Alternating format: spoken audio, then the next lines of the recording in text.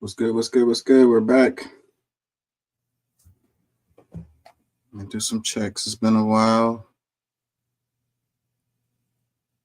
Why am I not showing up? Come on, man.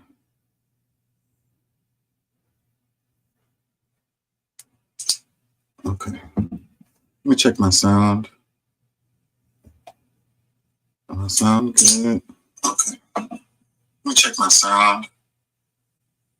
Do I have the right? Do I have the right mic? I can't tell.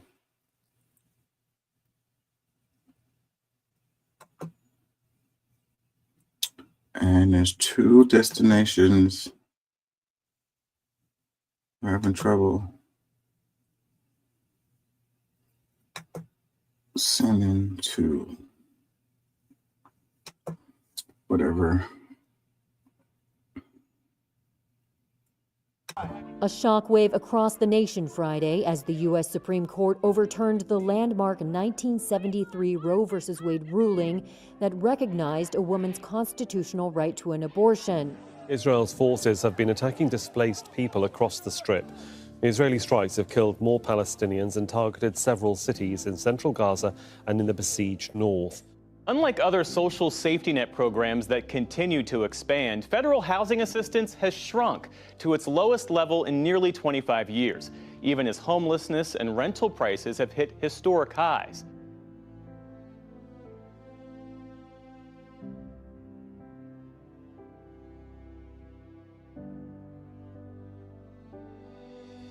Voting is one of the most powerful tools we have to shape the world we live in.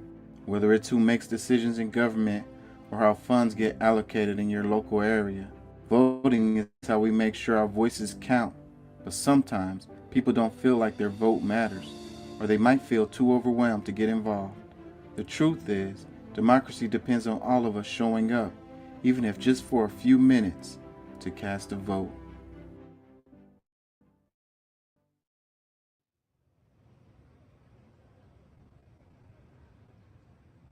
All right, we are here in Houston, Texas at West Gray Multi-Service Center. It is election day and we are here to speak with voters about why voting matters to them.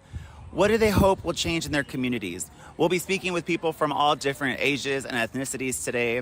So come along with me as we go ahead and talk to these people. Sylvia, I want to ask you, what issues matter most in your community and why did you decide to vote today? Well, I decided to vote because you can't complain if you didn't try to do anything about it. Not to mention, I just want a better change to help with the crime, to make it easier to get to help these homeless people. The schools matter to me the most. My daughter is an assistant principal, and she really is concerned what goes on every day with the kids and what they don't have in the schools, and that is what matters to me also. Voting to me is very important because I have the voice that my parents don't have. I am a U.S. citizen, and I just hope that my community really realizes that everybody together can make a huge change. And honestly, just using your voice, we didn't have this right a long time ago, and especially as a woman, I think it's super important.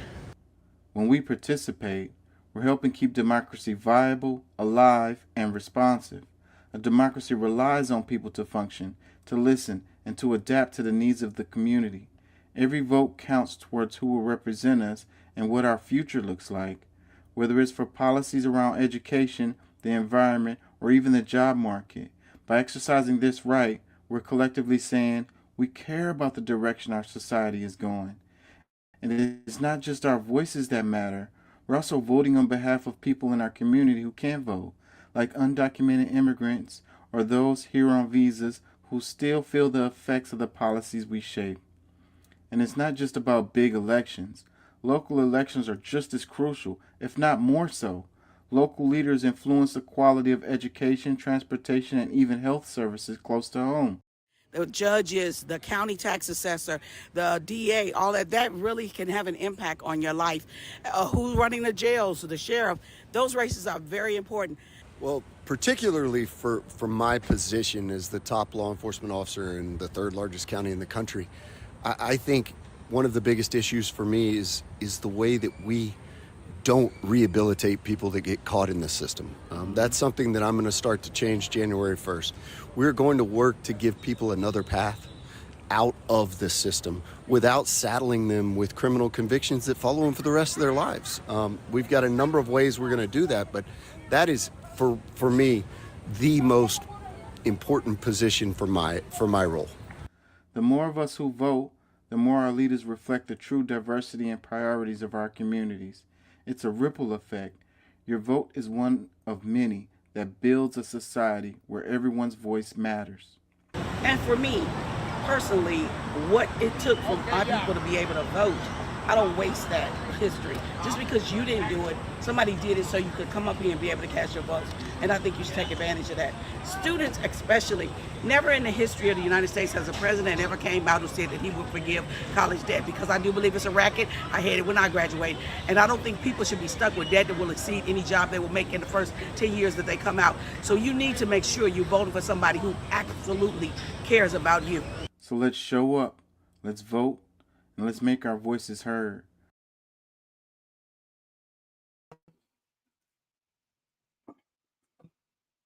Hey, how y'all doing out there? How y'all feel? Remember, an educated public cannot be controlled. Learn to be active. The views and events expressed here are totally whacked and are not necessarily the views of anyone. ¿Cómo estás? Bien, bien, bien. ¿Podemos ayudarnos más? Sí se puede. And don't take my word for it. Look that mess up, please. Man, who's ever in here, can y'all let me know how my sound is? Because I cannot tell. And I have a little anxiety related to that. I have a little anxiety. I don't know if it's my mic is picking up or if it's the computer. So y'all let me know. Let me know how the sound sounds. I haven't been on here in a while, so I got a little issues. We gotta get it together though. How y'all feeling? It's been a while, man. I apologize. I've been doing a lot of stuff. Matter of fact, let me play something because something has changed since I've been gone.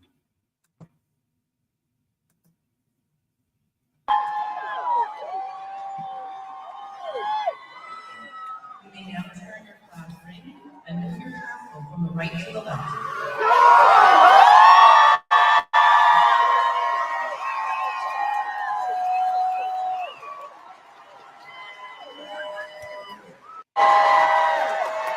Yeah, that's it, man. I did it, man. Done. Walked across the stage.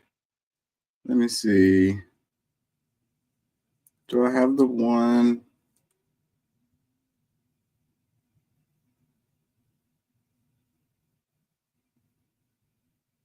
That they gave me that I walked across?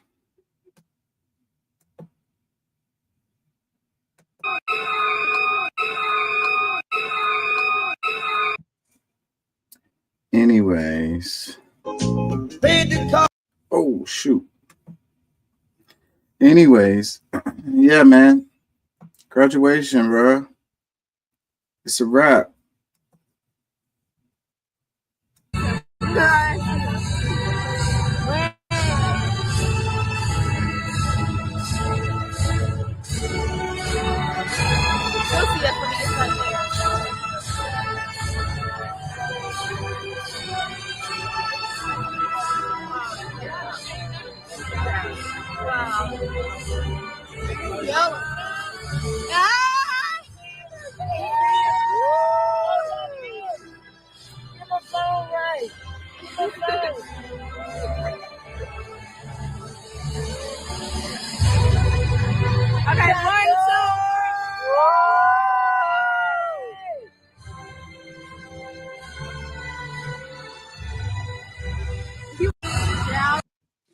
Yeah, it's a feeling. freaking yeah, that's what I've been doing. I've been trying to make sure that I got everything in order and completed everything. So out of there, man. The grades are in. Completion, bro. It's been a long journey, man. Long way. Long time coming.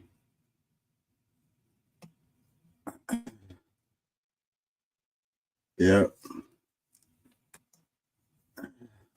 Somebody could just give me a job. Yeah. Yep. Somebody could just give me a job, man. Y'all out there listening. I got my credentials now. Can y'all give me a job? I need some income. Anyways, y'all, how y'all feeling? Y'all feel good? So the name of the show today is 2024 Bingo Card. So it's like, what things did you have on your bingo card for 2024? You know, what did you expect to happen or didn't expect to happen? What surprises did you have? You know, what things happened this past year that just no way you would have had it, you know, a prediction that it would have been a thing that happened.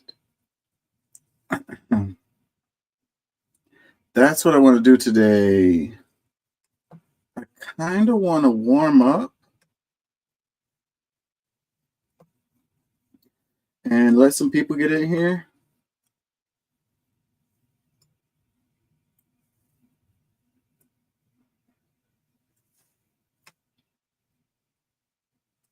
Freaking Pelosi, man.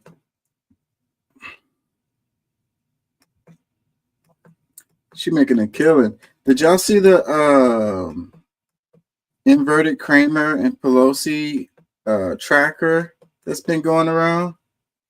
I don't know if it's on here, but yeah, man, she's been out doing the market. You know, that insider knowledge might have something to do with that.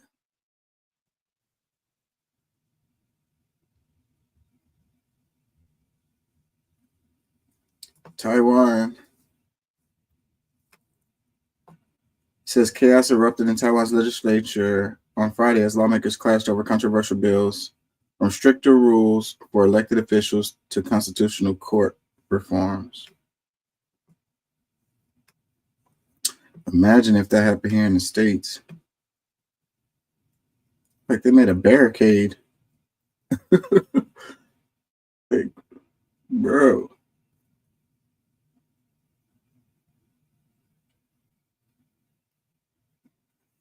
It's a lot of drama happening politically around the world. It's like stable governments, France, Canada, no confidence votes left and right. Man, what? Threw something at him. Anyway, that's funny. What it says, University of North Texas removes race and equity from course titles. So will they still have the same courses? They just changed the name? University of North Texas has made significant changes to its course titles and descriptions, reportedly altering at least 78 classes to align with the state's recent diversity, equity, and inclusion ban. University officials assert that these modifications are part of a routine curriculum alignment review mandated by the state. Many faculty members believe the actions reflect a broader trend of censorship. Terms such as race, gender, class, and equity have been removed from several course titles in the College of Education, raising concerns about the implications for academic freedom. Well, I don't know if the names of the classes are going to have an impact on academic freedom. I mean, you know, if they're going to just drop the classes altogether, maybe that's a different story, but changing the names. But maybe it'll cause confusion with the students because they have a class that they want to take or whatever, and they're just scrolling through classes, and then it's got like a weird name that doesn't tell you what it really is. Faculty fear. Faculty members like Bill Camp have expressed apprehension that the new legislation, which prohibits DEI offices and programs at public institutions, is stifling important discussions in academia. In his communication to colleagues, Camp pointed out that any changes made to their courses were likely related to the DEI ban the legislature pushed to scrutinize course syllabi for compliance. Despite this, UNT's spokesperson, Devin Case, maintains that the course updates are not connected to the DEI ban, saying that they are simply part of a necessary curriculum alignment to meet state standards for teacher education. Whatever. It's not connected to DEI ban, but it's necessary curriculum alignment to meet the state standards of Texas education. So basically, you're saying the same thing. I mean, if the state is like, hey, no more DEI stuff. So, okay, well, then you're adjusting your curriculum for the law. But then you're saying it's not about DEI. Okay. It says Biden cancels another $4.2 billion in U.S. student loans before leaving office. I was wondering what kind of stuff he was going to do on his way out the door. The pardoning, I kind of want to cover that. I don't have the clips on it, but the stuff about the guy, the Cash for Kids judge that he pardoned a few people who were like controversial at best, or at least, or whatever, you know. This guy who was railroading kids into prison, you know, getting cash kickbacks, got found guilty, went to jail. Biden's like, I might have to do that another show. I might have to do another show just about Biden's pardons. It may not be the whole thing for the show, but I'm going to focus on that. I'm going to go ahead and make a list because it was quite a few names that popped up on there. It's crazy how our system is. Like, you know, bro, like, you do really, if you do corporate crime, it's like, I don't know. Maybe it has to do with who you're connected with. I really don't know, but that's messed up. That dude was doing really horrible stuff. And Biden's just like, you don't have to go to jail for that. I'm going to let you out. I hope you don't get to be a judge again. You should not be in charge of nothing after that. It says Amazon manipulated workplace injury data according to Senate committee investigation led by Bernie Sanders. Instead of addressing the fact that the corporate giant has twice the serious injury rate of other warehouses, they tried to hide it. Yeah, so there's a strike going on with Amazon right now. They chose to do it right around Christmas time. That's pretty bold. It says with the current Amazon worker strike happening across the country, it's important to understand just how debilitating and dangerous the job can be and how deceptive the corporate strategy is to cover up that reality. Man, I'm concerned about my sound. Any of y'all in here, please leave a comment and let me know how the sound sounds. Like, does it sound like I'm far away? Does it sound like my laptop mic is on or not? I can't tell. Y'all help me out with that. Bro, I haven't been sharing. I'm gonna get it together here. It's been a while since I've been on the show, so y'all gonna have to forgive me. The ones that I just was looking at was the Pelosi deal, the Taiwanese lawmakers clips right here. I thought I was sharing the screen, but I wasn't. Apologies.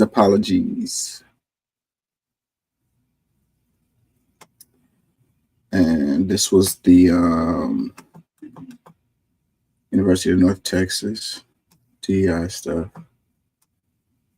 And Biden and his canceling student loan debt. Where y'all at, man? I need some comments on the sound. Let me know how it sounds.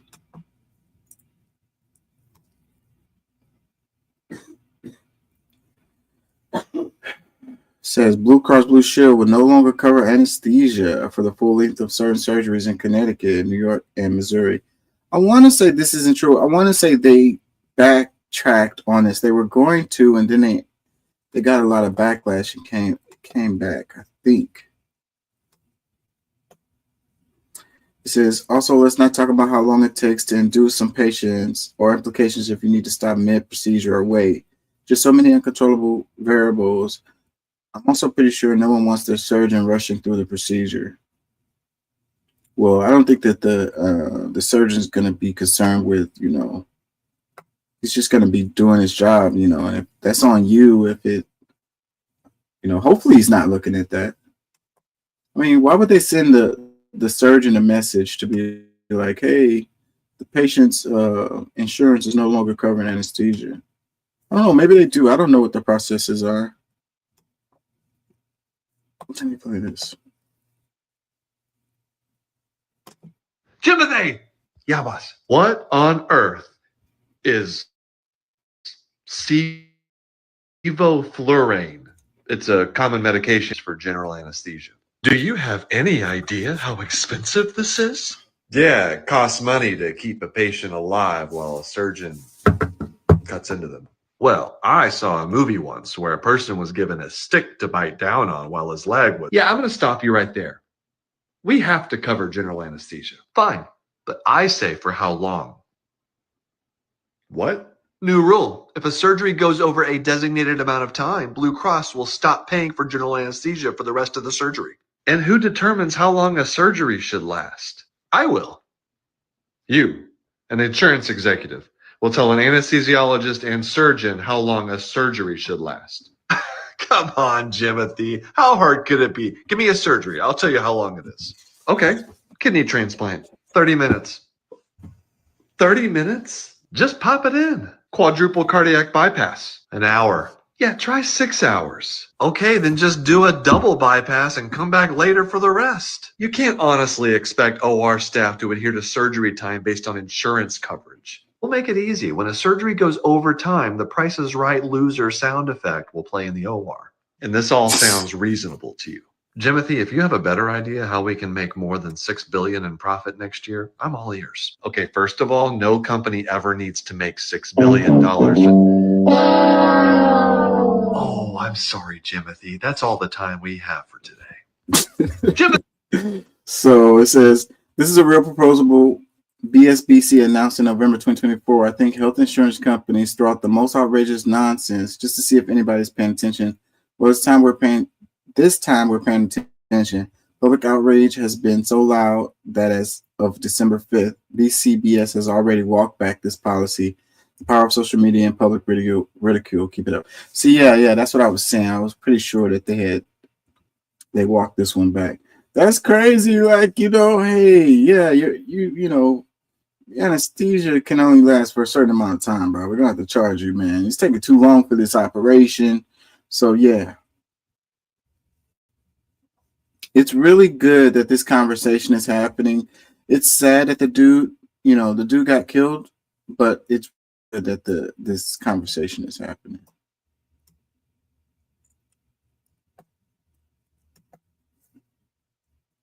Every CEO, they're just going to find more. So your United Health Insurance claim got denied. Here is what you do.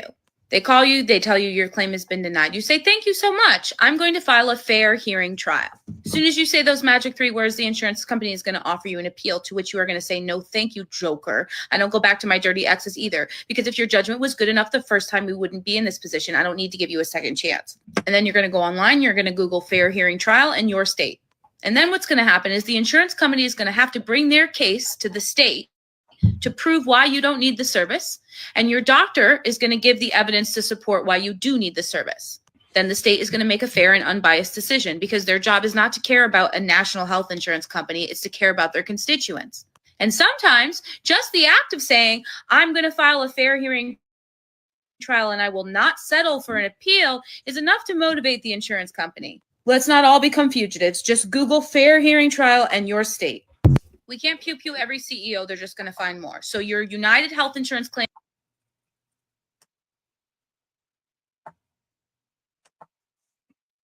Well, no matter how you feel about what Luigi did, apparently there was some effectiveness to it. A bipartisan bill called the Patients Before Monopolies Act was just dropped by Elizabeth Warren and Josh Hawley. Now, these are two senators that are often butting heads. So when they team up, people listen. Plus, there's now a matching bill in the House as well. And what they're going after are the three big companies that control 80% of the PBMs, which is your pharmacy benefit managers in America. That's United Health Group, CVS Caremark, and Cigna's Express Scripts. And what this bill would do is it would force these companies to choose. Either you can manage prescription benefits or you can be a health insurance company, but you can't be both. And if it passes, it would require these companies to sell off their PBMs within 3 years. So what does this mean for you guys? Well, when an insurance company controls not only the insurance side, but also the pharmacy side, it means that they can also help dictate the cost of those medications and what medications you can actually get. Think about it this way. Imagine you lived in a town, there was only one grocery store, but that grocery store also owned the farm. They could dictate everything, but this is just on a much larger scale. And here's the thing. It seems to be gaining steam with both sides of the aisle. So whether or not it passes will still be up in the air. Make sure to call your legislators and your senator, say that you support them passing the Patients Before Monopolies Act, and let's see if we can get this done. Well, no matter how you feel about what Luigi did, apparently there was some effectiveness to it. A bipartisan bill called the Patients Before Monopolies Act was. Well, I hope something good comes out of this, other than the conversation. The conversation is already good, but hopefully something comes out. These damn middlemen, why the hell are they there anyway? Like, somebody was saying they shouldn't even exist. Like, they shouldn't exist. Like, you know, why do we have middlemen, you know, between our doctor and our care, you know? And people want to say we have the best freaking, you know, healthcare system or outcomes or whatever, and everyone is coming here from, this is not what I want to do. Hold on, y'all.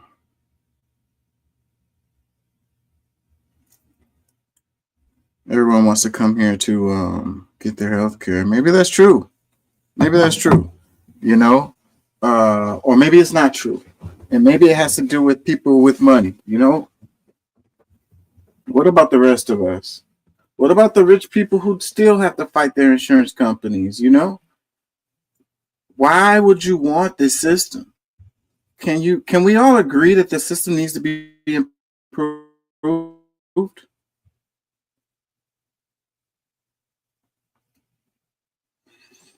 Comments, it says, I'm still waiting on a bill to prevent insurance companies from having a say in what's deemed medically necessary. Another comment says, so shoot a CEO and a bill is drafted, floored, and voted upon in a week from the shooting. Well, let's see if it actually has anything that comes out of it. But, you know, I guess you can say, you know, they can actually do stuff when they want to do stuff. I mean, they sit on their hands all year round. Like, I don't know, the people put some kind of pressure. Maybe the people actually do have some kind of power, you know. Some pressure need to be applied. Another comment says, or hear me out here. This one's a doozy. You just end privatization of health insurance. Boom. Another one that says, while we're at it, let's consider eyes and teeth part of our body and covered under our standard health insurance. Yeah. Why do you have to have health insurance, dental insurance, vision insurance? Why is it broken up? Another way to just get us. And as much as people pay for their freaking premiums and monthly bill, and you telling me it doesn't cover? Most people don't have dental insurance. Even people with money. And I understand it's like when you're younger, why the hell would you want to have dental insurance? But then too, you know, you're going to go and get cleanings, regular visits, preventative medicine. That's what the focus should be. Excuse me. It says, so me dating my manager at McDonald's is a conflict of interest, but insurance companies owning entity in healthcare isn't. Yeah, they're all consolidating, and that's the thing that we really should be worried about. And it's gonna get to the point where literally there's nothing anyone will be able to do because they're too big and too powerful, and they cover all sectors, like got a complete monopoly. So that's where we're headed if we're not there already. Let me read this one. It says, I have a Caremark, which of course forces me to go to CVS, and no matter what my doctor writes for they deny you put in authorizations, they deny it. It's obscene. And sometimes even if you can't get it authorized, when CVS will say, we don't want to order that and I can't go anywhere else, it's a big monopoly. Yeah, so she's saying that they force her to go to CVS, and sometimes CVS maybe it's something that they don't want to get for her. And then, but if she wants to get it, then she'll have to go to another pharmacy, but she'll have to pay full price for it. She won't be able to get it covered by her insurance. It's like, that's what I mean by the monopoly and them owning each other and all of that. It's crazy. How do we let things get to this point?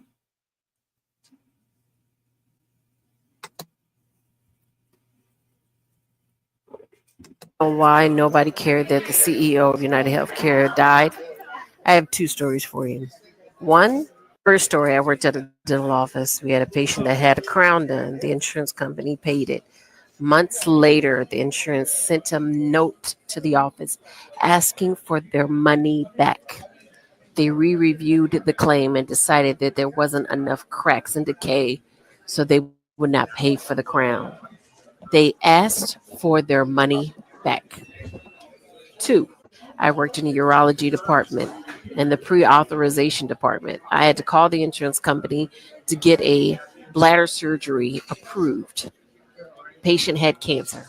The agent is going through a list of questions that I have to answer. She got to a particular question and sighed. She said, the question was, do you think the patient is going to live more than 5 years? Here I am, a $12 an hour employee, talking to probably a $13 employee, deciding whether or not a patient should get a particular procedure based on whether or not they're going to live more than 5 years. That's why. That's why nobody cares. That's why. Caption, it says, I write surgical referrals for physicians in my office to sign to get coverage by insurance. I include as much verbiage as possible with as many medical descriptors as possible and as much proof of the patient needs surgery so the surgery is covered. I write them as pathophysiologically complicated so the reviewers will give up and just approve the procedure. Comments, it says, I understand what she is saying because it happened to me. However, that doesn't make it right to murder someone. You know, the whole thing with the whole murder thing, you know, and I think I'm going to go ahead and start doing the 2024 bingo card, but because some of this is on there, but Daniel Penny, Jordan Neely, you know, that goes another person who got acquitted. I think, was that Biden who acquitted him? I think so. I think Biden acquitted Daniel Penny, the guy who killed Jordan Neely. So it's like, yeah, you know, we can agree murder is bad or whatever. Murder is wrong. Like just going and killing someone is messed up. And I can totally agree with that. No qualms to say that, you know, but it's like the same people who are saying murder is bad as a result of Brian Thompson being killed, United Healthcare CEO. I didn't hear these people saying the same thing when Jordan Neely was killed. And you know, there's a common thread there. You might be like, oh, these are two totally different situations. Well, there's a common thread. The common thread is vigilantism or vigilante justice or whatever, you know? And so people who were defending Penny is like, well, those people were in danger. He was protecting them, da-da-da-da-da. Well, Luigi Manioni or whatever, the guy who killed the CEO, you can say he was trying to protect people too. You know, it could be like, oh, well, that's a stretch. Okay, well, look, fine, that's a stretch. where is the outrage? If you're like murder is bad, murder is wrong, murder is murder, right? So one guy was murdered, the other guy was murdered. They were both murdered. Okay? So in our society, people want to act like, life is a life, or, life has value or whatever. But at the same time, certain people's lives tend to have more value than others. And it's a reality, okay? And I don't agree with that at all. Like, I completely disagree with that. Giving one person's, that's what leads to a lot of the issues that we have in society, when you think that one person's life doesn't matter and another person's life does, or this person's life matters so much more than the others. I don't agree with that. I don't agree with that at all. And it's ugly. It shows that ugliness that you have inside, that part of you that you were trying to hide, but it comes out when you are angry that this Brian Thompson was murdered, but not so much when Jordan Neely is murdered.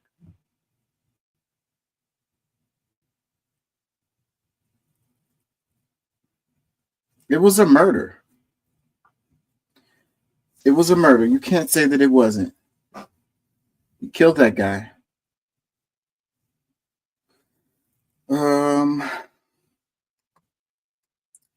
Let's read some more comments. It says, after I had brain cancer surgery, the insurance company denied my claim. I appealed, denied. I appealed again, declined again. I asked my surgeon to write the third appeal letter to the insurance company. He ripped them a new one. He explained firmly that under no circumstances should any brain cancer surgery be denied, as it is always a matter of life or death. Any of your reviews who I suspect are in a call center somewhere should be directed to approved brain cancer surgery automatically. What kind of an organization are you? I felt seen. Amazing doc and neuro team, and horrible insurance carrier behavior. Yeah, they just look at numbers. They don't see people. So it's like, it's profit above people. It's profit above everything. POA, MOA, money over everything.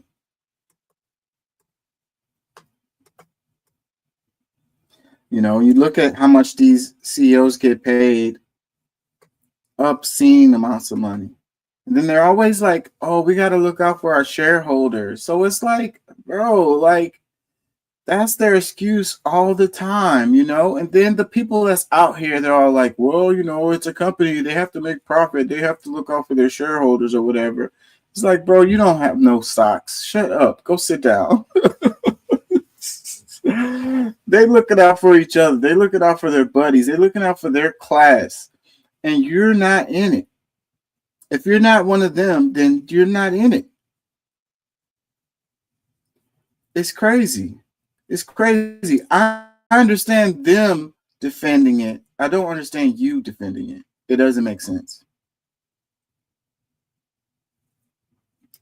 Comment that says, but wait, aren't you Americans pro-life? Or does that only apply to embryos? Dun, dun, dun. Another comment that says, meanwhile, I go to Mexico and get a crown and a root canal for $200. The crown actually looks like the rest of my teeth. The office was cleaner than any office I've been in U.S. And during the procedure, a quality assurance medical person was coming to evaluate the staff dentist work. And yes, the dentist went to school in U.S. and worked on Miami for a year. 3 years later, my $200 crown procedure is still strong versus the $2,400 charge in U.S. We're getting price gouged and we're defending that shit. Like, no one needs to make that much money. Like, how much money is enough? That's the question I ask people. Like, how much money is enough? How much money is enough for you to make in a year, for you to be comfortable or happy or have all the things that you want, How much is enough, man? More. How many cars can you buy? How many houses can you buy? Like, what the F? It doesn't make any sense. Another comment says, I was a pharmacy tech for 20 years, and I particularly liked working in the hood because those people have less help at home with their medication and their insurance problems. Let's just say that I came out of pocket a few times to help somebody get their prescription filled because they couldn't afford it, and it was life-saving medication. Another comment that says, healthcare system is a joke, just like our judicial system. All this stuff is on Front Street. Let's get into it.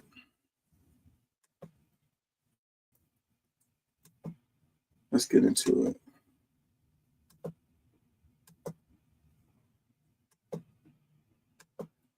So, yeah, 2024 bingo card.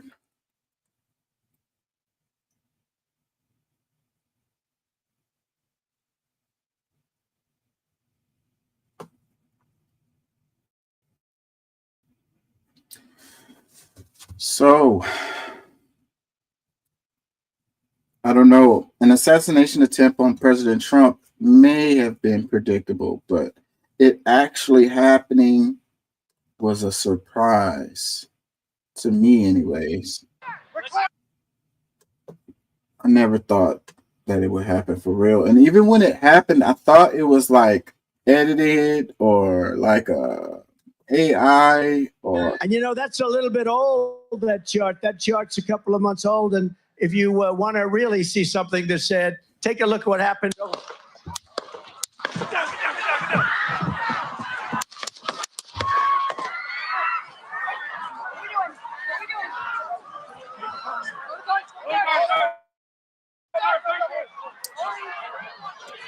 Yeah, I thought it was staged or whatever.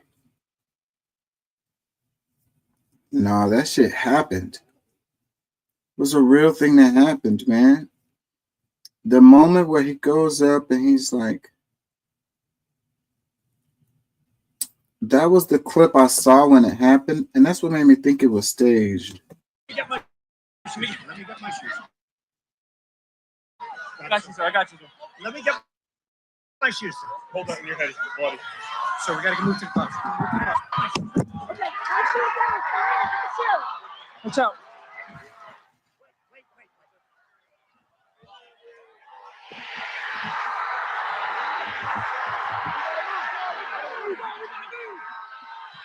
He had the wherewithal to make that moment right there. Pretty fucking genius, I ain't gonna lie. And then whenever this happened, I was like, you know, you're pretty much guaranteed Trump was gonna win. He still, you know, I mean, I don't know. People say he had electoral college landslide, but it wasn't necessarily true. A lot of people didn't show up, and that's really what happened. Not to take anything away from him. He won. But a lot of people did not show up. If you look at the numbers versus the last few times, a lot of people didn't show up. They chose to not vote or vote third party or whatever. But still, you know, that image right there is very powerful.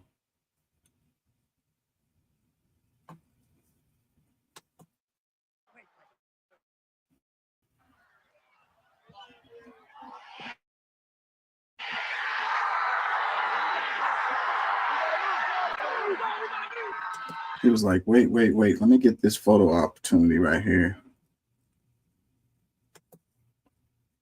Ain't gonna lie, he did that. So, was President Trump's assassination attempt on your 2024 bingo card? Did you see that coming? Were you surprised? Do you think it was real? Comments. Pretty crazy, man. Pretty intense. That was probably one of the most intense moments of the year, I would say.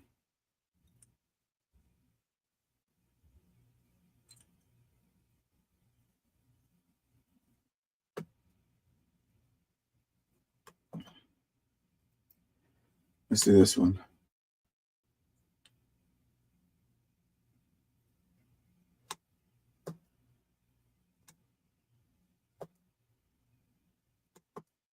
The fall of Assad's regime in Syria has been faster than anyone imagined. Here's how it happened.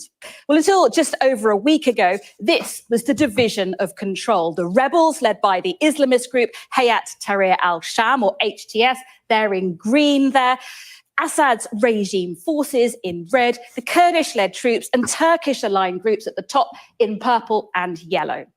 Now, the rebels began their offensive from the northern province of Idlib, which for years had been the last anti-regime stronghold in Syria. At the end of last month, they moved east into Aleppo, Syria's second city. In just 3 days, they'd taken control here. They took over the historic city centre, the first major assault here since 2016. Now, heading south, the rebels on Thursday pushed into the city of Hama, capturing smaller towns along the way.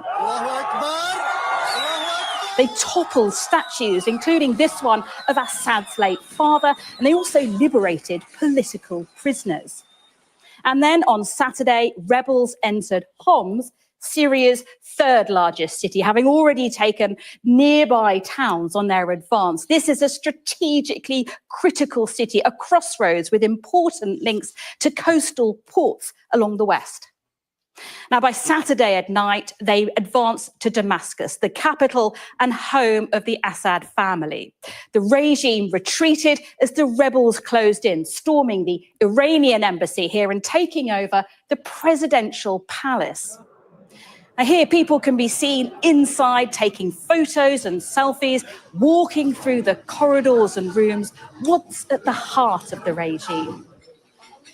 This is interesting. Russia, a key ally of the Assad regime, has a major air base in Syria and also a significant naval base.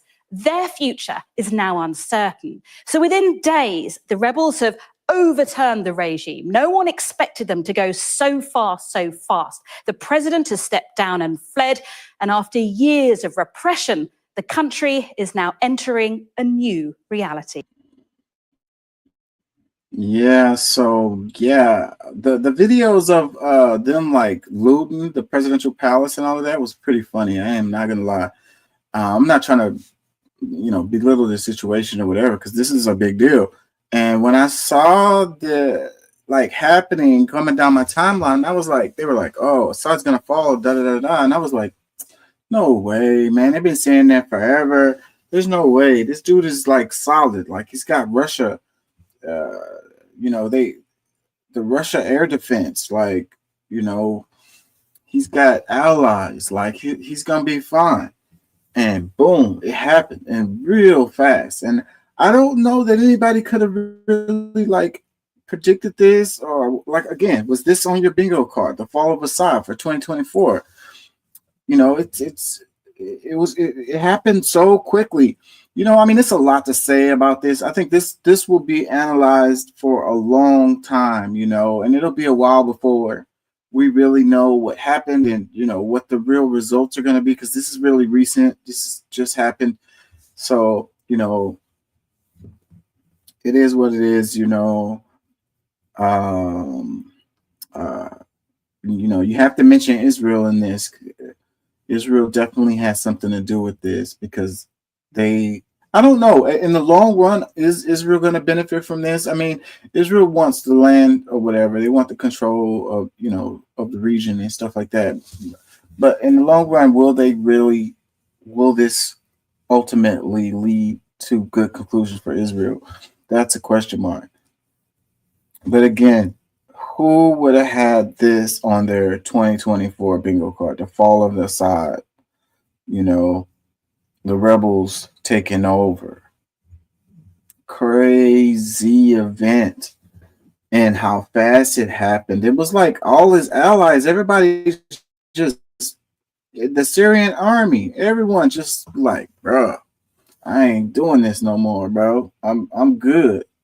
And even Assad, he dipped up out of there. Crazy turn of events. Who could have predicted it?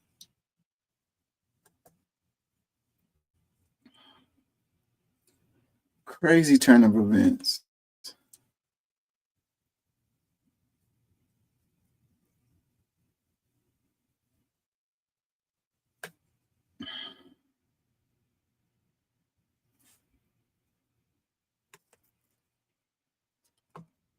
So yeah.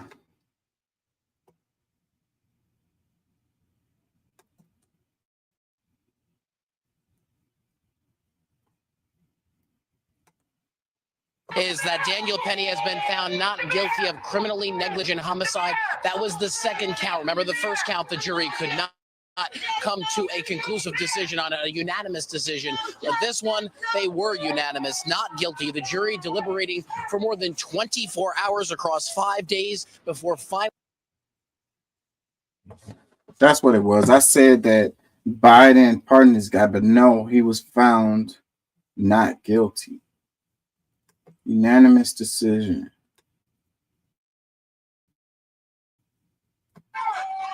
It is, Bianca. We're right next to a group of pro-Jordan Neely protesters who've been here throughout the morning. They were actually part of the group that the defense had argued was disrupting the jury. What we can tell you, though, now is that Daniel Penny has been found not guilty of criminally negligent homicide. That was the second count. Remember, the first count, the jury could not come to a conclusive decision on a unanimous decision. But this one, they were unanimous, not guilty. The jury deliberating for more than 24 hours across 5 days before finally reaching this verdict. Daniel Penny found not guilty on all counts. On Friday, the judge overseeing dismissed the more severe charge of second-degree manslaughter, which carried a 15-year maximum sentence after the jury was unable to reach that unanimous verdict on that count. Now, a jury of 12 New Yorkers been locked down in that courtroom, like we said, for 5 days. It was 24 hours of deliberations trying to get to that first count. Once the judge dismissed that first count, they went to the second count, and that's when they finally got this decision where he was found not guilty of criminally negligent homicide. And that was shortly after they started deliberating this morning. They came in just after 10 a.m. this morning. They were inside for a little over an hour. There was some back and forth between the defense and the judge. When the defense came out, they came up to the judge and said, there's been protesters. And with so many windows open in the courtroom, we're told from our reporter, Michelle Ross, who's been inside, that there are so many windows open in that courtroom because of how hot it is in that building that they could hear the protesters potentially from down in the street. The judge argued, well, there was protests on both sides. You had Jordan Neely protesters and you had Daniel Penny protesters. So both of them have been at each other. The defense was arguing that the Neely protesters were louder and the jury could potentially hear that. And that's why they would need to possibly switch rooms. That didn't get to that point because the jury found him not guilty of criminally negligent homicide. You know, at the request of prosecutors on Friday, the judge dismissed that second-degree manslaughter count. That was the big one. That carried a maximum of 15 years. This second count carried 4 years. There was no minimum in either of these counts. This directed the jury to turn to that lesser charge. What that means is now you're free to consider count 2. Now, whether or not that makes any difference or not, we'll see. But what we're going to do is wait for Michelle. This guy's a celebrity now. He was up in the box seats with the president.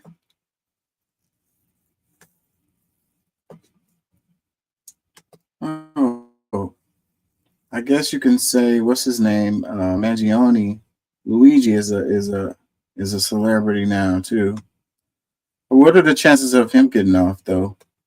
Do you think he can beat his case? Or you think he's gonna get locked up? You think he'll get pardoned?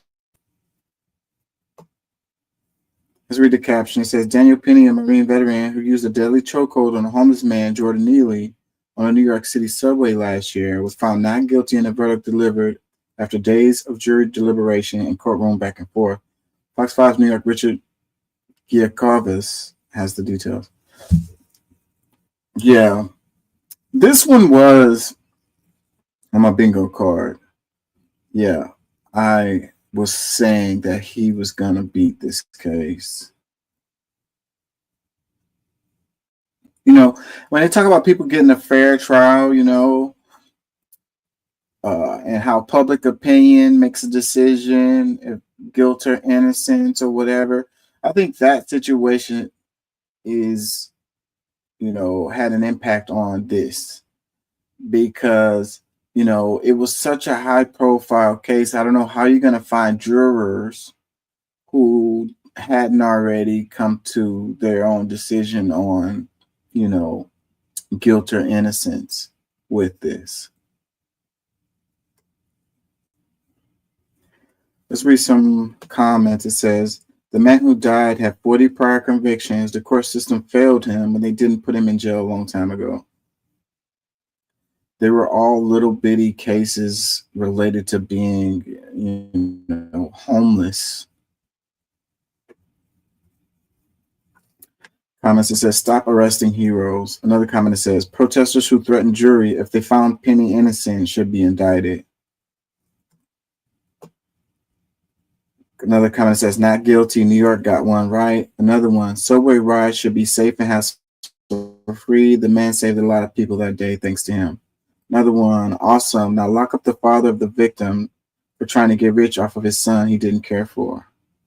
Another comment, why aren't the protesters at work? Who are they waiting on? A free ride?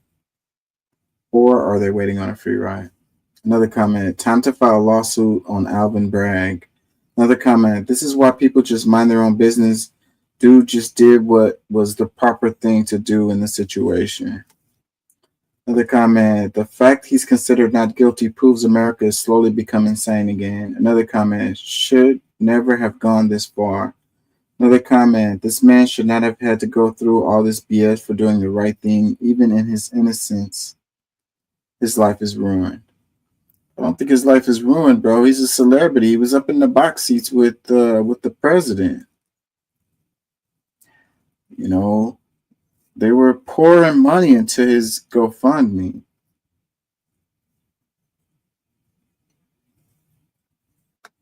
A lot of these comments are pretty ugly.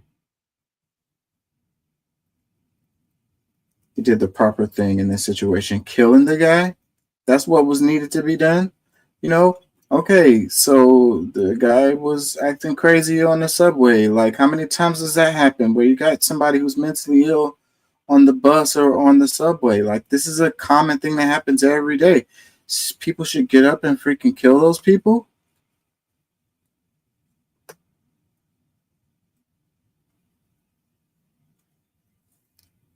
Another comment that says, he saved the life of a black woman, white man, and others, but Bragg played the race card and charged him for protecting the people from a criminal's fool. Another one, Bragg should be on trial. Another one, justice is served. Another one, stop twisting good people into criminals and putting criminals on pedestals. Praise God. Another one, this is a rightful verdict. The agitators need to go home. Another one, perfect. It's hard to believe that New York jury actually got this right. Another comment, thank God he should have never had to deal with this BS. Another one, please, Penny, file a lawsuit on Alvin Bragg in court. Another one, praise God, finally a jury got it right and did not let an innocent man go to jail over a drug head. There goes the thing about, one person's life has more value than the other. All of the comments was all on one side. I guess it's because it's Fox New York.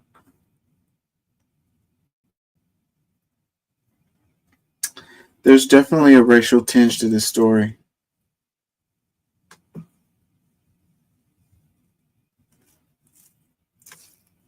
It's sad.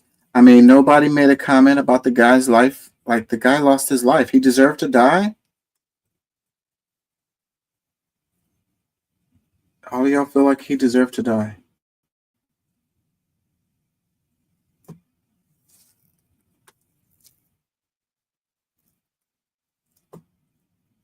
What happened to murder is bad, bro?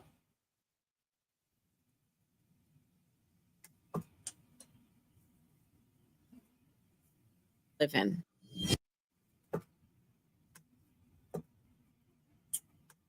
What's up with my internet today? In this election, we each face a question. What kind of country do we want to live in? There are some people who think we should be a country of chaos, of fear, of hate. But us, we choose something different. We choose freedom. Freedom, freedom, I can't move. Freedom, got me loose. Freedom, freedom. And music is probably going to get me. So this was Kamala Harris launching her presidential campaign, which was not on my bingo card at all. That was a complete surprise, blindsided. All the way to the end. It was only a little while before the election, and suddenly Biden drops out, and you got Kamala running for president. And it was like, I don't even think that was the proper process. Like, it was such a weird thing that happened. You know, I think, like I say, the Democrats get paid to lose, and they choose candidates. It's like, who's next in line? How did she get to be next in line? Like, how did they come to these conclusions? Like, did they really think that she was the best candidate, you know, to go up against Trump, that she, you know, could beat him? I really don't think. How did they come to that conclusion? I mean, like, the consultants, what data are y'all looking at? What are you doing? In hindsight, right? Hindsight's 2020. You obviously was wrong. She wasn't the right candidate. She lost.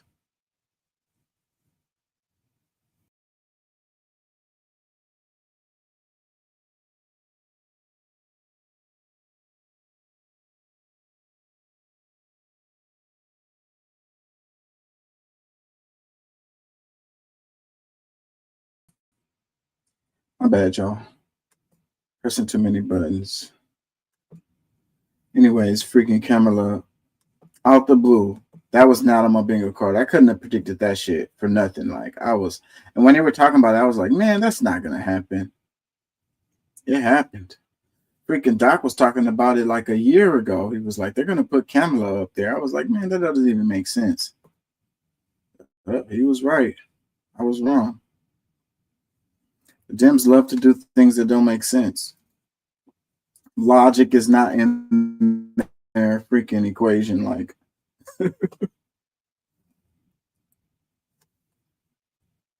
logic, and the Democrats and logic. Yeah, so she, out the blue, they chose her to run, and then what did it lead to? We're coming on the air right now because we have just learned that Kamala Harris, the current vice president, has called now President-elect Donald Trump in a concession speech.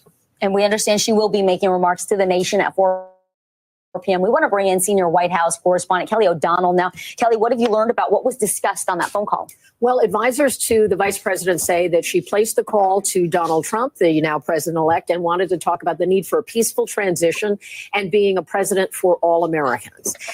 A concession call used to be commonplace. It used to be an absolute basic of election life in America. And that changed when Donald Trump did not concede in 2020. And so part of what we're seeing from the Biden-Harris administration, already from President Biden and certainly from Kamala Harris, who, of course, is feeling, great, I'm sure, disappointment and distress over losing, trying to get back to those institutions. So they are going to have the conversation. She will make remarks to the public later this afternoon. Thanks. Yeah. Then out the blue chose her, and then what? Lost. L. Take that L. You lost to Donald Trump. You're not good at what you do.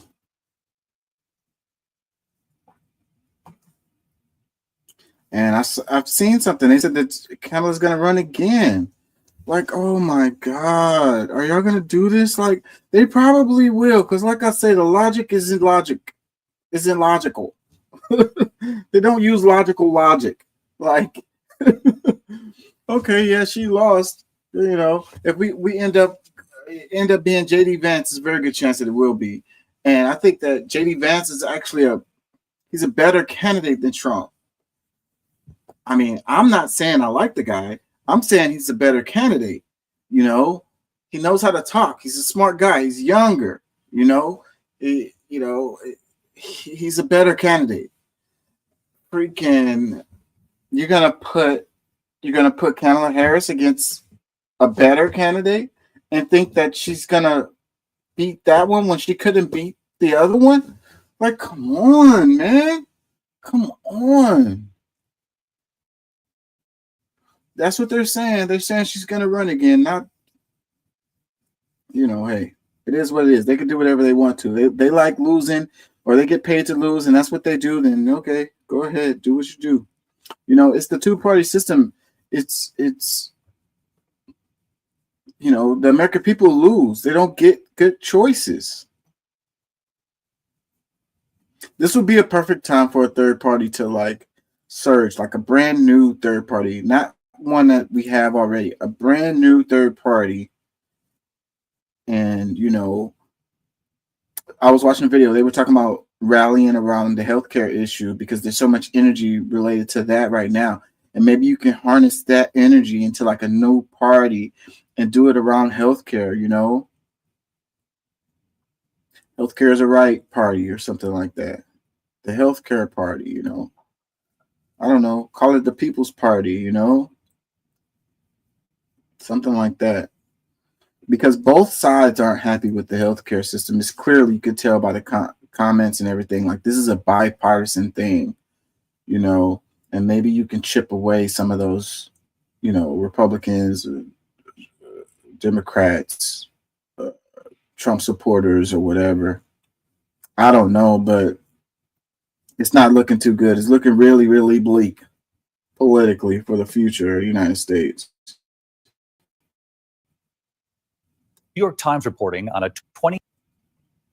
there was an eye-opening headline tonight involving presidential candidate Robert F. Kennedy Jr. The New York Times reporting on a 2012 deposition during which RFK Jr.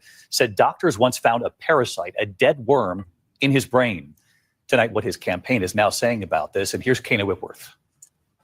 Tonight, new questions about the health of independent presidential candidate Robert F. Kennedy Jr. after he claimed a doctor discovered a dead worm in his brain. According to the New York Times, Kennedy testified in a 2012 deposition that he experienced memory loss at the time, saying, "I have cognitive problems, clearly." Kennedy said one of the doctors said it could have been caused by a worm that got into my brain and ate a portion of it and then died. Most people will have at least some degree of cognitive impairment just because of the inflammation that goes on in the brain when a parasite has made a home for itself there. But there's really varying degrees to how severe that might be.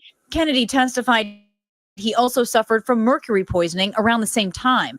Doctors interviewed by ABC News say both conditions could cause a wide range of health problems, but for most people, the impacts are often short-lived. The 70-year-old has touted himself as a physically fit alternative to President Biden, 81, and former President Trump, 77, the oldest candidates to ever run for the White House, even posting videos of himself doing push-ups and skiing with an Olympic gold medalist. I go hike, and I hike uphill for a mile and a half up and a mile and a half down with my dogs, and I do my meditations. And then I go to the gym, and I go to the gym for 35 minutes. And David, Kennedy's campaign tells us he did have a parasite, but that the issue was resolved more than 10 years ago, and that questioning his health is a hilarious suggestion given his competition. It's not a hilarious. You got a brain. Why did he? This, if I was running for president, this is something I would have buried. Okay. I wouldn't have let this come out. There's no reason for that. And if it's leaked out, I would have just denied it and, let it go away. Let it go into the conspiracy theory zones or whatever. It was really silly of them to just lean in on this whole thing. Again, was JFK Jr. having a worm in his brain on your bingo card, or it coming out and him actually, saying, yeah, it ate a part of my brain. I got a little bit of cognitive issues, you know what I mean? But I can still run for president. I can still think, I can think better than those other guys, hey, forget brain worm, forget about it. I don't understand, man. You know, I ain't gonna lie. When I first heard this story, I love sushi. But when I first heard this story, I was like, I am done with sushi and I haven't eaten any since. Bruh, I don't want that to happen to me. I don't know how common it is or whatever, but yeah, I really like sushi, but I will pass on the sushi because a brain worm, a worm inside of my brain doesn't sound like something that, you know, I want to go through. You know, I'm good on that. I'm good. I'll pass on the brain worm. You know, this is crazy. Like I say, man, who had this on their 2024 bingo card? You know, yeah, I got a brain worm. I was like, I don't know why he let this story come out. Like, really, you think you're gonna have a chance to become president after a story like this comes out? Because obviously, people are gonna be like, you know, you can barely talk. You got a worm in your brain. You got weird stories about dropping a bear off in Central Park. Like, you know, I mean, the Kennedy name can only carry you so far, bro. It is what it is, y'all. Anyways, that wouldn't be on my 2024 bingo card because if it came out, I would be like, no way this guy is going to let this come out and be, you know, a news story. Like, come on, bro. Who are you talking to? Who are your consultants? Who are your advisors? Like, what are they advising you? Did you disagree with the advisors? Did they say, bro, don't let the brainworm thing come out or whatever? Deny it when it comes up. Man, I'm gonna lean into that, bro. You know, shoot, I can still think better than them other guys that's up there. Dude had no chance. No chance. But she is all. I think what he was doing was leveraging so that he could get a cabinet position or whatever. And at this point, have they announced that JFK has a position? I can't remember them saying that he has. So did it work? I guess we still got time. You know, the inauguration hasn't happened, and you know, even the cabinet picks or whatever that they're saying, any of that stuff can change. You know, so let's wait and see. But I don't remember them saying JFK. Wait. Did they were going to put him on that Dodge committee? Is he one of the people that was going to go on that? My brain just had a fart on there. Congresswoman Lauren Boebert won her new safely Republican seat by only half the margin of her Republican predecessors, but she is already back hard at work in Congress, laser focused on the issue that Coloradans sent her there to address: underwater space aliens. Boebert's on the House Oversight Committee, which is looking for secret government research into aliens and UFOs, which they now also call UAPs, unidentified anomalous phenomena. Today, 4 self-described UAP experts testified to their belief that the Pentagon is hiding proof of aliens visiting Earth. Boebert said, quote, "The American people are being kept in the dark." Her line of questioning was pretty out there.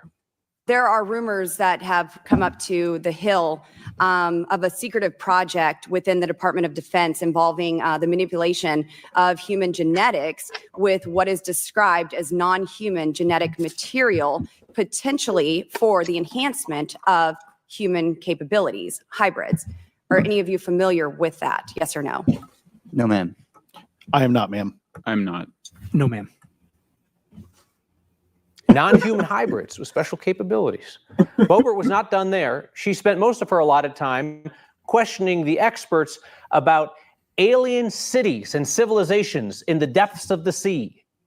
And so are there any accounts of UAPs emerging from or submerging into our water, which could indicate a base or presence beneath the ocean's surface?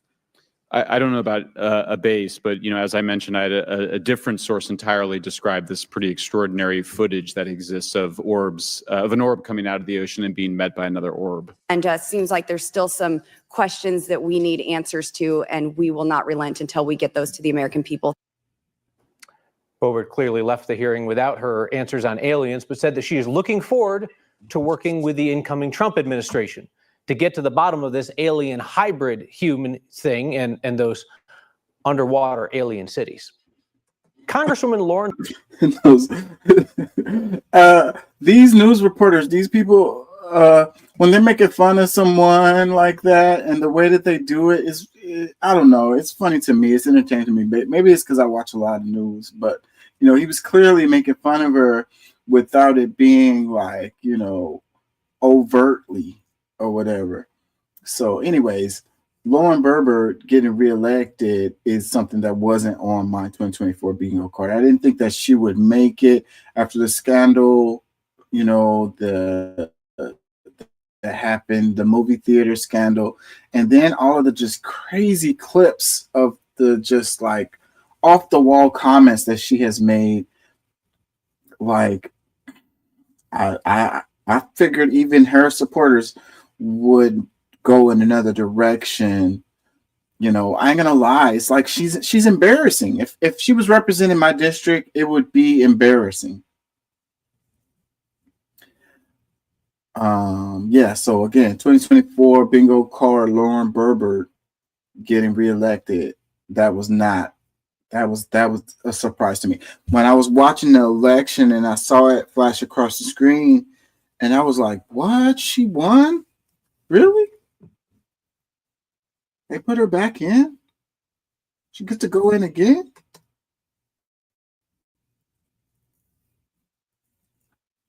I guess the bar isn't that high for you to be representative. Pretty crazy. Nobody could beat her?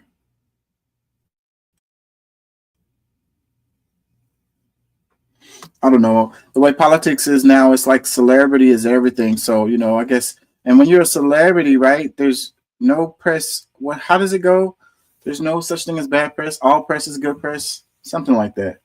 So you become popular, you become more popular. Your name pops up in searches. Even if it's something that's unflattering, it makes you more famous. And I guess that works to your advantage. I don't know. I guess with the name recognition or whatever, people, maybe they don't know much about her or whatever, but then they see her name on the ballot and they're like, I recognize that name. Oh, I'm gonna vote for this person. I don't know what the hell voters be thinking, honestly.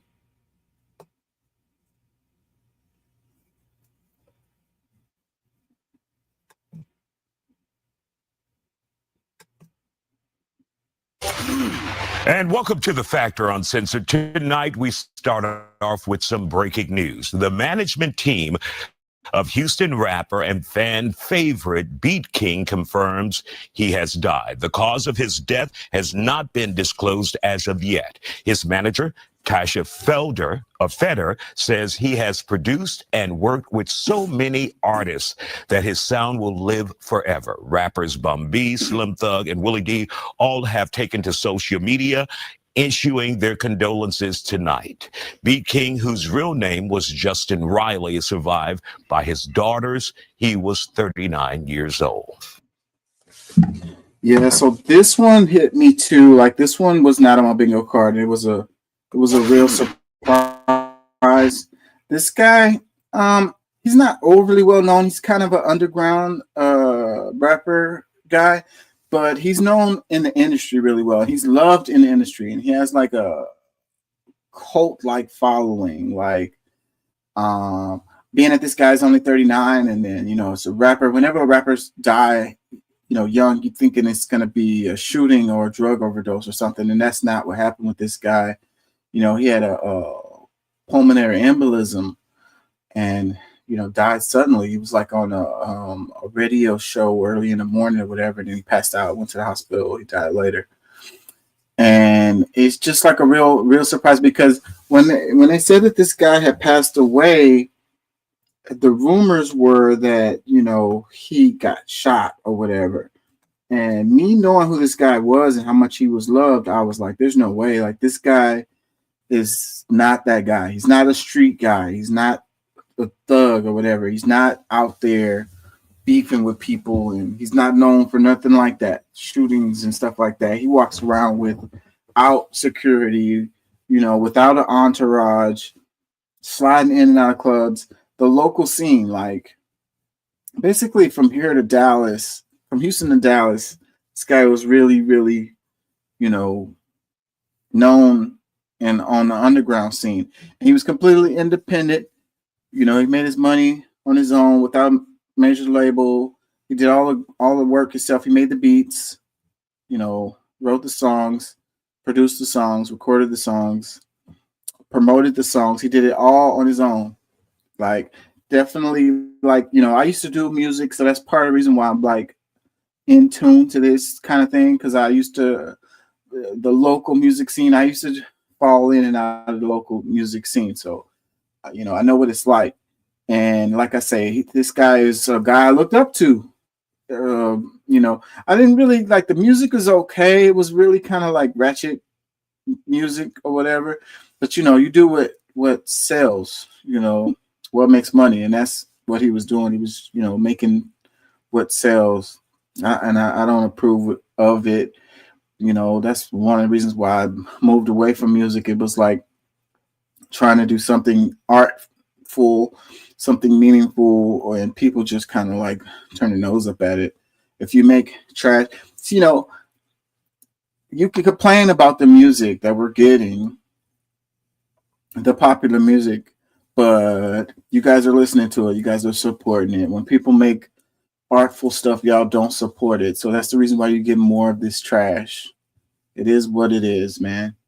It is what it is. People want to make money. They need to make sales. What's selling is what they do. Sex sells, you know, and that's what he did. But anyways, this is tragic right here. This guy's passing was tragic and really surprising to me. So that's the reason why I wanted to touch on this for a second, because it's like on my 2024 bingo card.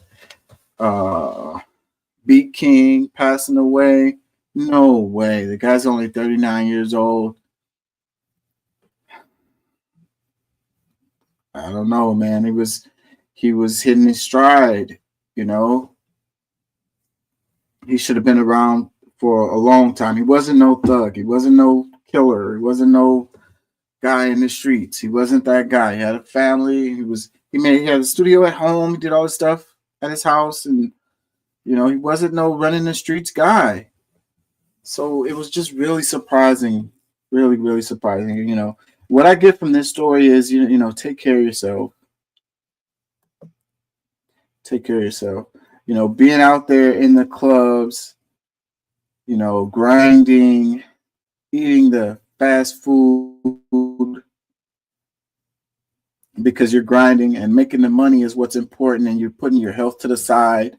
You know, what you're eating, what you're in, you know, what's taken into your body, if you're exercising and stuff like that, mental health, physical health, all that shit should supersede how much money you're making or whatever. Like, we have this hustle culture where it's all about money, money, money, money, grind, grind, grind, grind, grind. You know, worry about what you're eating later, you know, eat something when you get there, you know, instead of planning for what you're going to eat and planning for, you know, time for your mental health. You know, taking a break, you know, making sure that you get your physical exercise in, you know, and I think this guy, he was a victim of the hustle culture. Really, really sad.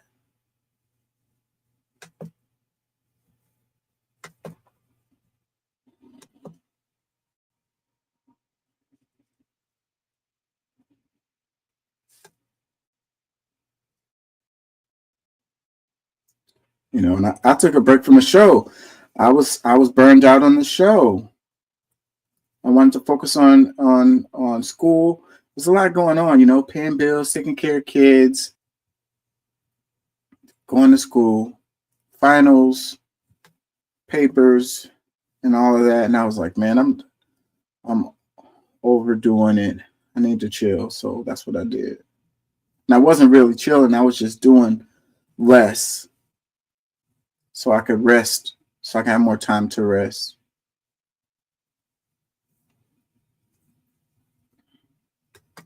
Got to think about yourself, man. Ain't nobody gonna take care of you but you.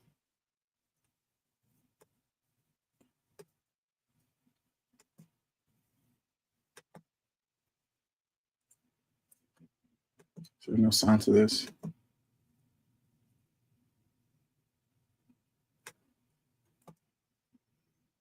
Says the Israeli army released unseen footage of the October 7th attacks. Hamas attacked southern Israel on October 7, 2023, killing 1,200 people and taking about 250 as hostages.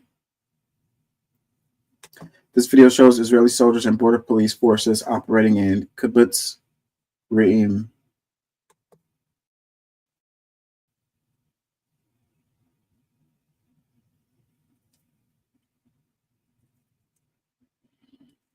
Hundreds of people were killed near Kibbutz Re'im at Nova Music Festival on the same day.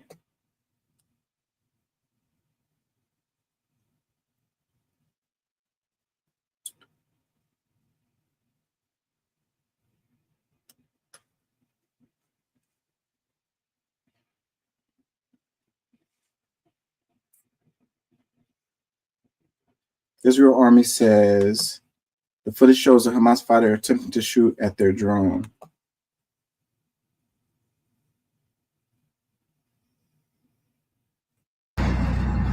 Footage also shows the aftermath of an attack on a police station in Sderot.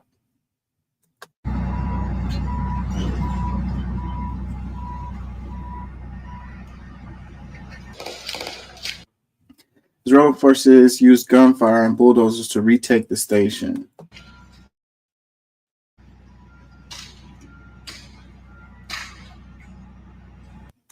So yeah, it has been over a year since this event happened, but I still think that this was the anniversary. So the anniversary of it actually happening passed about a month or so ago, about 2 months ago.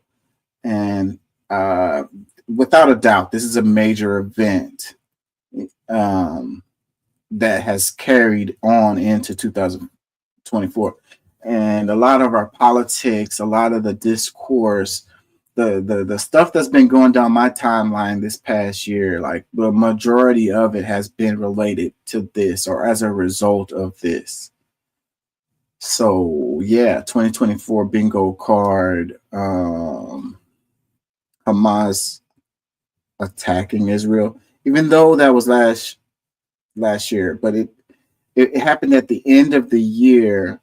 So like the aftermath of it or the results of it really was taking effect into this year.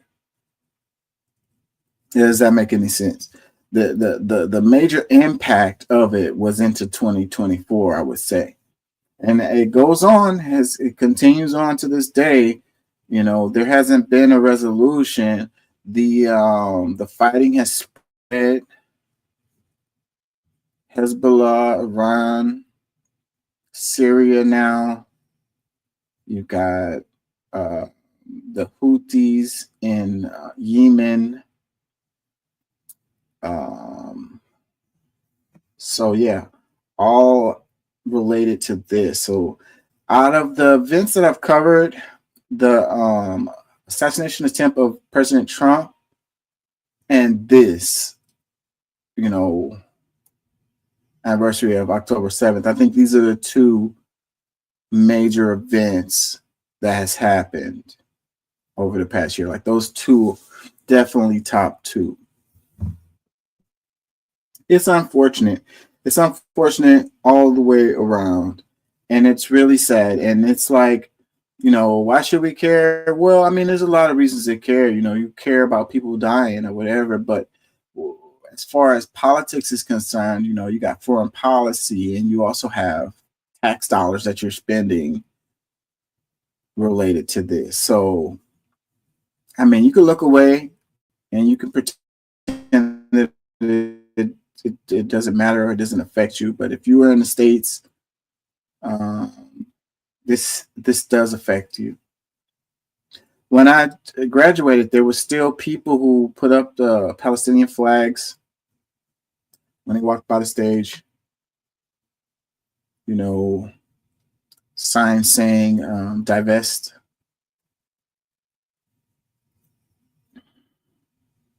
My mom was like, what is that about? I just gave her a simple explanation. I wasn't trying to go into a freaking historical freaking narrative on it. It's like, I don't know how anybody had to be up under a rock. My mom watches Fox News a lot. So I guess, you know, it is what it is. But I don't know how the hell you could not know. Like I say, the stuff that's been coming down my timeline, that has been the majority of images going down my timeline has been related to that.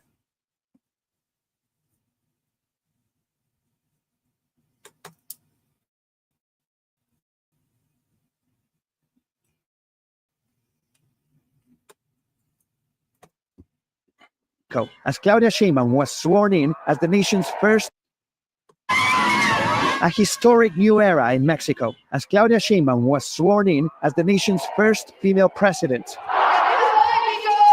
Sheinbaum, a 62-year-old climate scientist and a former mayor of Mexico City, started her 6-year term addressing a room of more than 100 high-profile invitees, including U.S. First Lady Jill Biden, promising to strengthen women's rights and Mexico's economy. Promoveremos la inversión pública y la inversión privada. Lo digo con toda claridad.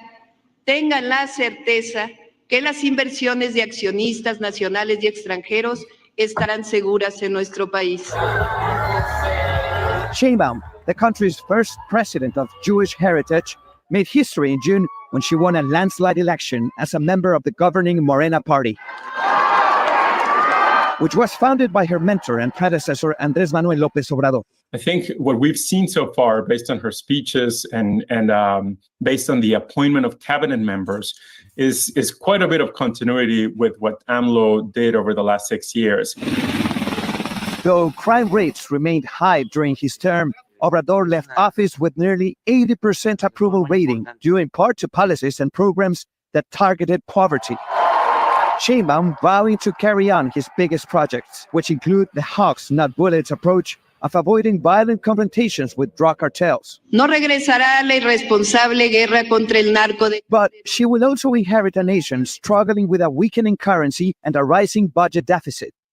As President Sheinbaum mentioned during her inaugural speech, about 10 million people were lifted out of poverty. These are clear indications that the emphasis on the more disadvantaged sectors of society will continue. With the U.S. presidential election just weeks away, all eyes on how this new administration will navigate the results and maintain a strong relationship with its largest trading partner. Claudia Sheinbaum will govern from the building behind me, Palacio Nacional, and her relationship with the United States will really depend on what happens on November 5, when Americans elect their next president.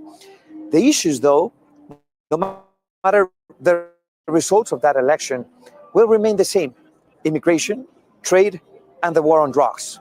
Tom? Thanks for watching. Yeah, so Mexico elected their first female president, which is something that wasn't on my 2024 bingo card. You know, Mexican politics is important. We share a border with them, okay? Like, it's like our politics is only, you know, they talk about immigration or whatever, but they don't really, like, I don't know. What's going on in Mexico is like to the side or secondary to any kind of political discourse, you know, related to like immigration or trade or whatever. You know, it's like they're subordinate. I don't really know, but you know, we share a border with Canada and we share a border with with Mexico. So, you know, what's happening politically in Canada is important simply because of the proximity. What's happening in Mexico politically is important simply because of the proximity. You know, it spreads. You know, these are some of the same people. People move around, and I'm not talking about like immigration. I mean, like back and forth. Like some of the same people, are moving back and forth between the United States, Canada, Mexico, all the time. So you got ideas that are spreading. You have, families that are together or separated. You got political movements that influence each other, basically, is what I'm trying to say. So, what's happening in Mexico is important here in the United States. So paying attention to what's going on there is important, is what I'm trying to say. So anyways, Mexico, first female president, Lopez Obrador, focusing on hugs, not guns, focusing on the people. I listened to her talk. I like some of the stuff she's saying. I ain't gonna lie. Not gonna lie. We'll see what happens. How is Trump? Now we're gonna have Trump, and one of Trump's main things that he's concerned about is immigration. So, what kind of relationship will Trump have with Mexico in his administration? I mean, we're gonna see. It's hard to predict what's going to happen. Trump tends to do things, he tends to surprise people, every now and then, and I could see this time Trump is going to be, I don't think he's going to feel as beholden to the powers that be this time around, because, we know this is his last go round. He's not going to be worried about future elections. So I think that'll free Trump up to do some stuff. And I really think that he's going to probably surprise some of his supporters with some of the moves he's going to make. Every now and then Trump is pragmatic, so every now and then he makes a decision that's like, it makes sense. But I mean, it's like it goes against what he was saying or whatever.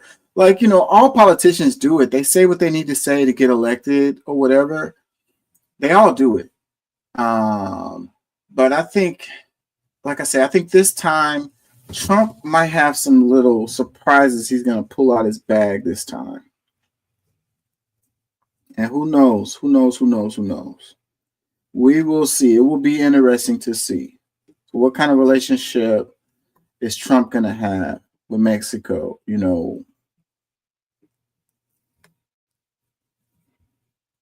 The stuff he says in his rallies, it's all like performative. It's theater. It's like, he says what gets the crowd going and all of that. Like, he's really good at that, but that doesn't necessarily relate to the things that he's actually going to do. And we have evidence of that from his first term.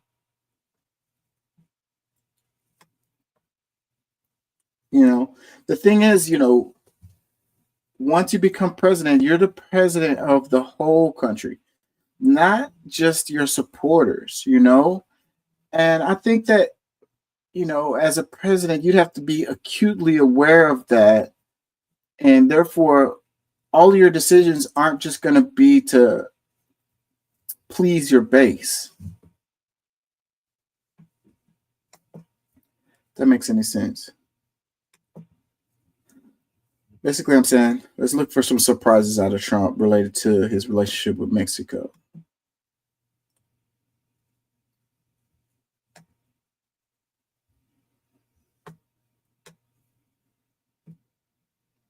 Well, new information this afternoon about the supposed return of Enron, the company revealing its CEO today, along with its mission. The company's website says the new Enron aims to build technology that inspires the future. And Connor Gatos will lead the company. He's a 28-year-old who helped write Birds Aren't Real, a satirical conspiracy theory. In a video, he acknowledges Enron's sordid history and said what this new Enron is about to release is, quote, truly groundbreaking.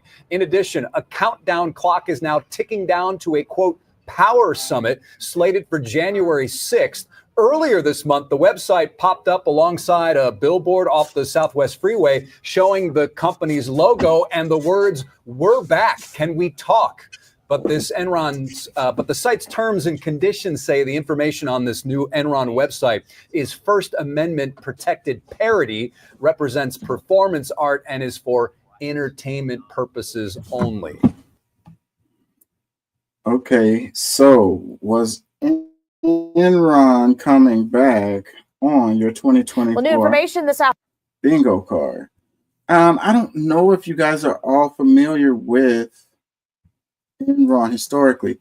You know, it was like a huge scandal. Let's look that up right quick.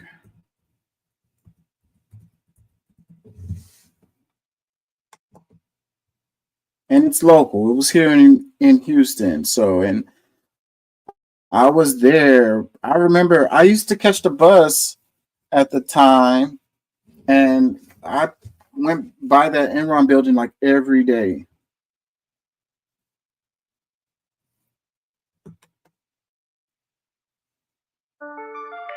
At the start of 2001, Enron was the blueprint for large corporations, boasting 30,000 employees and an annual revenue of $100 billion. But by the end of the year, the company had garnered the title of biggest bankruptcy of all time, while Arthur Andersen, one of the Big Five, suffered a similar fate for their part in the scandal. So how did the energy giant, once valued at $70 billion, go from winning Fortune's most innovative company for 6 years in a row to bankrupt in the space of just a few months? Here's a story of fraud, corruption, and serious mismanagement. Here's how it happened.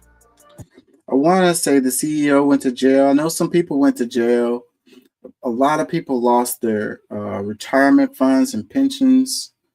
It was a huge, big deal. Like, it went from big, huge company to kaput, like overnight. And I want to say one of the guys committed suicide. For some background, Enron was founded as a result of a merger between energy firm InterNorth and utility company Houston Natural Gas back in 1985. American Ken Lay was appointed CEO, and legendary artist Paul Rand, who also made the logos for IBM, UPS, and ABC, designed the now infamous Enron E. The logo is pretty cool. I ain't gonna lie. I don't know. It was for a class or something, and I had to do something trying to create logos. That stuff is way more difficult than it seems. It seems really simple, but there's a lot that goes into that, creating these logos. But anyways, that's a pretty damn cool logo. The reason why I'm covering this or whatever is because, like I say, on your bingo card, Enron coming back that wasn't on my bingo card. You know, I couldn't have predicted Enron coming back. And then it's like, why would they keep the same name? You know, given the history, you know, I would think a lot of companies do it all the time. Whenever something happens and they're worried about their image, they change their name. So, and people have short memories and they don't really freaking do digging. So you change the name and you can pretty much like shake your whole history because people aren't gonna know. Most people aren't anyways. Regular folks that don't really follow stuff, they're not gonna know. They're gonna think it's a different company. So I don't know. Maybe they kept it because it's cool ass freaking logo. The energy market underwent significant deregulation throughout the 80s and 90s, leading to extremely volatile prices and a belief that anything was possible as companies rode the bull market that followed 1987's Black Monday. Yes, man, deregulation. And then it's like people always are like, oh, regulation is bad, regulation is bad. Who's saying that? It's, you know, that's coming from the corporations. That's you getting programmed because every time it happens, every time deregulation happens and goes rampant, you get a crash and a lot of people hurt. People lose money, people commit suicide, people die. You know, it crashes the freaking economy. Like, it's not a good thing to let these people just speculate on top of speculations and, you know, playing with the market. You know, like, you can't, they're going to do whatever they can do to make money. Like the whole big thing that happens now having to do with stock buybacks and pushing the prices up or whatever. And then, you know, a huge part of their compensation tends to be those stocks. So when those stocks rise, then they're making even more money. This is besides what they're getting for their salary or whatever. Like this is part of the game. And the investors are happy because, you know, the stocks are going up or whatever, but it's like, it's inflated. It's not real because they're buying it themselves. Enron then opened its own trading subsidiary to maximize profitability, and Jeffrey Skilling was appointed CEO of Enron Capital and Trade in 1991. Skilling oversaw the introduction of mark-to-market accounting within the corporation. That is the practice of valuing your assets based on predictions of their future prices rather than on historical prices. And in short, it basically gave Enron the right to decide their own profits without being held accountable for the accuracy of the valuations. Based on these optimistic... So they were fudging the numbers, and, you know, there was no oversight. So it appeared that they were way more profitable than they were. And, you know, you can only do that for so long. At some point, the bottom's going to fall out on you. Calculations, Enron's revenue figures began to skyrocket as the 90s wore on. The firm was named as Fortune's best company to work for in 2000, as its stock price peaked at $90 a share, and its directors outlined their expectation of even further profits in the near future.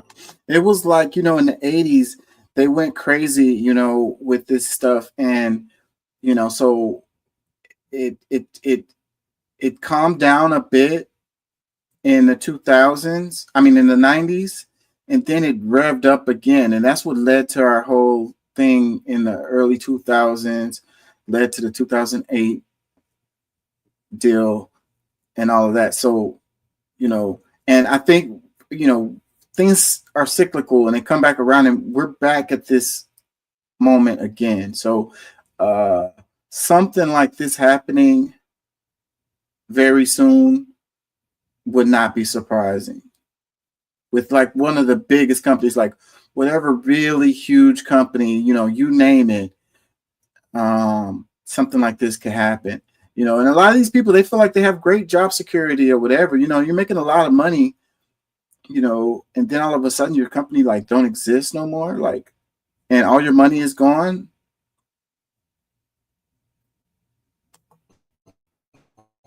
As Enron invested hundreds of millions more into projects both in the US and overseas, the company was able to hide these losses behind false estimations of the new asset's value, like a power plant in the northeast of England. To cover any reported losses or cash flow issues, Enron would borrow money from its SPVs, special purpose vehicles, which were subsidiaries of the corporation capitalized with Enron stock, making it impossible for the lenders to retrieve their money if the energy company was struggling. Basically, everybody got screwed, from the workers to the investors. And that's the real reason why this became such a huge scandal, because, you know, the investors and shit got screwed. Whenever you screw investors, that's when they come down on you. Are they going to talk about the people who went to jail and stuff? Okay, here, it looks like it's right up in here. In its off-balance sheet debt, and on the 30th of November, the company's stock price hit rock bottom at just 26 cents a share, down from $80 back in February. And Enron from 80 to 26 cents. So it's like it's like $80 a share. Imagine all the people who own those stocks. Like your money is gone. Like if you had you know, I'm sure you had people telling you like, oh, this is what you need to invest in, put a whole bunch of money in there, you know, this is what they're going to keep going up, And then, you know, these companies like this, they incentivize their employees to put their money in these stocks too. You know, they give you like incentives like, you know, 50% deals or whatever, like half off deals for the stock. So it's like you're automatically making money. If let's say the stock is $80 and they'll let you buy, you know, a stock for $40, it's like you making $40 off of each one. So the more of them you buy, the more money that you're making or whatever, presumably. And I worked for a company that did this, so I know that it's true. And so, like, not only that, your retirement, your pensions and stuff like that, all tied up in this. So $80 to 26 cents. Oh my God. Filed for bankruptcy protection 2 days later on the 2nd of December, marking less than a year since it became the 7th biggest corporation in the United States. Thousands of employees lost their jobs and their life savings, and shareholders eventually sued banks like JP Morgan Chase and Citigroup for conducting deals with Enron, later winning $7.2 billion that was shared among the 1.5 million victims. Several executives went on trial for a range of charges related to the company's nefarious activity, including Lay and Skilling, who were charged with a total of 39 counts of fraud and conspiracy between them in January 2006, to all of which they pleaded not guilty. Lay... It makes me think of like Skrelling too, the guy who was doing the thing with the pharmaceutical drugs. Yeah, it was like a HIV drug. It was like an old drug that he bought, and he inflated the prices like crazy. And anyway, so, and you know, I think the only reason why they didn't like him at first was because he was making what they do look bad, because that's what they do. Like, that's what they said. He went to trial and he was like, man, this is common business practice. Like, well, I don't know why y'all messing with me. Like, everyone does this. And he was 100% right about that. But it's like, when you screw over these investors, that's when they come for you. He died of a heart attack before the sentencing, but Skilling was sentenced to 24 years, of which he served 12 before being released in 2019. Not exempt from punishment were Enron's auditors, Arthur Andersen, who were one of the big 5 accounting firms, and also had their reputation dragged through the mud for their compliance in the fraud. They were found guilty of destroying documents that were of relevance to the SEC, which was caused to void their auditing license and leave the firm with no choice but to close. Hence their absence from the Big Four we know today, although their consultancy branch does still remain in operation as Accenture. The fiasco saw the United States Senate impose much tighter regulations to prevent a repeat in future, namely the Sarbanes-Oxley Act, which created a board to oversee audit reports for public companies and strict controls on what services these auditors could provide, not to mention the requirement for executives to sign off on all financial reports, meaning they could no longer plead ignorance to their firm's wrongdoings. Undoubtedly, the effects of the Enron scandal are still felt in the finance industry today. So let us know your thoughts. Yeah, and I'm willing to bet they undid a lot of those regulations that came as a result of this.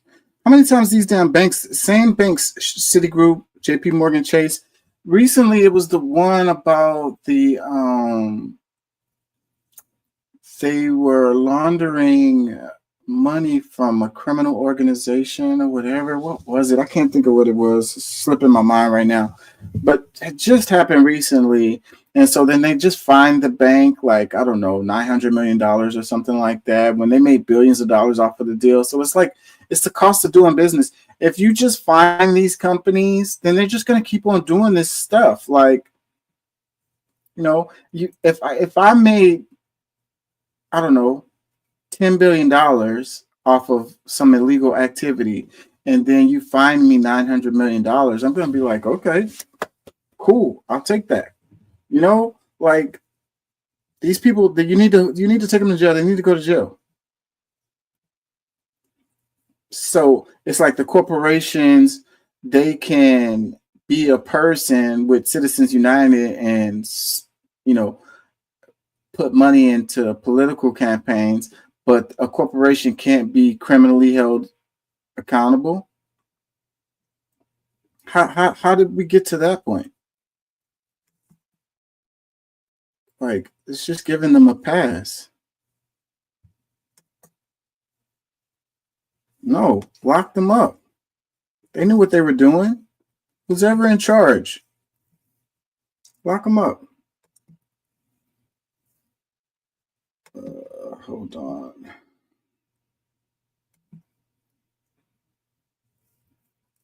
Yeah. So, anyways, Enron 2024 bingo card. Enron coming back. Who would have thought it? You know, and being that I'm born and raised native Houstonian, and I used to go by that building like every day, and like it was a big deal. I remember that shit. Oh, some of y'all in the audience probably 2001 was probably before you was alive, but I remember it.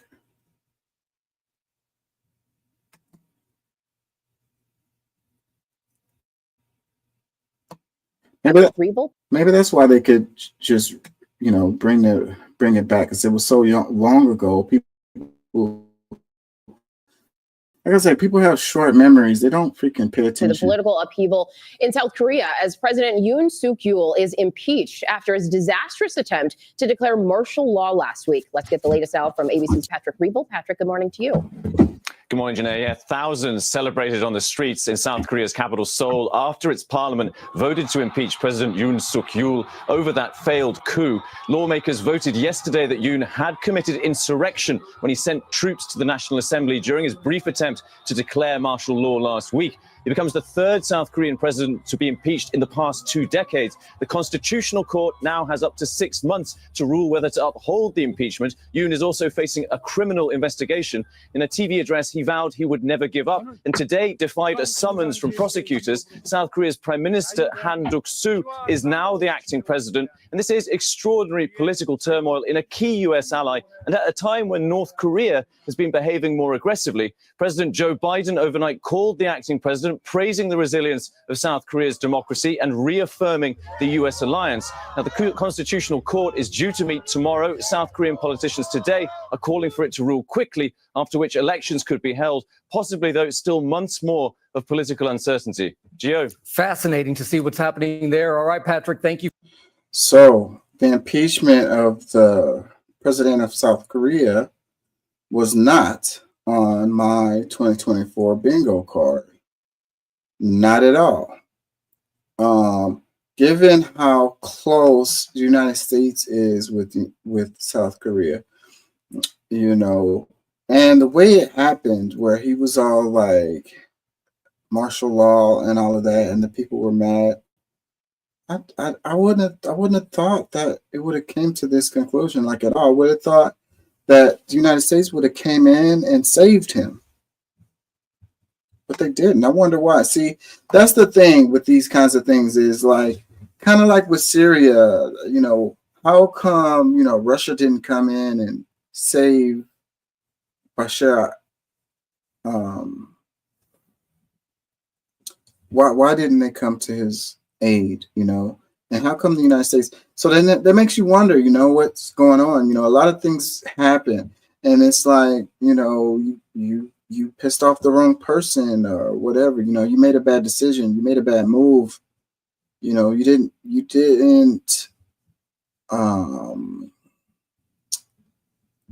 support your alliances properly. Like, you didn't make proper moves, and they let you fall. I think that there definitely had to be some kind of situation with that related to this guy. And the same thing with Assad.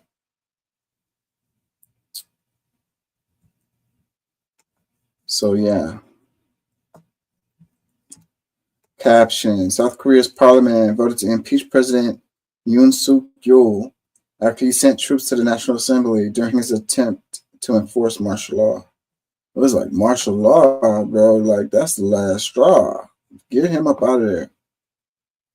The recent comment says thousands. There were 2 million people on the streets in Seoul alone. Another comment: not thousands, but multi-hundred thousands. And the high-level protest was wielded all over the big cities of the nation. They created new Gen K protests, different level. And, you know, whenever stuff like this happens, you always wonder if it was organic or not. But when it's such a large number of people, it's hard for it to not be organic, you know? And then what benefit would outside actors have on, you know, this outcome happening? You know, I could see North Korea having some, you know, it could be an effect for them, positive effect for them. But the Western countries are the ones that you always think of when you're thinking of these types of like fake protests and funded protests, and when they're trying to create a situation that leads to like a civil war or whatever, like just making the country turn into a mess. They do it all the time. Yeah, but this one seemed organic. More comments. It says, this proving democracy is more than hope. Never had a doubt in my mind. Great job, Korea. Another one. And here in USA took a month and nothing happened. Another comment. Accountability has been served. Another one. Is a conviction needed after the impeachment, or is an impeachment toothless like here? He's no longer they're going to have new elections. At least that's what I was reading. Comment says, why did they call for Marshall R. and why is he hated? Not very informative as usual. I was reading about this, but I don't want to say it wrong. It says millions and millions of Koreans don't want Yoon as their leader. He must immediately resign. Another one. This was the longest 1 minute 26 seconds I've seen today. Very low energy anchors. Yeah, they don't really care. That's why. I don't know. People don't really. Anyways, that's why you got me. Global events, world politics. That's what we do. I want to try to get through the rest of these, so I might start moving faster.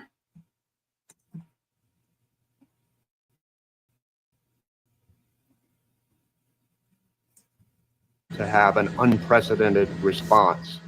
This is the city of Asheville. So, yeah, the destruction of Hurricane Helene was biblical. And I can say that, I know I can predict this specifically happening, but bigger, stronger storms, anybody that pays attention could have predicted that was going to happen. And this will have another one of these probably next year. It was crazy how big this storm was, ridiculous. This is an unprecedented storm, and it's causing us to have an unprecedented response. This is the city of Asheville in the western mountains of North Carolina, 2,000 feet above sea level and hundreds of miles away from the nearest coastline.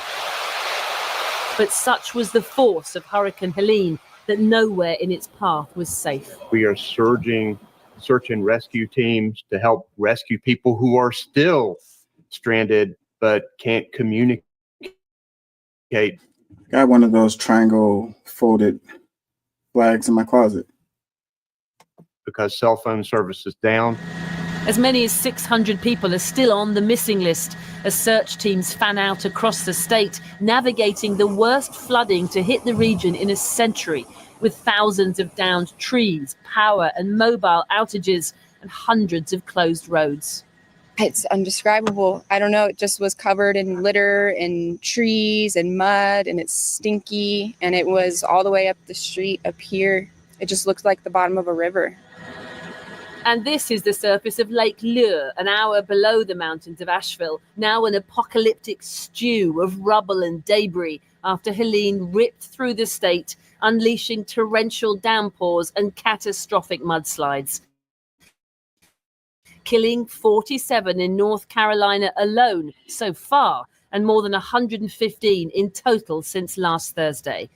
That's when Helene first made landfall on Florida's Gulf Coast as the most powerful hurricane, a Category 4, ever to hit the so-called Big Bend region, before tearing northeast through Georgia, the Carolinas, and Tennessee. Homes were swept away in the storm that had been a Category 1 just the day before. But in a now all too familiar tale, Helene picked up massive amounts of energy from the unusually warm Gulf waters, exacerbated, scientists say, by climate change. The result was a 350-mile wide, devastating storm with wind speeds up to 140 miles an hour at their peak. And have you reached out to President Biden about federal relief efforts? No, I haven't reached out to him. No, I think he's sleeping right now, actually. I think he's sleeping right now. Yeah, man, climate change is real, bro. From a 1 to a 5, it damaged 4 states. Historical storm. Yeah, did you have that on your bingo card? Hurricane switching from a 1 to a 5 basically overnight, destroying 4 states.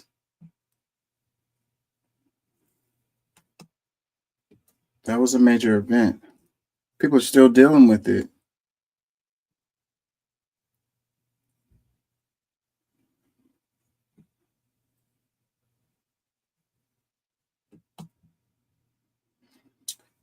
I don't know which video is the one that I want to use with this.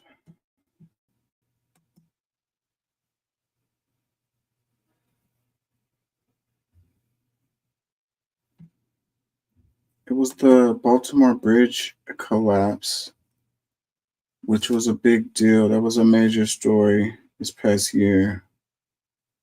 A lot of conspiracy theories came out about it.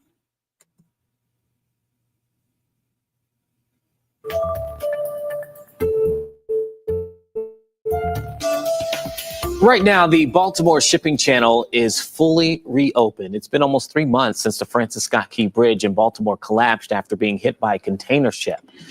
And you know what I say about this? It has to do with our infrastructure, our crumbling infrastructure. Of course, it's not when they build a bridge, they're not expecting it to be hit by a cargo ship or whatever. But at the same time, it should be built to withstand something like this. Like, what was the, preventative measures put in place for this type of thing? It makes me think about the infrastructure throughout the country, the water systems, the freeway systems, the electrical grid, all of that shit. Like, this is where money should be going, updating the infrastructure, fixing it, making it safe. This shouldn't have happened. Crews worked for weeks and removed around 50,000 tons of concrete and steel from the water.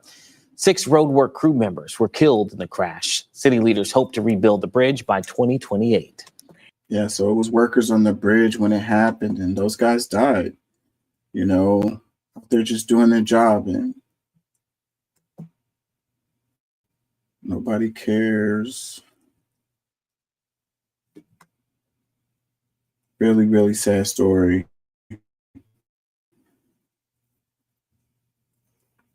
Crumbling infrastructure, that's the real story.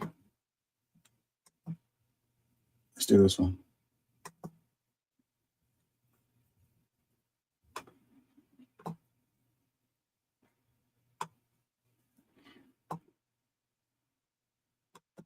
How does it feel to be a free man, Mr. Assange? WikiLeaks co-founder Julian Assange is a free man after a 14-year legal battle that spanned 5 countries and was watched closely around the world. Assange has been fighting extradition to the United States, resorting to holding up in the Ecuadorian embassy in London for 7 years.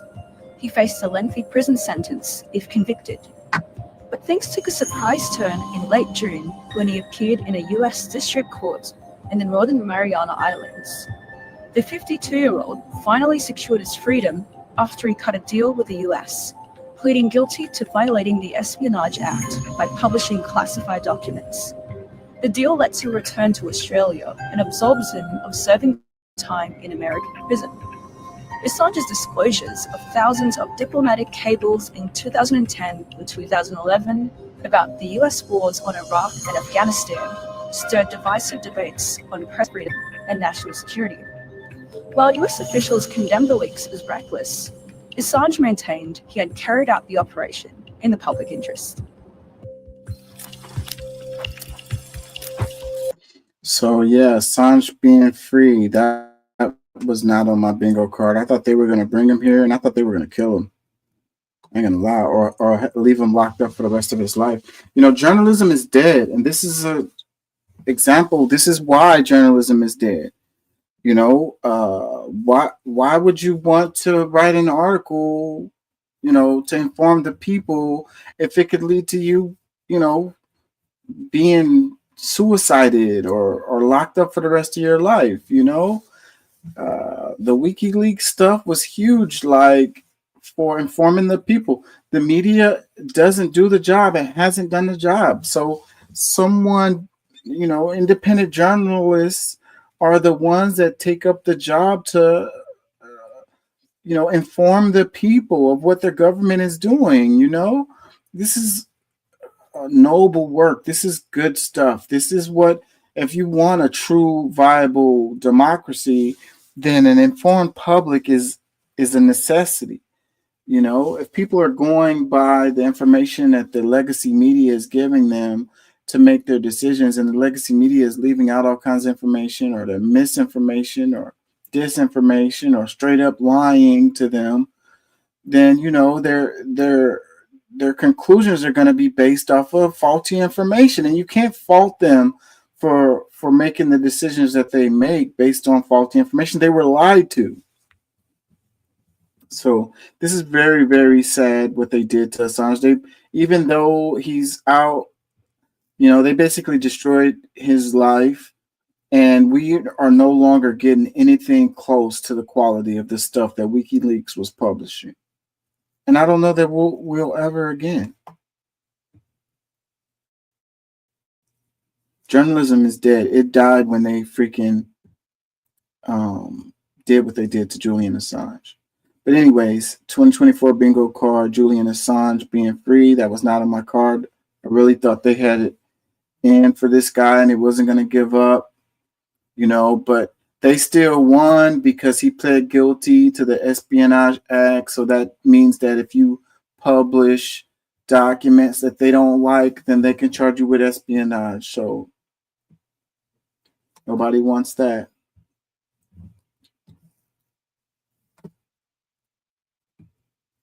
So publishing something that matters is dangerous. People aren't going to do it. The risk is way too high. And that's what they were, you know, intending. That's the message that they were sending.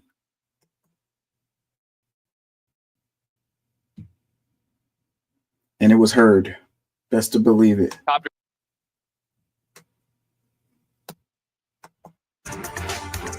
Welcome in, everybody. I'm Reed Cowan. All right, so breaking news. Video to our monitors show accused killer Luigi Mangione arriving moments ago in an orange jumpsuit. The state now hosting him is the state where prosecutors say he gunned down the United Healthcare CEO.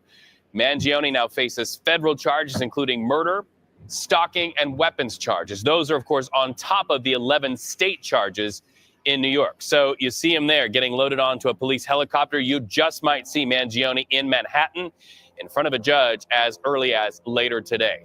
So let's bring in CBS News legal contributor Caroline Polisi. Welcoming, Caroline. So I want to talk about those new Fed charges. What's the decision-making process for the feds? Yeah, quite a dramatic change of events from earlier today. We saw Mangione waive extradition.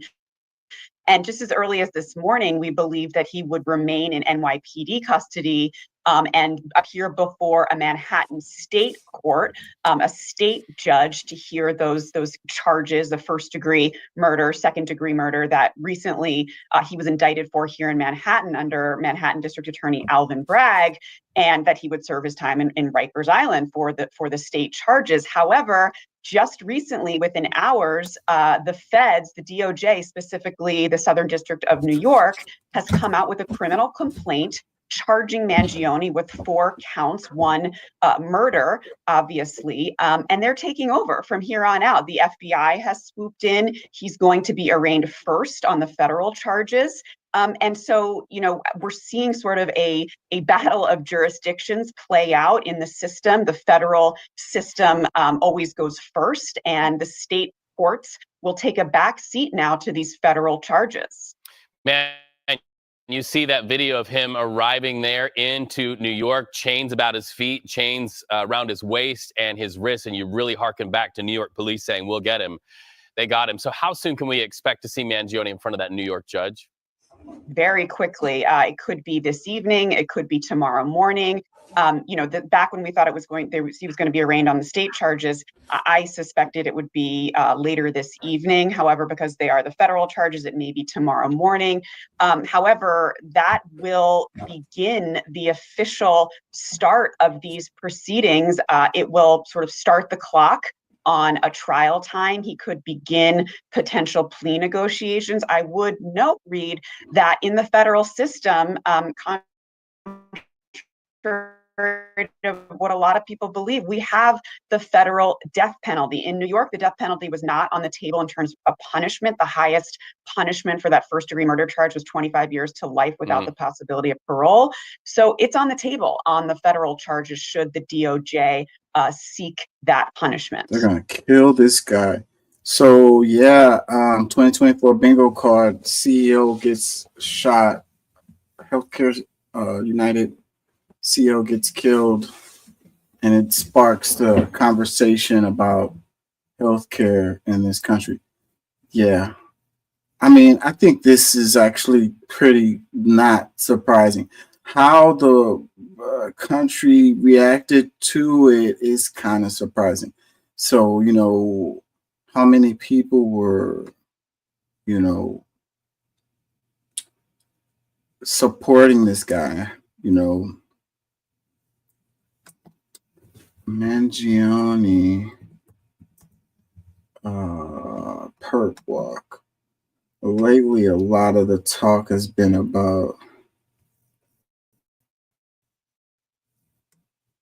how they paraded him.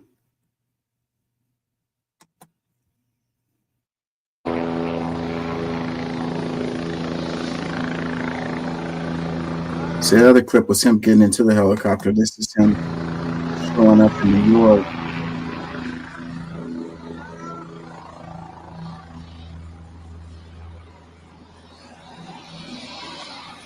Yeah, the mayor of New York, he had to jump in and take advantage of his photo op with this. I do not like that guy, man. Do not like him. He did something.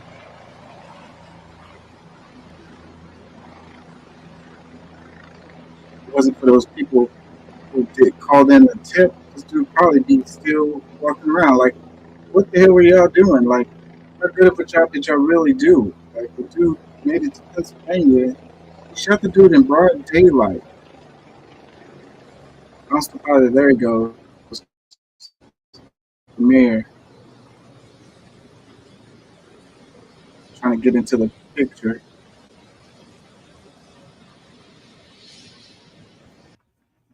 Yeah, there's been a lot of talk about this and how they paraded him like this.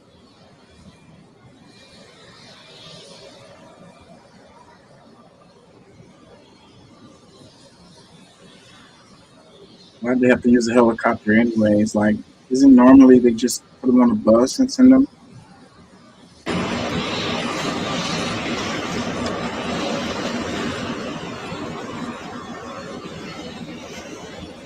Didn't he have a mustache when he went in? Would they let him shave in there?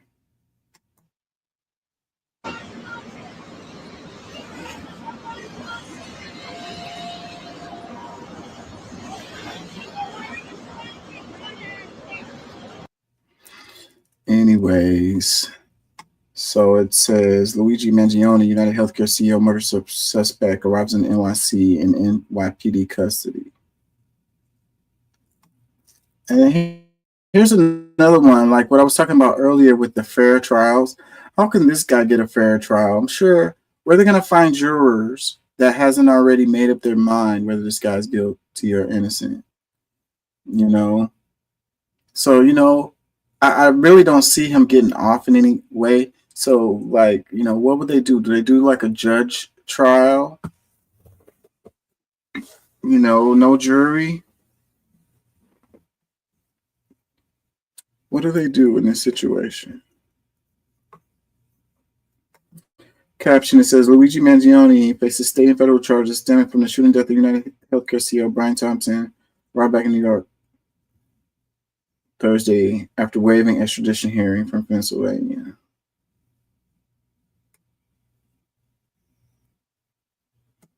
Comments, it says, NYPD acting like they caught Osama.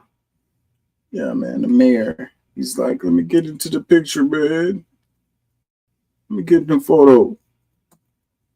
Comments, it says, they're making it look like he's a Marvel supervillain with superhuman powers. I'm saying, it looks like a scene from freaking Batman.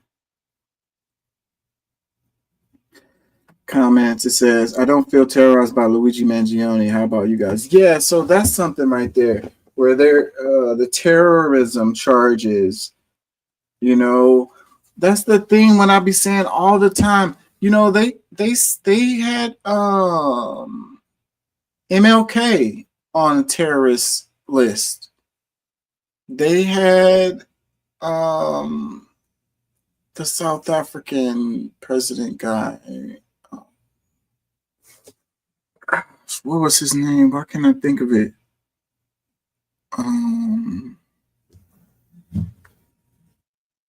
Mandela. They had Mandela on the terrorist list.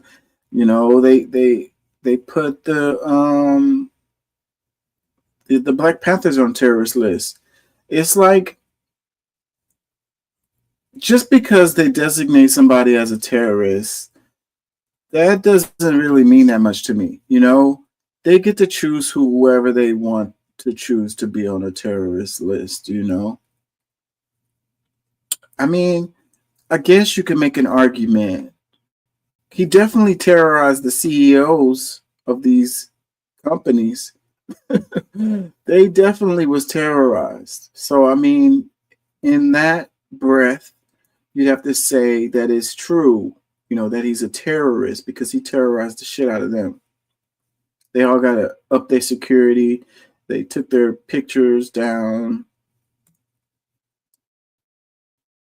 So he terrorized them. But I don't know. Whenever they say a terrorist, it to me it makes it, you know, the people, you know, the people in general were terrorized and are afraid or whatever. Like you could, the KKK, now that would fit as a terrorist organization for sure, because that's what they do. They terrorize people, you know.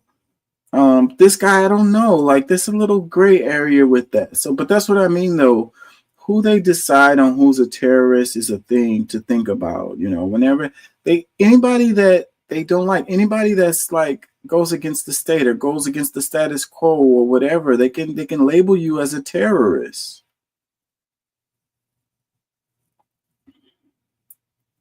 So whenever they say somebody's a terrorist, I don't automatically think of them as a terrorist. You know, I need to know more. Tell me more about them. Well, how did you come to this designation of terrorists? You know, because you have others that should be in that category that don't.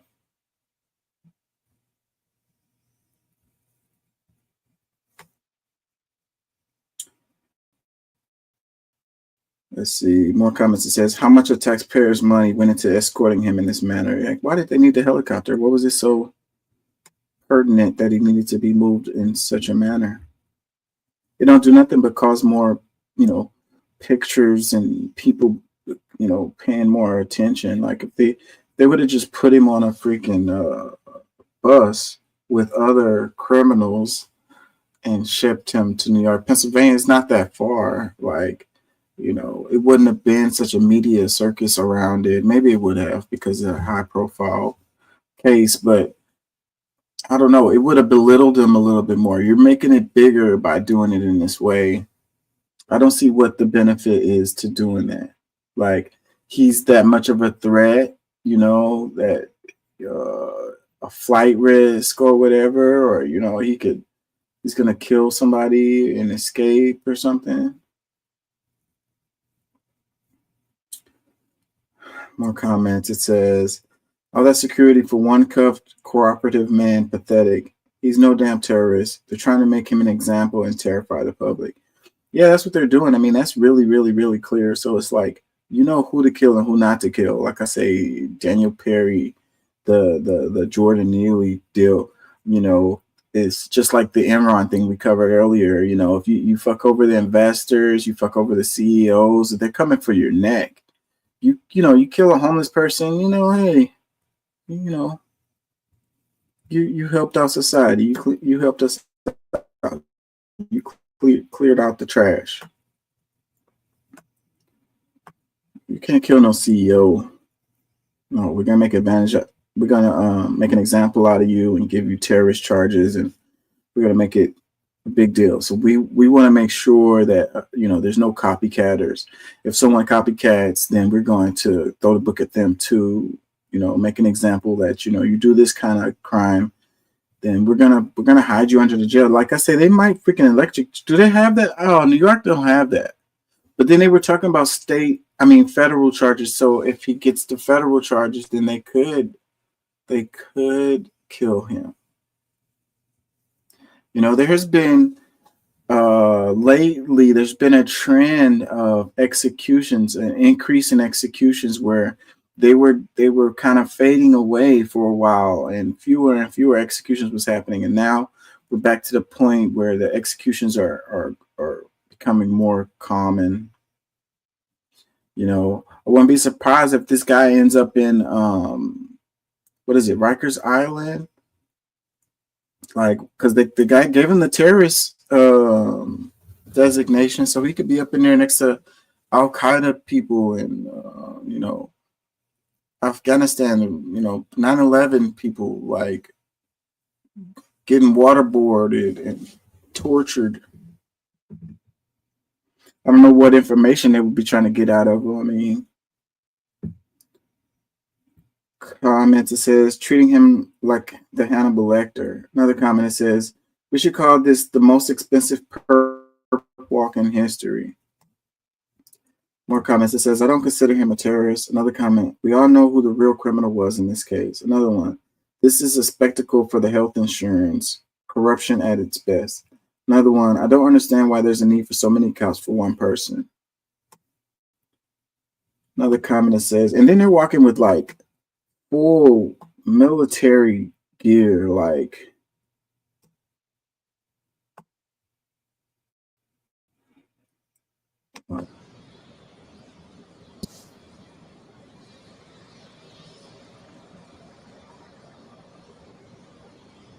use the ballistic missiles.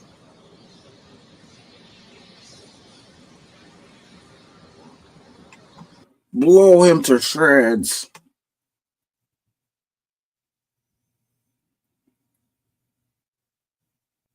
More comments, says, all those resources just to move one person in full shackles. Meanwhile, you don't have enough resources to protect your public transit.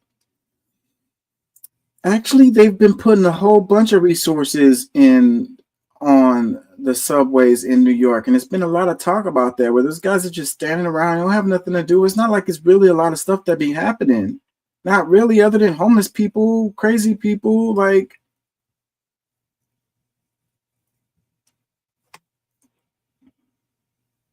people jumping the turnstiles. Like, I think that's a waste of resources. Like, freaking New York need more cops. More comments. It says, damn, he's got more security than the president. Another one, why is he so heavily guarded? Nobody wants him dead. Another comment, they needed all this to bring him to New York. They wasting all y'all money again right here. Another one, Luigi, we the American people that are getting scammed by the insurance companies love you. Another one, Luigi, not guilty. UHC, guilty of crimes against humanity. Another one, this is some Batman Joker villain type shit. Another one, what a joke. Please now expose the criminal justice system. Yeah, man, a lot of this craziness is on full display, and I'm loving it.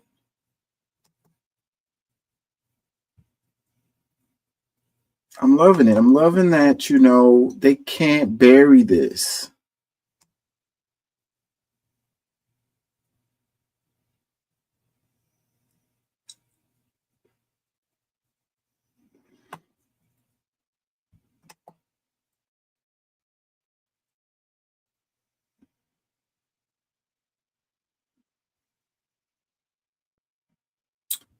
This one, drone footage shows destruction in Gaza after Israel airstrikes. It's like those bunker busting bombs that they drop on freaking tents. They were talking about the Syria explosion.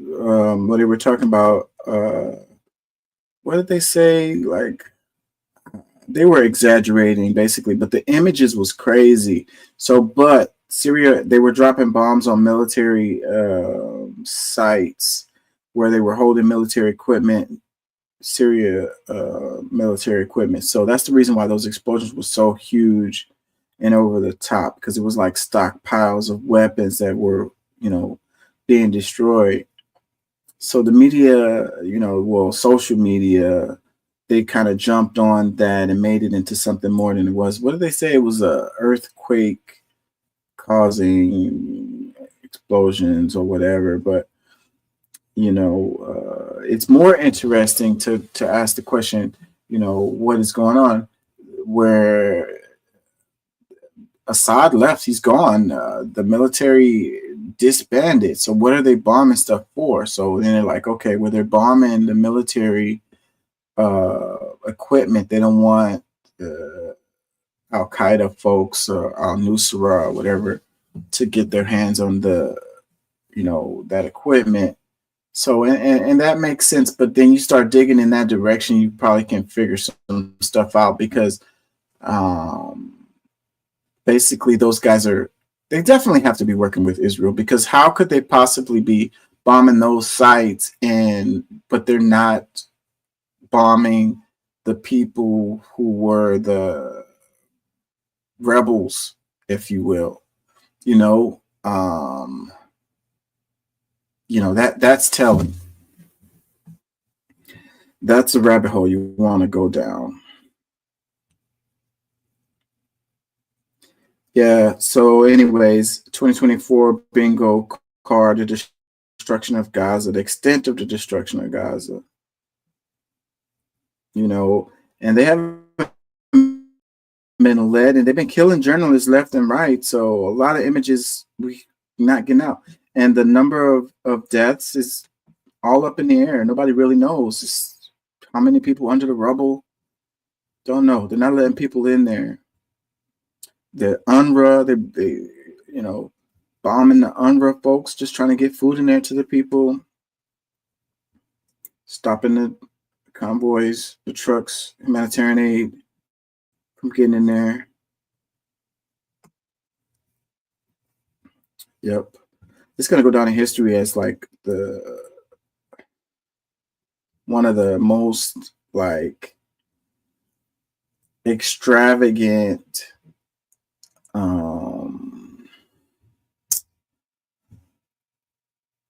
international law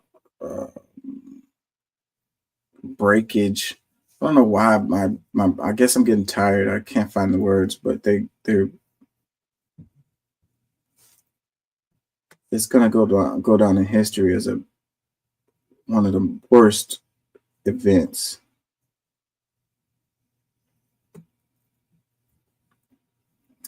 I don't even want to talk about it. Like, I'm so tired of that topic. Oh, is that the last one?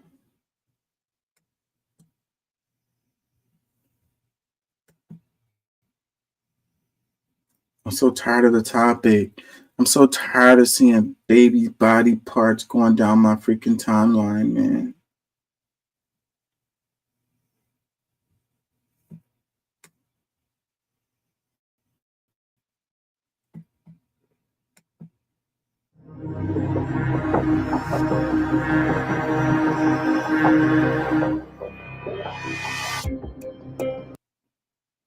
They're showing the destruction of Rafah before and after.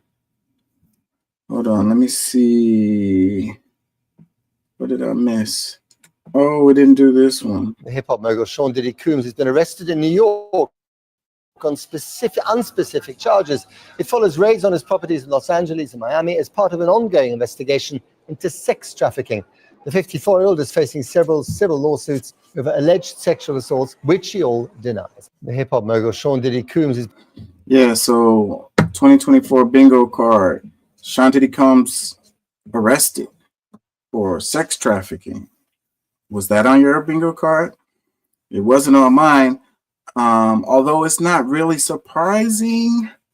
You know, it's like, I don't know, are they scapegoating this guy? How much is this related to like the Epstein thing? You know, is it actually real? How much of this stuff is going on in Hollywood in the music industry? You know, is it any more than like regular activities that people do? Not to say that it's a good thing, but very normal, like sex parties and stuff like that, and like these chicks getting flown out, and you know, these people wanting to be close to these celebrities. One of the questions I ask is, you know, how much consent was put in, you know, in there? Were these people actually being pimped and trafficked and like against their will? You know, I wonder about that. But this is one of those stories that I haven't covered much in the show because this is not like my type of thing. I like to focus on like politics and stuff like that. And people love this kind of stuff, even though it would get me views and subscribers and stuff. But they're going to be disappointed because I don't cover this kind of stuff commonly. I don't really like to cover this kind of stuff. But this was a major event for 2024, undeniable, being how, you know, powerful this guy is in the music industry, you know, and that's the story that I would focus on. You know, I'm sure a lot of this stuff is going on. So why was P. Diddy? Why has he been singled out for this? Is it because he was too extravagant with it, too over the top, too extreme?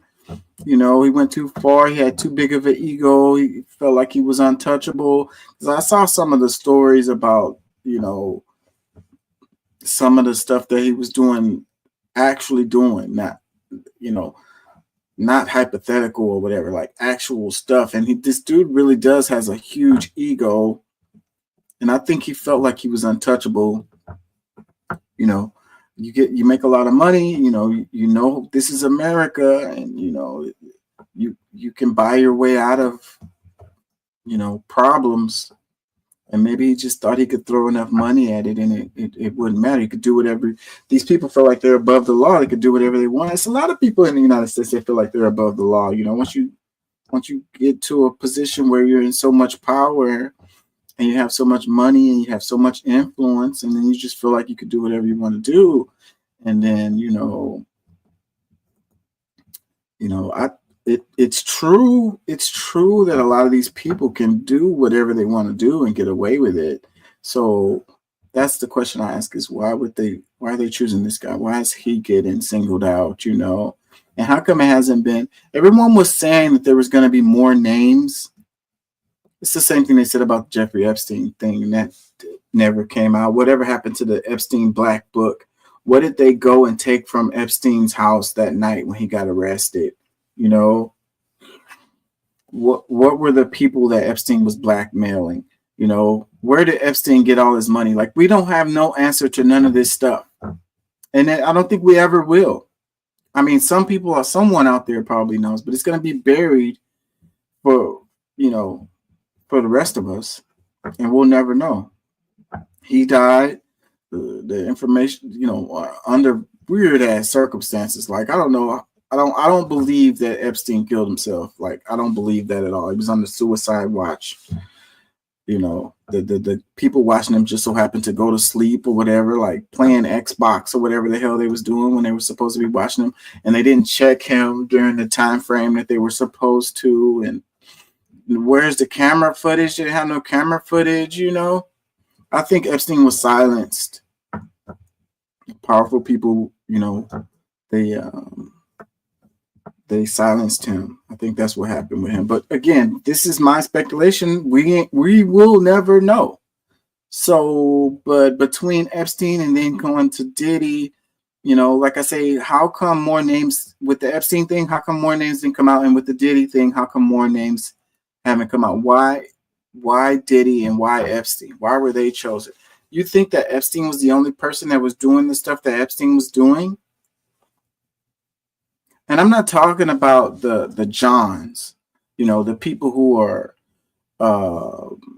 using the prostitutes or whatever, you know, like, you know, you could call these people criminals or whatever, because they are, but they're not the, you know, they're not the facilitators, you know, they're not the pimps or whatever.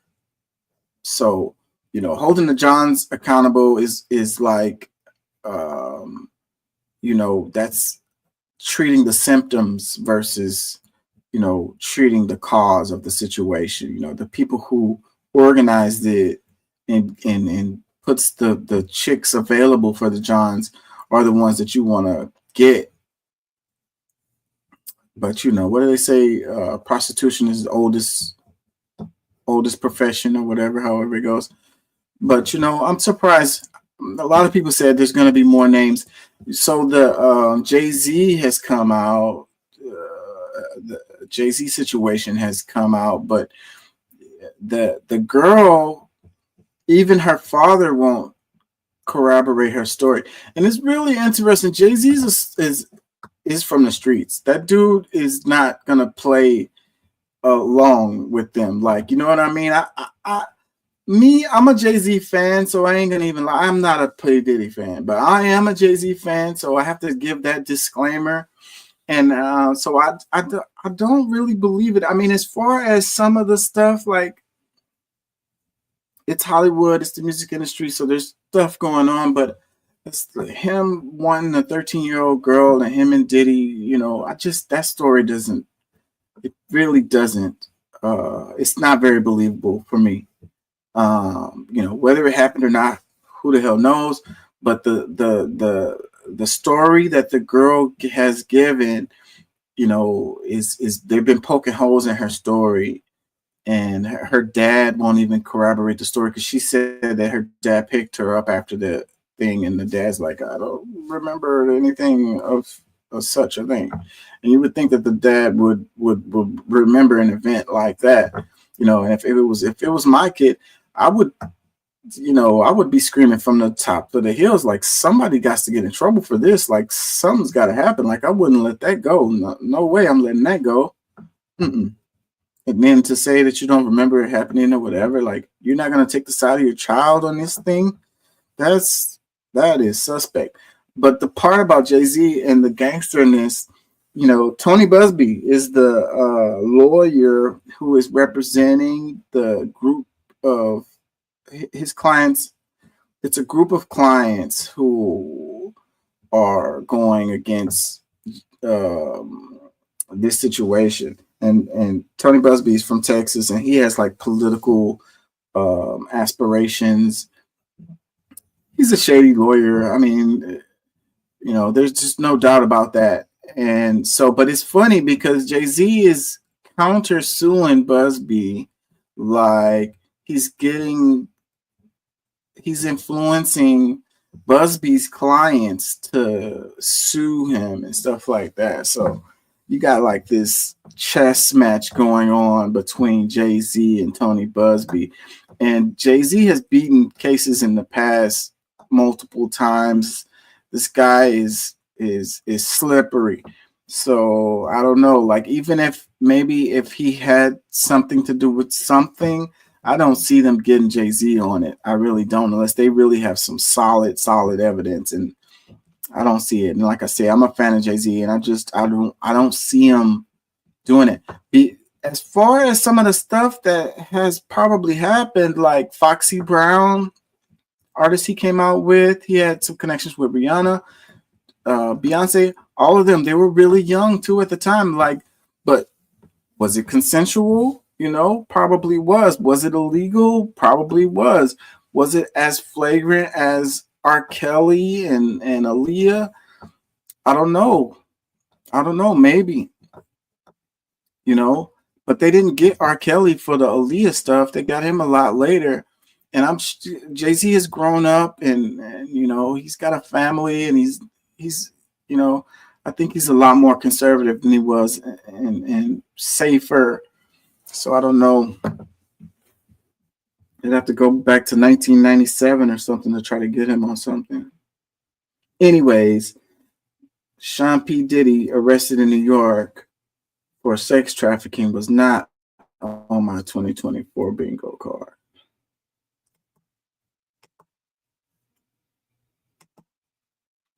Am I losing y'all? I done lost y'all a long time ago, huh?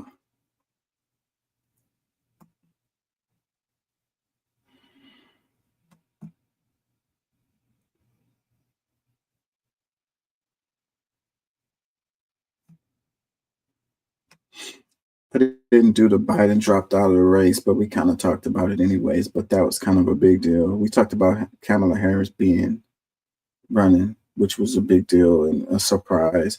I don't think Biden dropping out was as surprising. I mean, they really should have had a primary.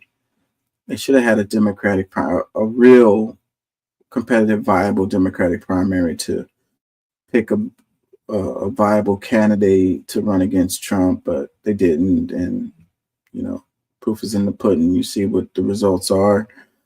Like I say, the Democrats get paid to lose, so they could have found a candidate that would have been more competitive, but they didn't. So that is what it is. So those are the ones that I made. I had a list here, 2024 bingo card. I think I hit them all. Hurricane Helene, Baltimore Bridge, Assange, CEO shooting, Lauren Boebert, B. King, October 7th, Mexico President, P. Diddy, return to Enron, South Korea, assassination attempt, fall of Syria, Jordan Neely, Biden dropped out, which I didn't really cover that, but Kamala run for president, JFK, worm in his head. What the hell, bro? Yeah, I had a worm and it, you know, it ate a part of my brain, and yeah, it affects my cognitive abilities.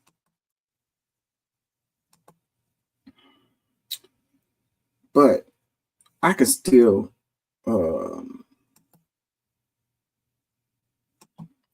compete. I'm smarter than these other guys. Yeah, they don't have no brain, no worm in their brain, but they might as well have one.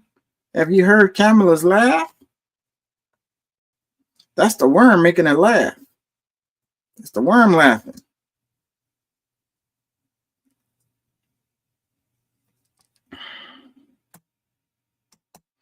I don't know how much longer I'm gonna go. I gotta work in the morning.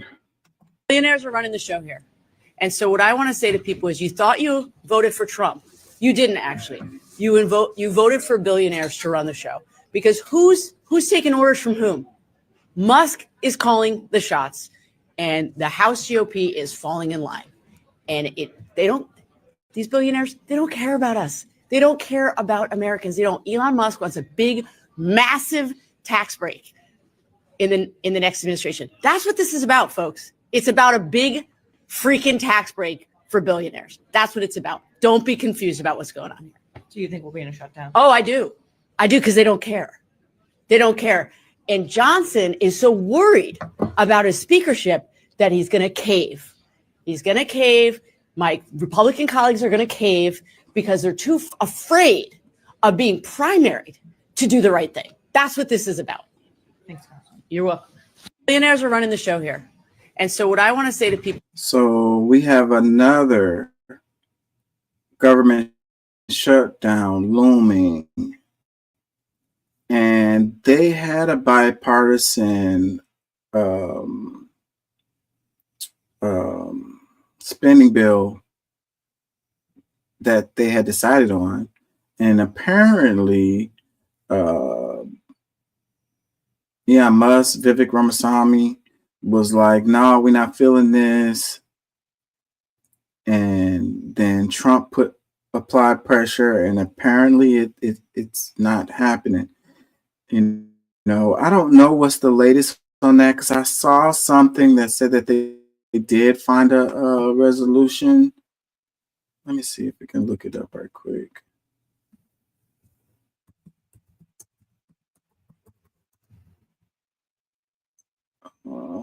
Let's see. One day ago, 13 hours ago, Trump says let government shutdown start now if debt ceiling isn't in deal. So that was 13 hours ago. Let's see. Fisher on Capitol Hill, 14 hours ago. Result of Trump's test of influence.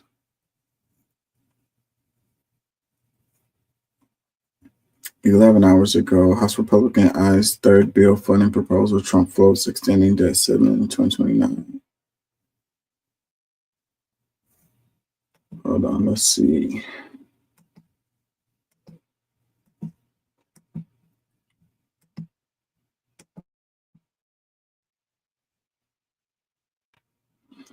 "24 minutes. That's the Hill. They don't be too talkative.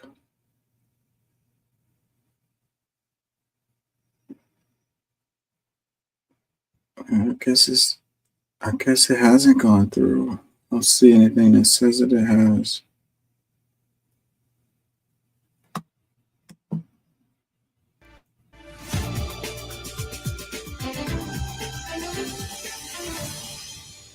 There was a deal, a bipartisan deal. There was just days ago. And they created this mess. Speaker Johnson needs to fix this. Republicans in Congress needs to fix this. It is their mess to fix. And they allowed this bipartisan deal to be scuttled by the president-elect. We will regroup and we will come up with another solution. So stay tuned. That was Speaker Mike Johnson last night, right after his CR failed in the House. And now it seems like they're coming back to the table with a new solution. This one, a spending proposal that would tee up 3 separate measures. White House Press Secretary Karine Jean-Pierre addressed reporters today, placing the full blame on the Speaker and Republicans. The clock is ticking on Capitol Hill to keep the lights on, and it runs out at midnight. To join us now and break it all down for us and what to expect to play out is the Hill's national political reporter, Kate Martell. So, Kate, thanks for joining us. I want to Yeah, I don't want to hear the pundit talking head. But so midnight, what, Saturday? We've passed that. Does that mean we're into a government shutdown right now? You know, I really don't like how they use this as a political chip. It really, really, really sucks. A lot of people, regular folks, suffer as a result. My cousin used to work for the VA, and he get paid once a month. And whenever the government shuts down, he doesn't get paid. And this guy makes really good money, and he was borrowing money from me because he was really hurting as a result of the government shutdown. I mean, eventually, once it's back up, they pay them all of the back pay or whatever, but they got to find a way to make it in the meantime. And it's all kinds of stuff like that, that as a result, that they're playing with people's lives with this. It's not a game. Why do they wait to the last fucking minute to do this shit?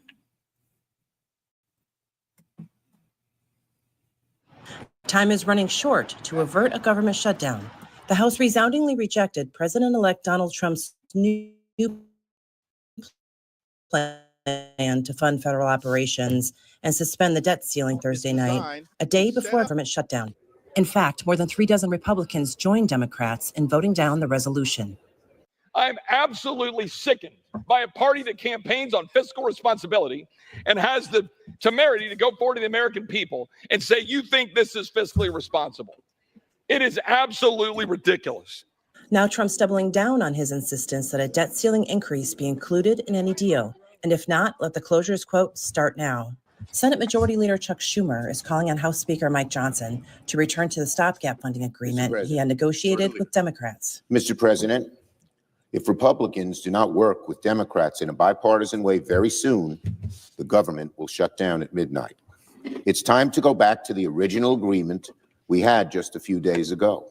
Trump and billionaire ally Elon Musk unleashed their opposition and social media army on the first bipartisan plan Johnson presented that did not address the debt ceiling situation. Why does this happen every time? Do they do this in other countries?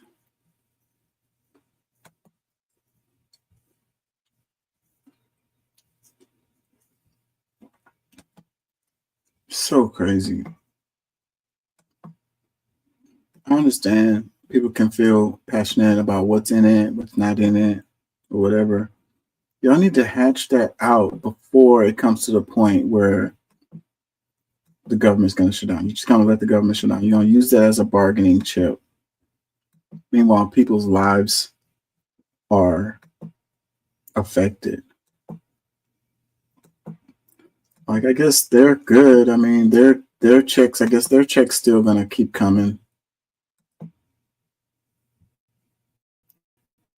Really, really sad. Caption, it says, watch Representative Becca Blank, VT. How do you say that? Isn't holding back. You thought you voted for Trump. You didn't actually. Comment, it says, Dear Eon, I owned a Tesla for a year. Not anymore. Bye-bye. No more Tesla around here. The salesman who helped us purchase our new car. Can I ask why you're getting rid of your Tesla? We've had a lot of people doing the same. Is something wrong with the car?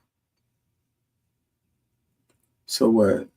Because you don't like Eon anymore, you're going to not drive the Tesla? I don't think that's going to affect him in any way whatsoever. Another comment, it says, Trump gets a get out of jail card. Billionaires get tax breaks and zero regulation accountability. Trumpers continue to pretend that they are fighting trans people and immigrants. People who voted Kamala are not surprised. Yeah, well, I can agree with some of that, but the part about voting for Kamala, I hard pass on that. Another comment, Trump ran to keep out of jail. That's it. Another comment, the poor people in America voted for the richest people in America. I'm telling you, bro, like, they saying his cabinet is the richest ever. And like, I don't know, I don't care what you think. Like, these people live in a whole different world from you and me. So how can you think they're going to fight for you? They can't even imagine what your life is like. They have no idea what your life is like. They couldn't imagine it. They could not fathom it. Their brains, you can't blame them for that. I can't blame them for not understanding how my life is. The stuff I go through, paying bills and dealing with kids and going to school and, you know, barely making it every month. I know that they don't understand that, and I don't blame them for not understanding that. But I do blame people that are like me who want people like that to be running the show. Like, it's so crazy. You know, someone like Elon Musk, he was born into money. Like, this guy he's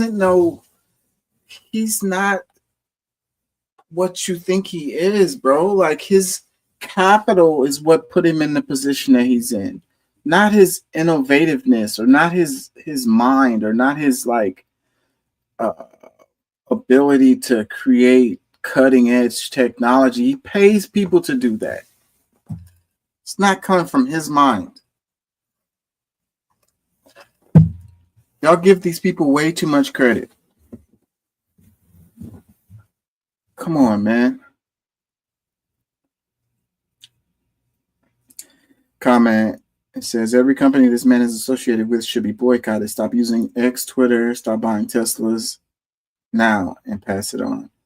Yeah, I mean, economic boycotts is a strategy to take on, but I just don't think that it's going to have any impact on Elon. I mean, he's the richest dude in the world. Like, all of this shit could go kaput. I don't know if he's the richest man in the world. I don't know if that's actually true, but he is ridiculously rich. I don't think that any of that would impact him whatsoever. Other comment, and people thought they voted for pro-life and cheaper eggs. Another comment, happy holidays, America. Santa brought you exactly what you asked for. You know, and all these people who said Trump is going to save the world or whatever, let's see, man. Let's see. And I'm definitely going to hold y'all to it. I'm definitely going to ask y'all. Y'all know where I'm at. If you've been watching this show, you know where I am. So, yeah, you guys that were like, Trump's going to save the world, okay. All right. He's about to be in there, and I'm going to be asking y'all, what is he doing? What has he done? Has your life changed? comments. It says, it's also about deregulation. Taxes are chump change compared to environmental and employee safety regulations. Yeah, so that's what these people are doing. They are trying to get close.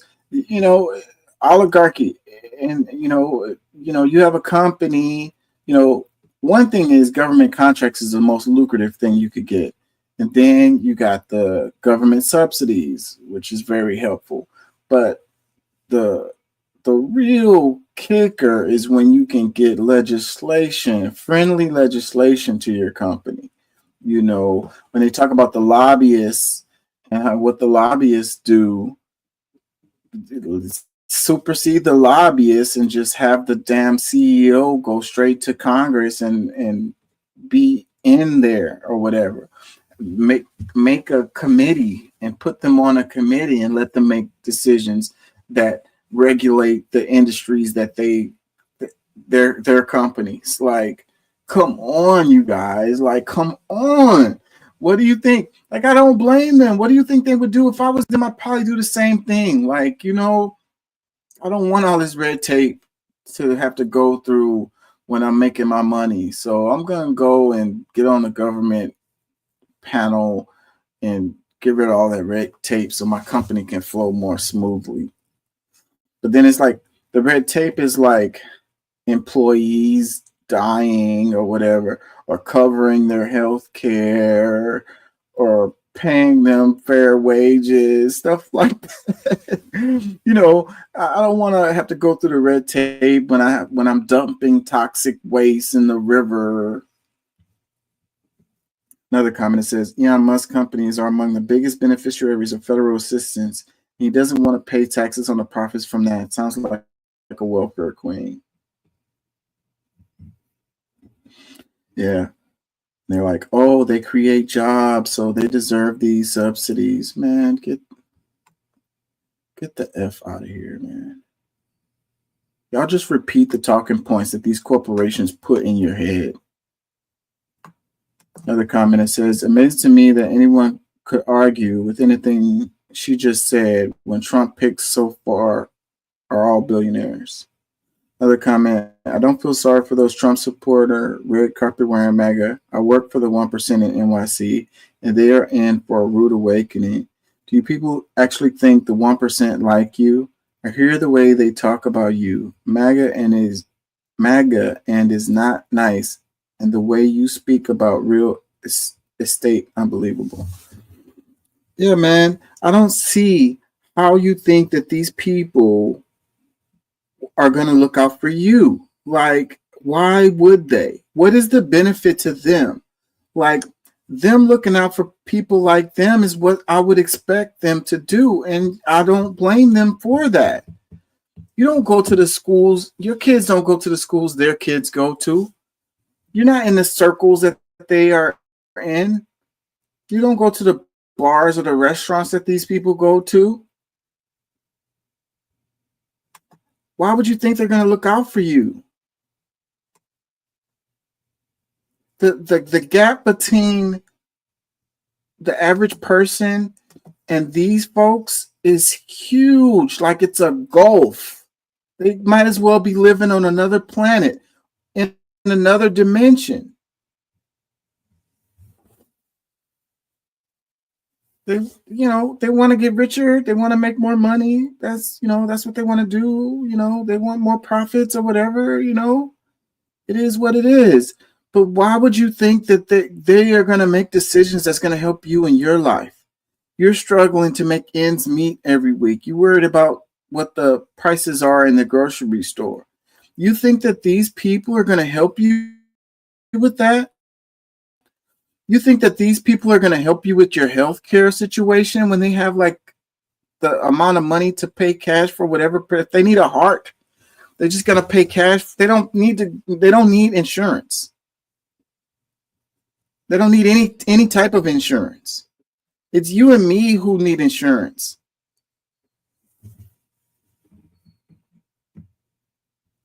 Comments, it says elections have consequences. America, you failed. Another one, she's not wrong.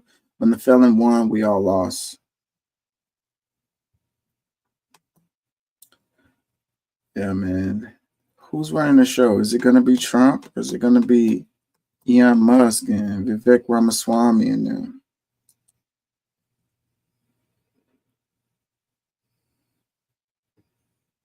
It says in Finland, charging fees for tuition is illegal, which means rich kids have to mix with normal kids, which means rich families had to make sure the school their child went to was good, which meant the rich were prompted to invest in public schools. Imagine that.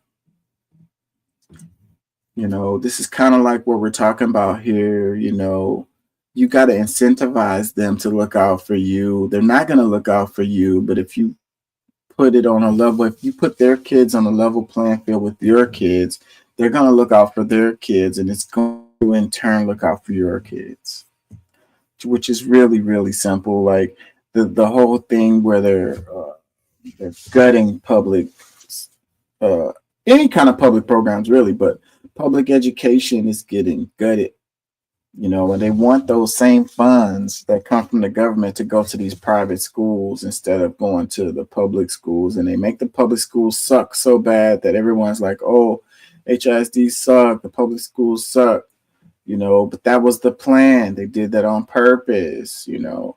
So the folks that don't have the money to put their kids in private schools, they're lost. They're the children left behind. They're going to be left behind in a crumbling, you know, public school system. It's really simple. I don't know why people don't get it. If you don't have the money to put your kid in a private school, you're getting screwed along with the rest of us and all those other kids. Those other kids, their families, because they don't make enough money to put their kids in private school, they don't deserve to have a fair education. They get to go, you know, the school to prison pipeline, don't have no chance for success in life, don't even know how to read. They don't deserve a chance because their parents don't have money. You know, and this is also leaving the whole country behind. How many Einsteins are in the inner city? You know, how many genius children, you know, have poor parents and are going to end up being a pimp or a prostitute or a drug dealer because they didn't have no options? How much innovation are we missing? How many of the new technologies and new systems that could have been created by these people who were pimping? Because they, you know, we all lose as a result of that. How many of these people are on the road with you, next to you in traffic, cutting you off and road raging, having a wreck, destroying your car, hurting you, because they don't know the traffic laws? Come on, man.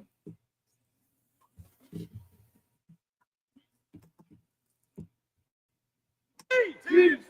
Who are we? Teamsters! Who are we? Teamsters! Who are we? Teamsters! Now, don't walk away now. Who are we? Teamsters! Who are we? Teamsters! Who are we? Teamsters! Who are we? Teamsters! Who are we? Teamsters! Who are we? So Amazon drivers at DGT8 in Atlanta are now Amazon Teamsters.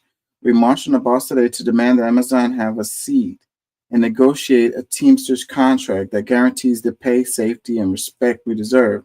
Stay tuned for more. So yeah, Amazon, some parts of Amazon is on strike. They did it right around Christmas time.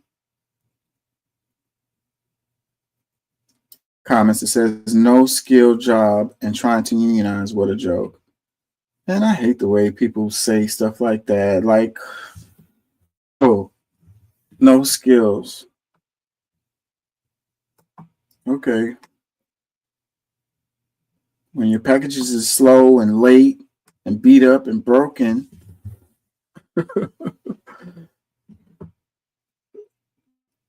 Another comment says, unions protect bad workers. It's all they do now. What the hell does that even mean?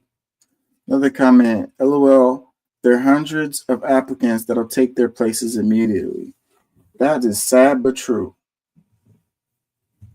I don't know why y'all don't choose the sides of these people. Like, the people want fair pay, fair wages, working conditions that are safer, and y'all are gonna choose the sides of the corporations. Why? Well, you're a family member or somebody, your child works for Amazon or whatever. They want to get a job. They're trying to do something, and they get their arm cut off or something.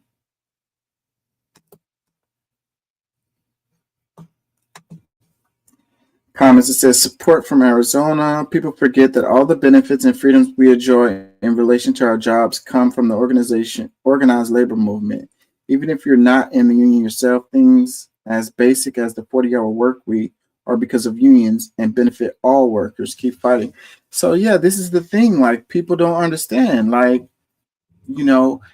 people died. They had to fight for this stuff. The basic stuff. And you guys are taking the sides of the corporations. These people fought for you and me to have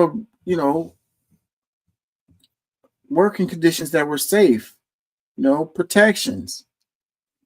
Freaking 40-hour work week, weekends off. The corporations will work your ass from sun up to sundown if they could, and pay you $2.13 an hour. You gotta fight.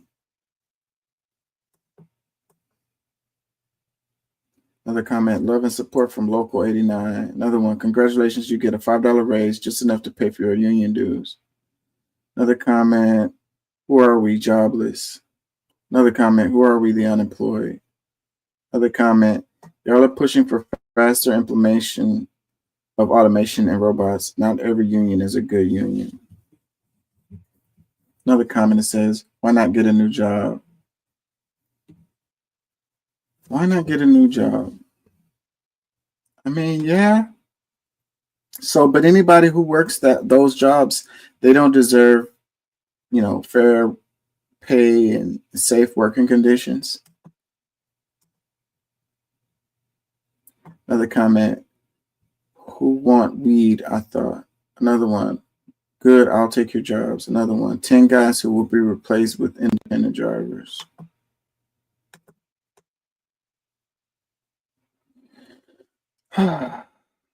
Where's the solidarity, man? If you can't take time off from your job, 6 months, a year, 2 years, and still be okay, you are a worker. Okay? So you're a part of the working class. These are your comrades, okay? The person, the 1% or whatever, they're not in the same boat as you. So, you have to realize who are your comrades, what class you're in, what group you're in. Divide and conquer is what they want, and they segment us and separate us and balkanize us, and you guys are pointing fingers and laughing at these guys. Almost all of y'all are the same as these guys. So, I know you can't see it because they don't want you to see it, and you want to think that you're better or whatever. Another comment that says, that's why Flex exists. Amazon has a line out of the door for jobs. Every high school graduate we love at $25 delivery job with no skill set are required. Okay, so I don't like it when they say people don't have skills, but so kids coming out of high school don't deserve to have a job that, pays them a fair wage and is a safe environment?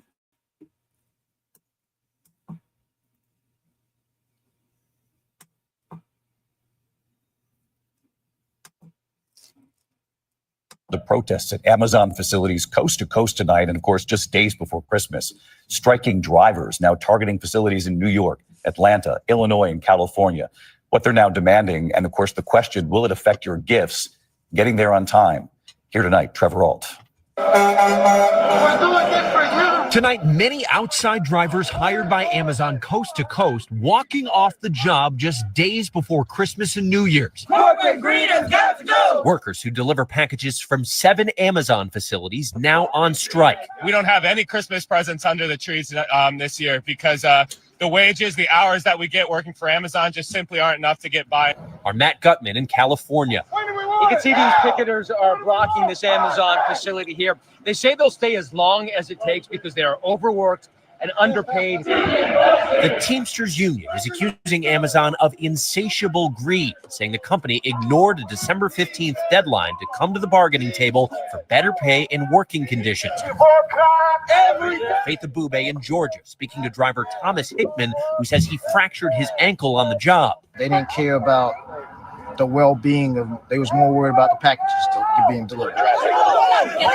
Amazon does not recognize the Teamsters as a union representing their employees. It says it won't negotiate with them, accusing many demonstrators of being outsiders. Well, most of the drivers we spoke with do work for third-party delivery companies hired by Amazon. They say they wear Amazon uniforms, drive Amazon vehicles, and many exclusively deliver boxes from Amazon. I dress in Amazon uniform, I ride in an Amazon van, and I deliver Amazon packages. And Amazon tonight insists the strike has had no impact on their deliveries. Christmas is on track, and we fully expect to be able to fulfill our delivery promises for our customers.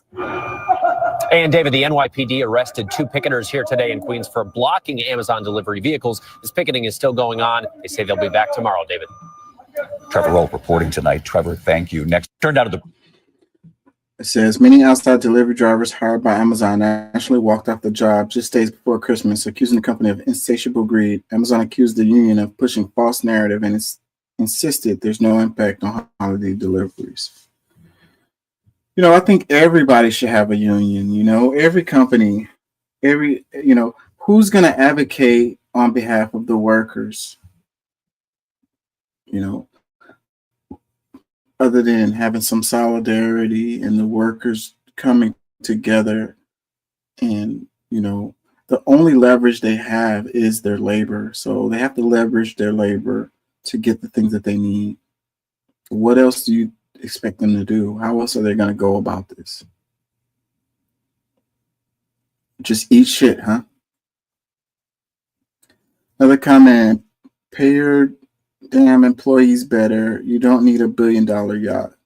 You know, we don't never, when these people who are getting paid $15 an hour, $20 an hour, saying that they need more money, you know, people are like, you know, they don't deserve it or whatever. But we don't never say that about these CEOs and CFOs making millions of dollars a year. You know, how much money do they deserve for their job? You know, they're really working worth what they do is really worth $30 million a year or whatever it is. Those people aren't greedy. Those people aren't asking for too much. But this $20 an hour person is asking too much. Another comment, this has been going on forever now. Amazon been making a killing by not unionizing its workers. I knew something was wrong when they turned all the drivers into third-party companies. Not being a direct employee of the company protects them and has been doing so for years. So this is part of the game that they play. So it's like, you know, they're not even really our employees. So, you know, it's kind of like the thing with Uber and Lyft. And it's like, you know, they're independent contractors or whatever. So we don't need to cover their insurance or, you know, if they get hurt or anything like that, or get them pay leave or anything like that. You know, it's just a part of the game. You know, you work for Uber, but you're not an Uber employee. You're an independent contractor. Another comment says, let's all go old school and actually shop in person. Good luck with that. Another comment, I know it's crazy. I was a driver and quit. Another comment, Amazon workers have the upper hand and deserve everything they want. The company can't run without them standing strong. Apparently they can, because the spokesperson just said that the Christmas packages will be delivered on time. They have so much money, they could probably just pay a whole nother company to fill in that stuff for them. Another comment, and then at the end of the day, people don't care. They just want their packages. Like, that's part of the reason why things are so messed up, is because people are so individualistic. They're so selfish. They're so self-centered. You know, it's all about me and that's it, you know. And I ordered something last night. I need that shit in the morning. Like, you know, I have to have it in the morning. Like, it's this kind of attitude that has led to things being the way that it is, you know. Maybe you plan a little bit better. Maybe you are okay with your package taking a couple of days to be there or whatever. Like, it's kind of like how people say USPS is not efficient or whatever, but they get people's mail across the state in like a day or whatever. And it's like, you got people who live in the middle of nowhere. How the hell USPS has the infrastructure to get your mail to you, and you're like in the middle of nowhere, up in the mountains and shit. And okay, so yeah, it costs a little bit of money. So if they're talking about privatizing USPS, and so, you know, if that happens, I'm willing to bet that if you're up in the mountains, you're probably not going to get your mail, because it's not going to be cost effective for them to get it to you. This is the kind of stuff that y'all need to think about. Like, if you don't have no solidarity with your you know, your comrades, then they're gonna be left assed out.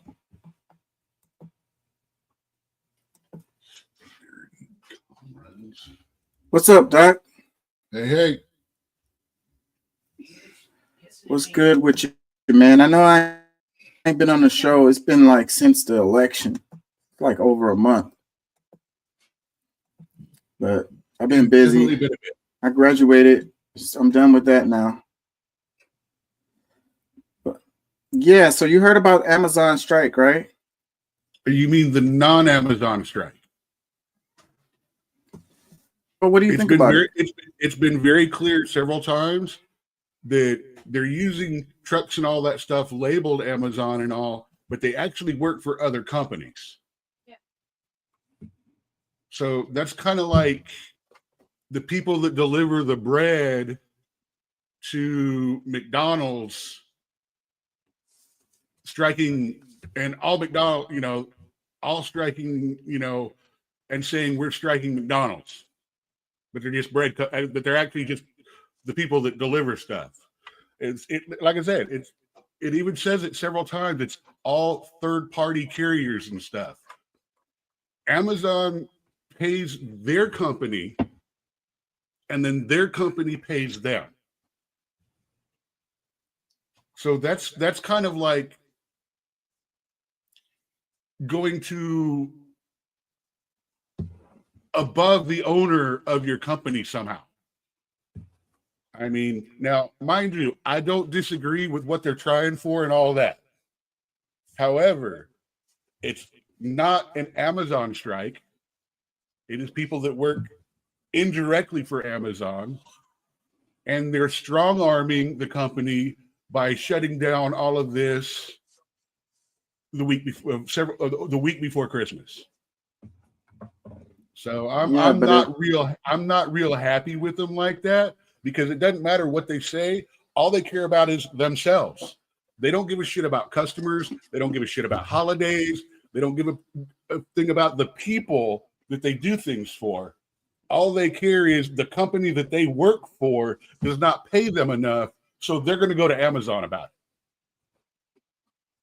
That's why I don't like this particular strike. Now, when the warehouse workers, the guys that load the boxes and the packages and stuff struck, and when the actual Amazon drivers struck, I was 100% for them. I understand where they're coming from to a point. But the third-party carriers striking against Amazon, to me, that's no call, no show for your actual job, because you don't work for Amazon. You know, you work for Bob's Tri-State Delivery. And your problem with your pay and your work is not Amazon, it's the people that pay you. They need to look into how much that company that hires them is making and why they can't pay them more. Now, if those same owners turn around and show you the books and say, this is all I can afford because of this, we're taking this minimal amount of profit and everything, then there's some background for moving up. But I don't see company owners out there. I see employees out there. Not the owners of the companies that the employees work for even. Because while they say, oh, I'm driving this, I'm driving that, it's like, yeah, if I hire my truck out, when I'm driving Lyft or Uber, I got Lyft and Uber, you know, that's what I'm working for. You know, but it's not the company that that's not even a good one. Because this is, like I said, this is third-party delivery. This is, I'm even finding trouble comparing it. I mean, because, like I said, they don't like the conditions they're working for, but they're not addressing it to the companies that they work for. They're addressing it to the people that contract their companies. And that's no offense, but that's technically above the pay grade. Well, the guy in the interview said he wears an Amazon uniform. He drives an Amazon truck. Yeah, and you wear a uniform. I wear a Chewy shirt.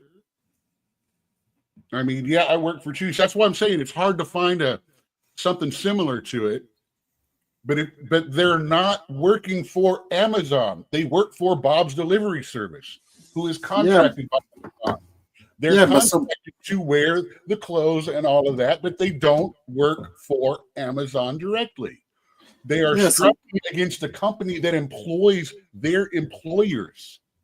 But what do you think about, you know, Amazon departmentalizing it and you know, creating that situation where there is that too much assumption is going on already here. Arbitrary. Again, until we know how much the businesses that are hiring these people are keeping for their own pockets, it's not reasonable to blame Amazon yet. Because it's Bob that we need to talk to and find out if Bob is the one shafting his employees in his delivery service.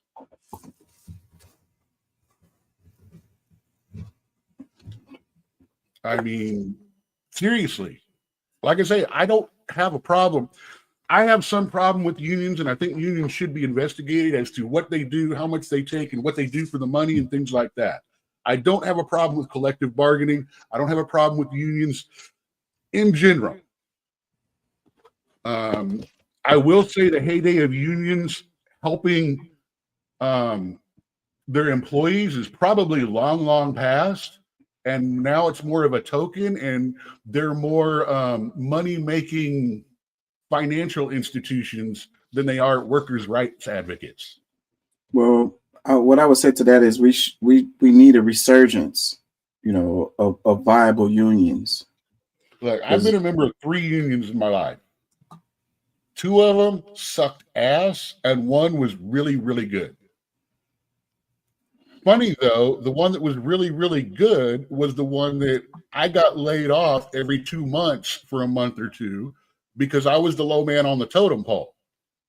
So whenever someone who had been a member of the union longer needed work, they would be taken in front of me and I would be kicked out of the job.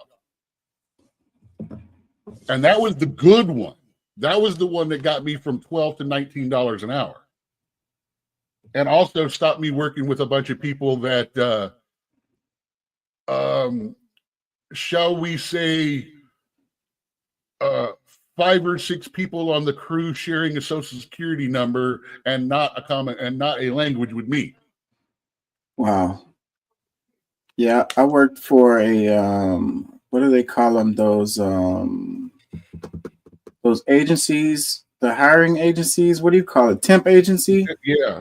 And when I found out how much they were paying, like I was getting paid like $12 an hour, and I want to say They it was 19 to 24 for you, depending upon the contract. Yeah.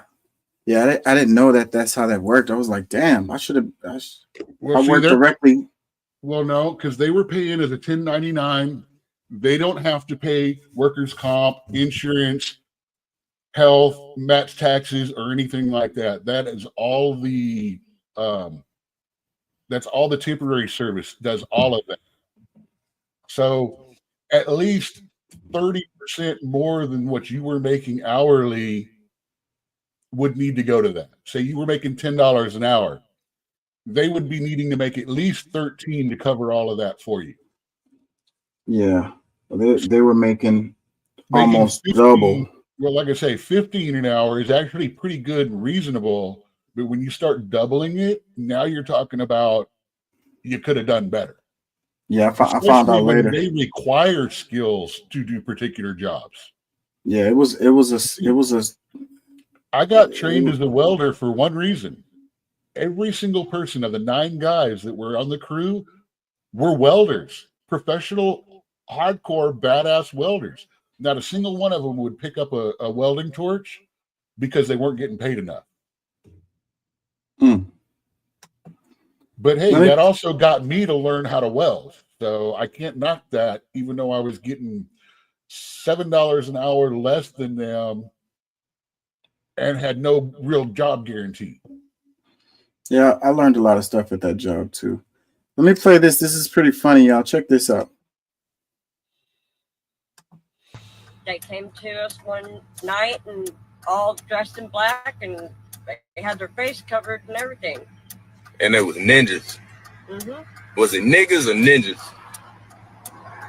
Ninjas. It was ninjas. It wasn't black people? No. Were they white people?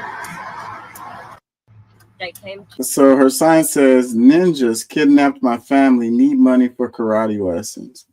I ain't gonna lie. If I saw that sign, I'm giving some. If I have cash, a lot of times I don't have any cash. But if I have some cash or some change in my I've actually seen that particular sign quite a lot over the last few years.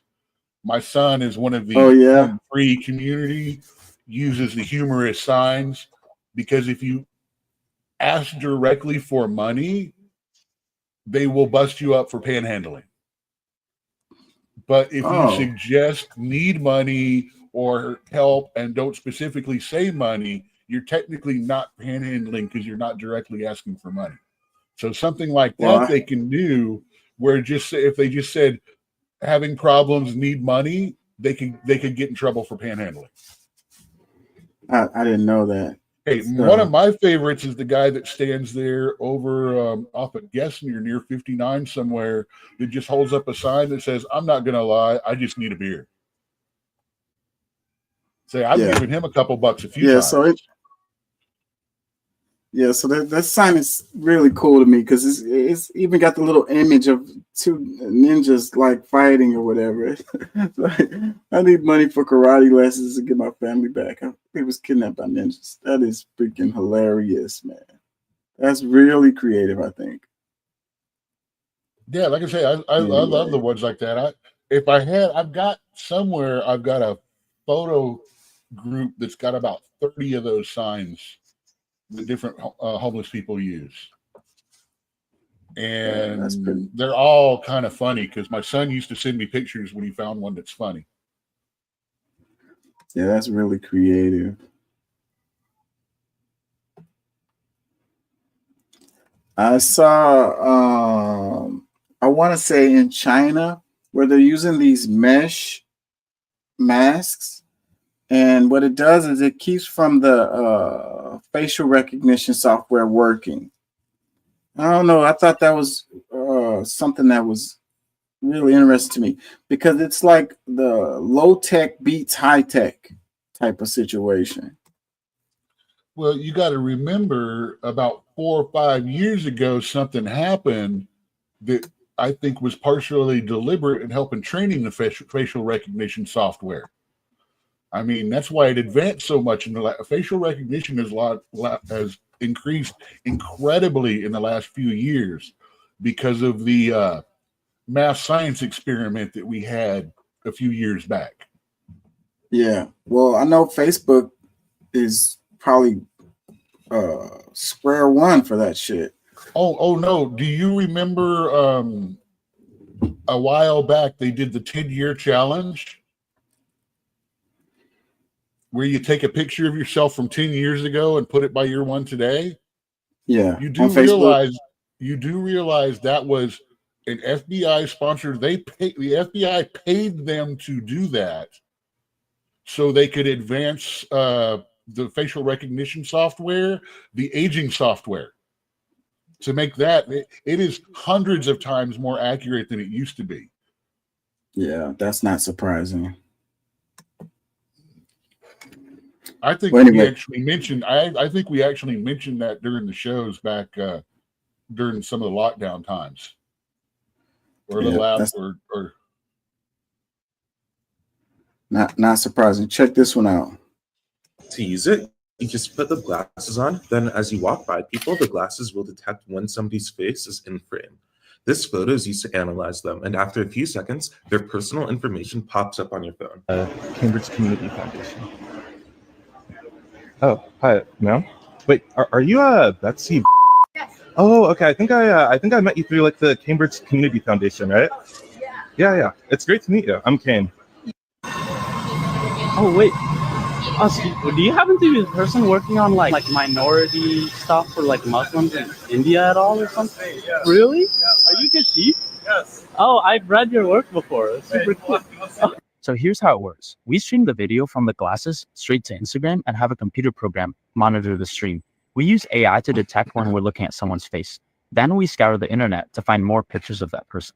Finally, we use data sources like online articles and voter registration databases to figure out their name, phone number, home address, and relatives' names. And it's all fed back to an app we wrote on our phone. Is your address 4 Valley? Yeah. Atlanta, Georgia, 303. Is Oh my God. Yes. Not anything, but yes. also attended Yale's Young Global Scholar Summer Program, right? Really? Yeah, Oh. these are me in like middle school.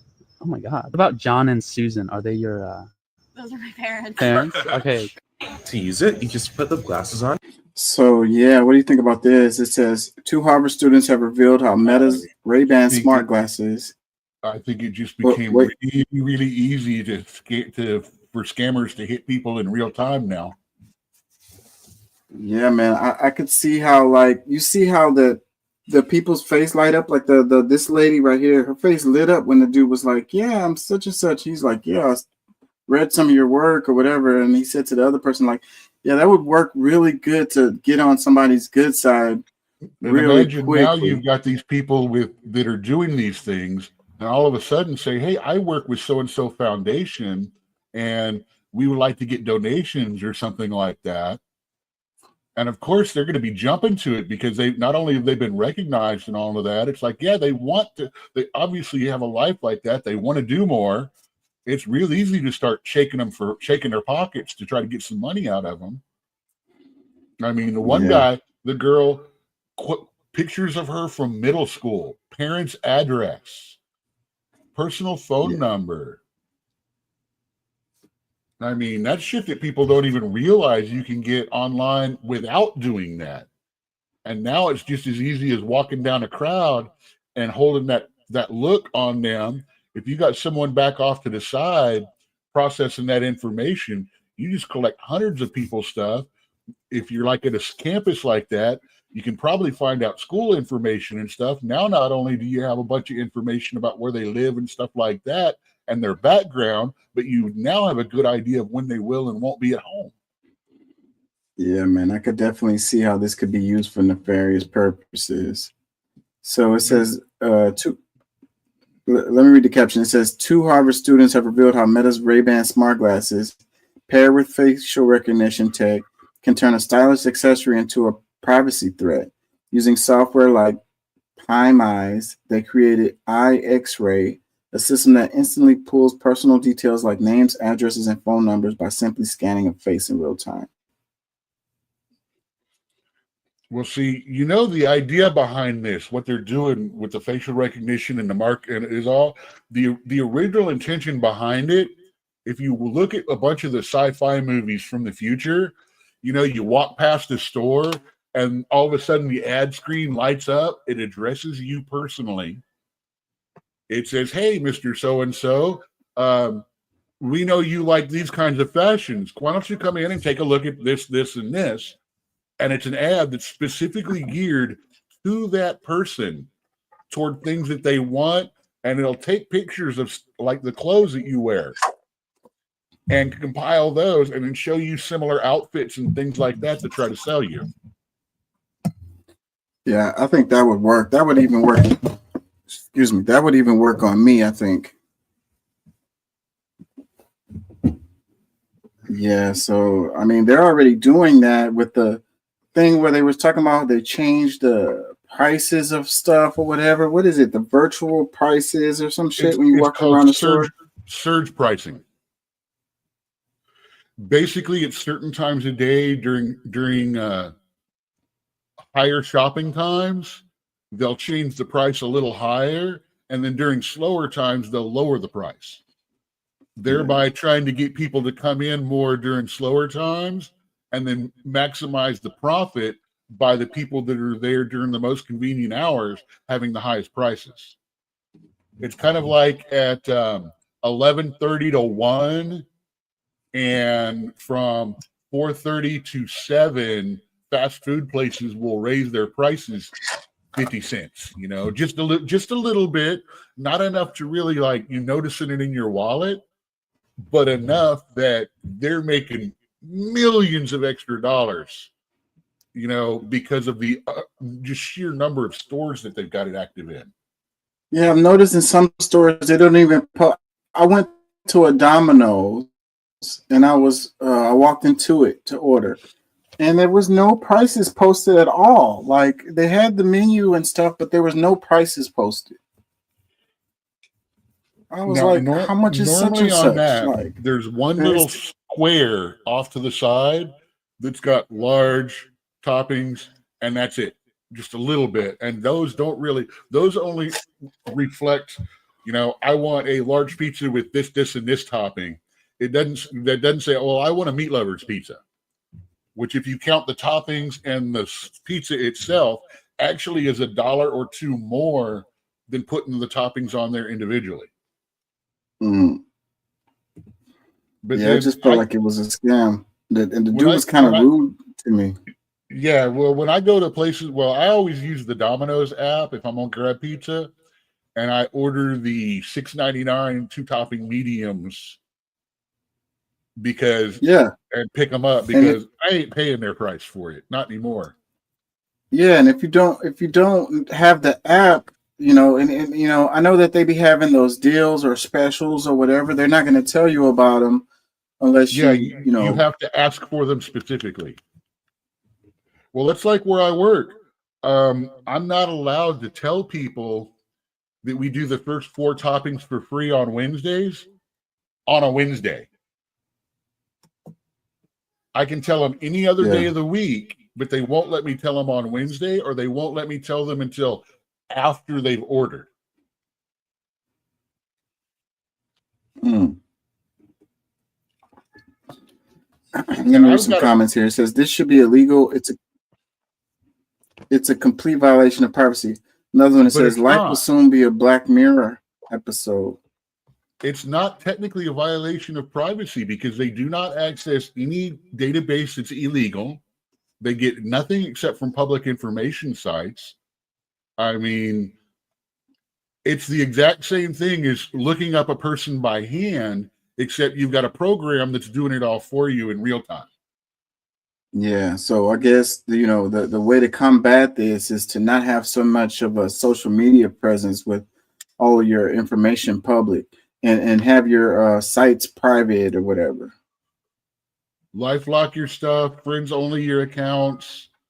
Make sure your phone number or address is not connected publicly. Matter of fact, if you can get in there and erase your phone number and erase your address off your account, even off your friend's account, that's a good idea too. Especially how easy it is to hack Facebook and stuff like that, because then they can hack a friend's account, look at yours, and get all the information that was friends only. Yeah. Let me read a couple more comments. That doesn't help you against, say, I tag you in a photo. Well, even if your stuff is all sealed, your photo's out there on a public page, it'll be picked up by the glasses, and the glasses will dig through my page and get your name. And then from there, they enter that name into the public databases and can pull more information, and will pull more pictures of you out if you've been tagged by other people. This is one of the things I've been watching. Yeah, this is the future right here. It says, always college kids making some new shit to make it easier for them to control us. Another comment, it says, if he was in Europe, he would definitely be arrested for this. The penalty is at least 10 euros for taking a picture without permission, and much more for exposing someone's personal information. Another one, it says, this tool was made for stalkers. So I guess legislation, and it's like legislation never keeps up with technology. It's always so far behind. So, yeah, so that's what they need. By those rules, technically, you're not taking a picture. All you're doing is pulling pictures and stuff off of online public databases. If you don't tell someone about their information, then you're not exposing it. So, I mean, this is the problem is this is where we start getting into these gray areas of the law and stuff like that, or things like fentanyl when it first came out was perfectly legal everywhere because there weren't any laws about that particular drug yet. And then as soon as we came in, like LSD, when it first came out, they couldn't do anything about it because technically there were no laws against it at the time yet. And that's all we can do is make laws about this stuff and things like that. But it doesn't matter. The technology is out there. Now that it's out there, there is no putting Pandora back in the box. Yeah, I saw a story recently where they were talking about mothers after giving birth, getting like their kids taken or whatever, saying that they were using drugs, that they failed a drug test. And it was the same drugs that they were using for like their epidural or whatever, like procedures related to the birth. And so the counselors or whoever, the ones that do the test, wasn't privy to the information related to the drugs that was used in their, procedures. And it was causing these parents to get their kids taken away from them and all kinds of stuff. Yeah, I don't know any specifics on those drugs, but from what if I'm not mistaken, there's a couple of them that stay in your system for like a week or two almost, because they won't let you breastfeed for a week or two after you have your baby because they want you to get those drugs out of your system first. I never liked epidurals. I think that's a horrible ass procedure. Like, it's so much that can go wrong with that shit. They gotta. Yeah, but on the other hand, I can't tell someone to suffer. Yeah, I mean, I'm not the one having the baby, but I do know try that to advise against it. I do know that if men gave birth and we had to experience the pain of childbirth, there would probably be a shit ton less babies in the world. I agree with that. I think women can handle pain better than men. Naturally. Oh yeah, that constant pain, yes. Women are more capable of handling constant recurring pain than men, while men are more capable of handling the sharper immediate pain. Check this out. we're good with handling getting hit with the baseball bat. Women are more capable of handling the pain that comes along with the injury, if that makes sense. The continued pain from it. Let me read this. It says Houston attorney Tony Busby accuses Jay-Z's Rock Nation of paying clients to sue his law firm. So prominent Houston attorney Tony Busby has filed a lawsuit against Jay-Z's entertainment company, Rock Nation, and several attorneys who represent the American rapper for allegedly conspiring with and paying former clients to sue the Busby law firm. Busby is currently representing over 100 clients in lawsuits against Sean Diddy Combs for alleged sexual abuse, and is the subject of 2 recently filed federal lawsuits accusing him of fraud and other transgressions, which he claims is an effort by Rock Nation to intimidate him and his firm to not pursue cases against Combs. The allegations come weeks after Jay-Z, whose real name is Sean Carter, said his lawyer received a demand letter from Busby in relation to the lawsuits involving Combs. The defendants overstepped, got sloppy, and stupidly got caught in their illegal scheme on tape, Busby said in a statement. We intend to cooperate with authorities to ensure all involved are prosecuted to the full extent allowed under Texas law. So yeah, and I was mentioning this earlier because there was the allegations that came out that Jay-Z and Diddy sexually assaulted a 13-year-old girl. So I don't know if this started before those allegations came out or after. This started when he picked up when he started picking up all the clients, when it went from 20 people to 120 filing is when they started going after Busby. Because one of the biggest things was Diddy from jail tried to force the lawyers into revealing the identity of the complainants or the plaintiffs, because he said it's his right to know who they are and to know who's accusing him.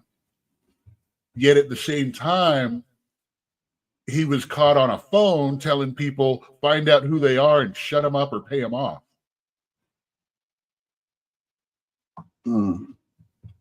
Because you know they didn't. He's gone up 4 times for bail, and they absolutely refused to give him bail because you know what's going to happen if he gets bail. Well, I don't know about that, because didn't he turn himself in?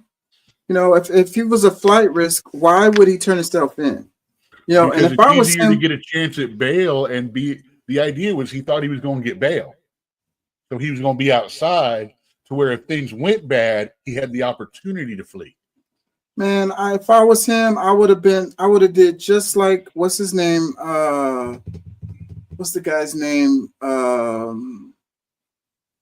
What's the guy's name? The guy who was he was the head of the record company that did Run DMC and LL Cool J and all of them.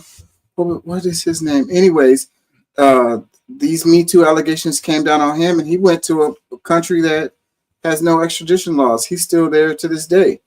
So that's what I'm saying. That's exactly what he's gonna. That's exactly why they're keeping him. But I'm saying he could have just did it. That's what he's gonna do. What I'm saying is he could have just did it from day one. Why turn himself in? Just leave the country. Soon as when they raided his homes, arrogance. He actually thought he was going to get bail. They brought several $1 million to the courtroom that day to have a cash bond. What's the cash bond? $2 million here. Here's 2. They brought the money with them to do that. But what's the point in even going through that process when you could just go, just leave, get on a private plane and go to a country that don't have no extradition laws? Because if you jump and run like that, look how well that worked out for Wesley Snipes, and that was just tax evasion. Def Jam, that's the company. Let me see if I can think of the guy. Let me look up this guy's name.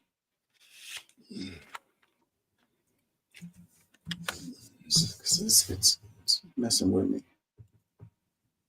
There goes a picture of him. Wait, hold on.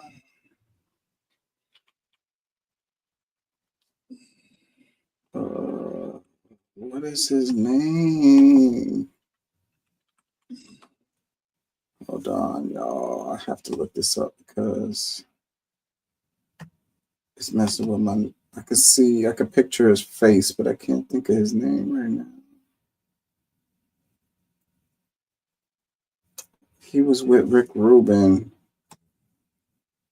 Where is his name? Why isn't it popping up? I have to find this, y'all. I apologize.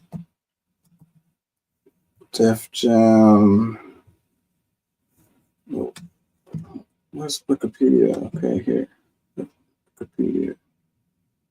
People be talking bad about Wikipedia, but I'll be finding what I'm looking for with them all the time. I bet you it's here. Yeah, I don't know who Tunji Balogan is, but that's the current owner of Def Jam. Yeah, that's not the guy. It's the one. Russell Simmons. Russell Simmons. Yeah. That's the guy, Russell Simmons. He's the one. He was gonna get in trouble, and he straight bounced up out the country. And well, plus you got to remember too, when he went to jail, he was under the impression that he had some sort of protection from the current administration. You know, because he really thought he was untouchable with it. You know, he's basically the big mistake he made was he's not the political Epstein, he's the celebrity Epstein.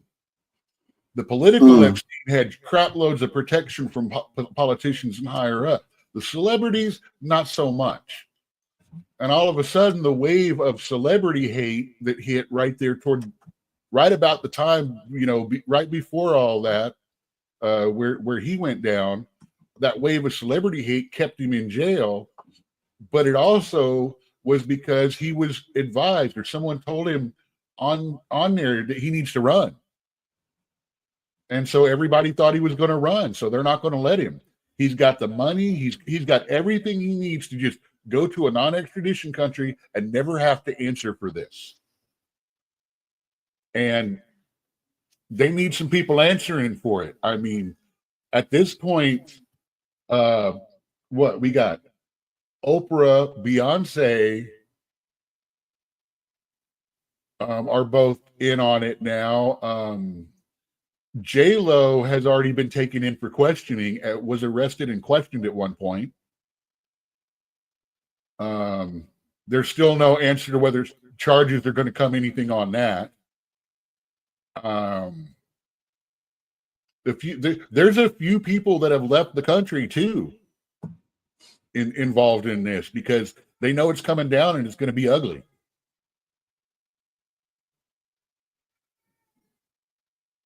But yeah, I guarantee you, if he gets out for 5 minutes, he's out of the country now. But like I said, he thought he was the man. He thought he was untouchable. And if you listen to the way he talks, he's always thought he was untouchable. I mean, there's, you know, proof about the horrible crap that he's done long before this hit. And he's been untouchable up till now. I'm just still like, wow, you know, on some of it. Some of it was like so brazen. And we're just scratching the surface too. Bali was the country that Russell Simmons went to after all of his.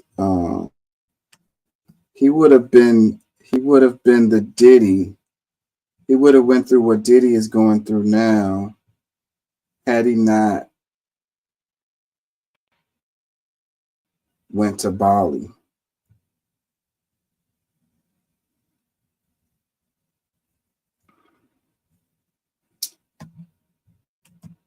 And disconnected himself from the companies and stuff.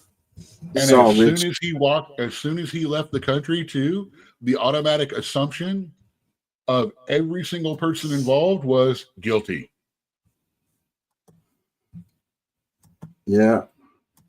I mean, and I think that might go with what you're saying, because Diddy is saying he's innocent, and that's what he keeps saying. He's like, I'm gonna fight this because I'm innocent. Da, da, da. I don't know. I think I would have bounced if I was him. I think they don't give him bond because the evidence is so hard against him that he's not going to make it out of trial without serving time. Well, it might work to his benefit, because that's what happened with old buddy, the rapper. What is his name? He was on. He got brought out by. Mike Tyson's one that stayed. No, I can't. It's a whole nother name. Anyways, he got the RICO charge, and they gave him time served, and he's out now. And I didn't think there was no way in hell he was going to beat a RICO charge, but because they had him locked up the whole time during the trial, and the trial drug on for a long time, and so he got to get out with time served. Young Thug. Young Thug, that's the guy. Well, see, he also walked in and pled no contest. He didn't say not guilty, I didn't do it. He went in and said, I'm not going to say I did it, but I'm not going to say I didn't do it either. Yeah. But So, yeah, they're not going to let him off of. They're not going to let him off of on a bail. Not unless they've got everything he owns so tied up in litigation that he doesn't have the finances to leave the country, and he always will, because he knows enough rich people that it is in their benefit to get him out. Yeah, they could just use their own plane and just fly him out there. Or he's going to get randomly smoked by someone on the outside because, nobody likes chomos. Yeah, well, his allegations are sex trafficking. That's his charges. I don't know that there's any. Oh no, he's got several non-consensual charges against him too, and minor charges. Let's read some comments on this. It says Busby is a Marine and a great American. Jay-Z was almost 30 when he met teenage Beyonce. Another one, what's all the Busby? Another one, Jay-Z is a bad person. Hope justice is served. Let's see. It says attorneys and a broken legal system with broken people. Dear Jesus, please allow them to repent and turn back. We are commanded to love each other, not destroy for money and fame. Another one, typical of Jay-Z trying to pay off everyone so he can stay rich. Another one, Busby is about to go out of business. I told y'all he doesn't have what it takes to take down Diddy. He's from Texas. They're slow here. Another one, can't wait for Beyonce to perform for the Texans. Tony Busby represents Deshaun Watson accusers. Merry Christmas, Houston.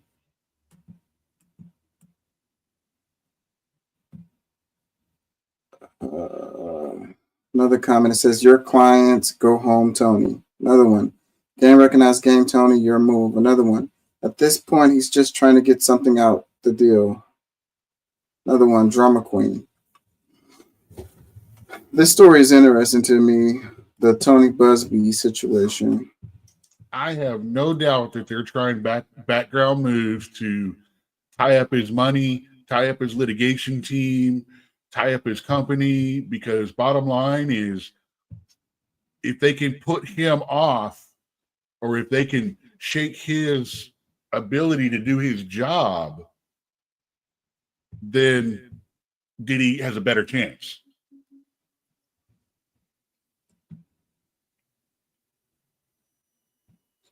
Check this out right here. It says, just in, Dan Crenshaw is getting the pay raise he was asking for. The new spending bill gives Congress their first pay raise since 2009. Their pay increased from $174,000 to $243,000 per year. And this is the clip when they were talking about the trade, the Congress people getting the trade stocks. And something I need to point out about the pay there. We have another congresswoman that was saying that her $175,000 wasn't enough, and that's Miss AOC. Yeah, she said that herself. They're all on board with that. They're all like, you know, it's not enough for us to live. Da da da da. Back in the day, it used to be an automatic 1 to 5% pay raise every year, unless they voted against it. And then they took that automatic voting out. And so they've actually been not choosing a pay raise for quite a while. It must be nice for you to be able to choose your own freaking. If you get to get a, who else That gets to do seems that? like that's a fucking what, 30% increase right there? More? It's like 40%. Yeah. Anyway, so this is in the context because Crenshaw they were grilling him about Congress being able to trade stocks, and he was all like, "We don't make enough money." Let me play this. How about like just cut our paychecks? We haven't gotten a pay raise since 2008, even a COLA increase. So, yeah, no, actually, no, yeah, this is a great idea. Let's make Congress a place where only the millionaires can actually afford to do the job. This is a wonderful idea. Why not? Don't let us trade stocks. How about we'll just keep whipping ourselves. How about we don't make any money either? How about like just cut our paychecks? We haven't gotten a pay raise since 2008. Even a COLA increase. So, yeah, no, actually, no, yeah, this is a great idea. Let's make Congress a place where only the millionaires can actually afford to do the job. This is a one. Why would it take millions of dollars to do the job? Like, I don't get it, buddy. I mean, I know that Washington, D.C. is an expensive ass city or whatever, but okay, come on, bro. Things, like the rest of us is getting. One, a lot of their assistants that they have, they're only given like 1 or 2 people. If they want a bigger team, they have to pay for them out of their own pocket. They have to maintain a home and everything in their voting district. And the cheapest place that they have up there that has the proper security required by a government place is like $8,000 a month. Yeah, well, I'm not crying no tears for them. You know, Well, you no, choose I'm- to have that job. It's one of those choose things to- where, you know, They're the same look ones. at what they're saying and arguing, you know, understand what they're looking at from their side. But I'm sorry, $174,000 is what I make in maybe 4 years. Actually, about 10. Yeah. Because this year Cry me a river. What do they say about the people who getting paid minimum wage? They say go get another job, and you want to work for the people, like you want to help people. So that's the reason why you should be wanting to be in politics. Then, you know, the pay is not what you're there for. If you want to make $250,000, most of them are lawyers. They can go work for a corporation and make $250,000, $300,000, $500,000 a year, and then they don't have to do anything. I'd be happy for us to go related back to to the the people. days when lawyers weren't allowed to run for political office. Say the lawyers in politics are what fucking everything up. So the thing is about like the insider trading. Did you see it's been all down my timeline, the inverted Kramer and Nancy Pelosi stock choices and how they've beaten the market? Have you seen that? And what's really funny is they don't have to disclose any of their trades until the end of the month for like 30 or 60 days or something like that. Some of them, I might even be thinking that it's once a quarter that they have to announce their trades to the public. I mean, there is oversight, but it's so far past when it happened that you really can't attach specifics to it. But then there's things like Pelosi went over to Taiwan to talk about computer chips. And while she was there, her husband bought millions of dollars in NVIDIA stocks. Yeah. And then when she comes back, all of a sudden, NVIDIA has been given a sweet deal by the government. Yeah. That's the shit. That's the shit. That's a problem. So right here it says, You give shouldn't them even a been over there. That raise. had nothing to do with her job or what she was doing. She shouldn't have been over there talking to them Yeah. about that. Well, even if she was over there, being able to, with previewed information, if the rest of us had access to this information and we could, buy and sell stocks based on this kind of, they would take us to jail. It says give them a pay raise, but ban them from trading stocks. But since we know that won't happen, let's see if he throws some of his new money into the market, because it seems to be working out for him. So this is a chart. I guess these are Crenshaw's. I personally think that I have no problem with them having investments and stuff like that. However, I also think that they should not be able to control, that they should be controlled by an outside firm, similar to the way our Social Security money is supposed to be handled. Not by the government or not by that, but by an outside, agency in their behalf. Yeah, To like a stop trading that. firm. Yeah, to stop things like that from happening, or to reduce things like that from happening. Yeah, I mean, there's if they nothing just had stopping like a them. diversified, Yeah. if they just had like a normal diversified portfolio, and nobody would be saying anything. Stick But with that's your not what's market top happening. 10. Stick with your 0.5s, your S&P 500s, your REITs and stuff like that. So let me read this. It says, in the spirit of transparency, the politician tracker was launched by a team at Autopilot to try to get politicians banned from stock trading. Disclosures, investment advice provided by Autopilot. So it says, the caption says, "Hey everyone, let's all congratulate Dan on his new pay raise." You do know this is actually a commercial for the Autopilot program, right? And not actually. Yeah, that's why. Okay.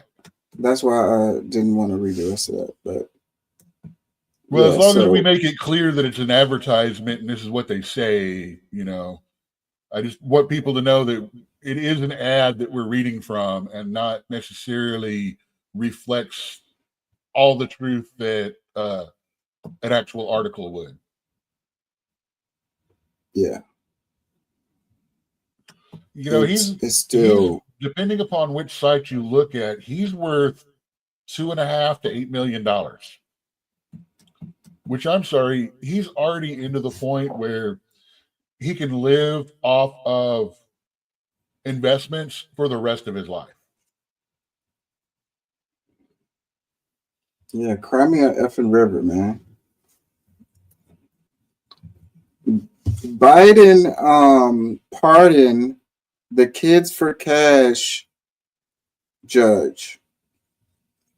I don't know if this explains it. Let me play this. President Biden is facing fierce condemnation for granting clemency to former Pennsylvania Judge Michael Conahan, one of two judges jailed in the notorious Kids for Cash scandal. In 2011, Conahan was sentenced to 17 and a half years for accepting nearly $3 million in kickbacks for sending 2,300 children, some as young as 8 years old, to for-profit prisons on false charges. My son did nothing more than anything that most of us as, kids did, experimenting and living his life and making mistakes. that we usually all get to just learn and evolve and grow from. He did nothing more than be at an underage drinking party with tons of other kids, but he was caught. And he went in front of Judge Chivarella because this is the process that they had. And you know, you're trusting in this system that, you know, this is, you know, the good for our kids. And I was told this is, you know, just to scare him, to get him back on track, to make sure, you know, everything is well. And he went into the county juvenile detention center for a month. I was 100% sure there was no doubt in my mind that when we went in front of that judge, my son was coming home with me that day, but that didn't happen. And he was sent to that juvenile detention center in Pittston. And I believe it was like 8 months. He lost his senior year. He never had the chance to wrestle again. Any chance that he had for a scholarship. He came out of there very bitter, very angry, pent up with anger. He couldn't look you in the eye. I don't know what happened in that facility. My son was a very big, strong, proud boy. And he came out broken. It just never ended. It just snowballed. It changed him. It broke him. It stole his youth, his childhood. He would never, ever recover. And it just became too much. And he shot himself in the heart. President Biden is facing fierce condemnation. Yeah, so this didn't explain it very good, but the judge was sending these kids to these private prisons and he was getting kickbacks for them and like minor violations and, you know, everybody go to jail type of deal. And he got in trouble for it and went to jail, and freaking Biden was like, you can get out. You're free to go.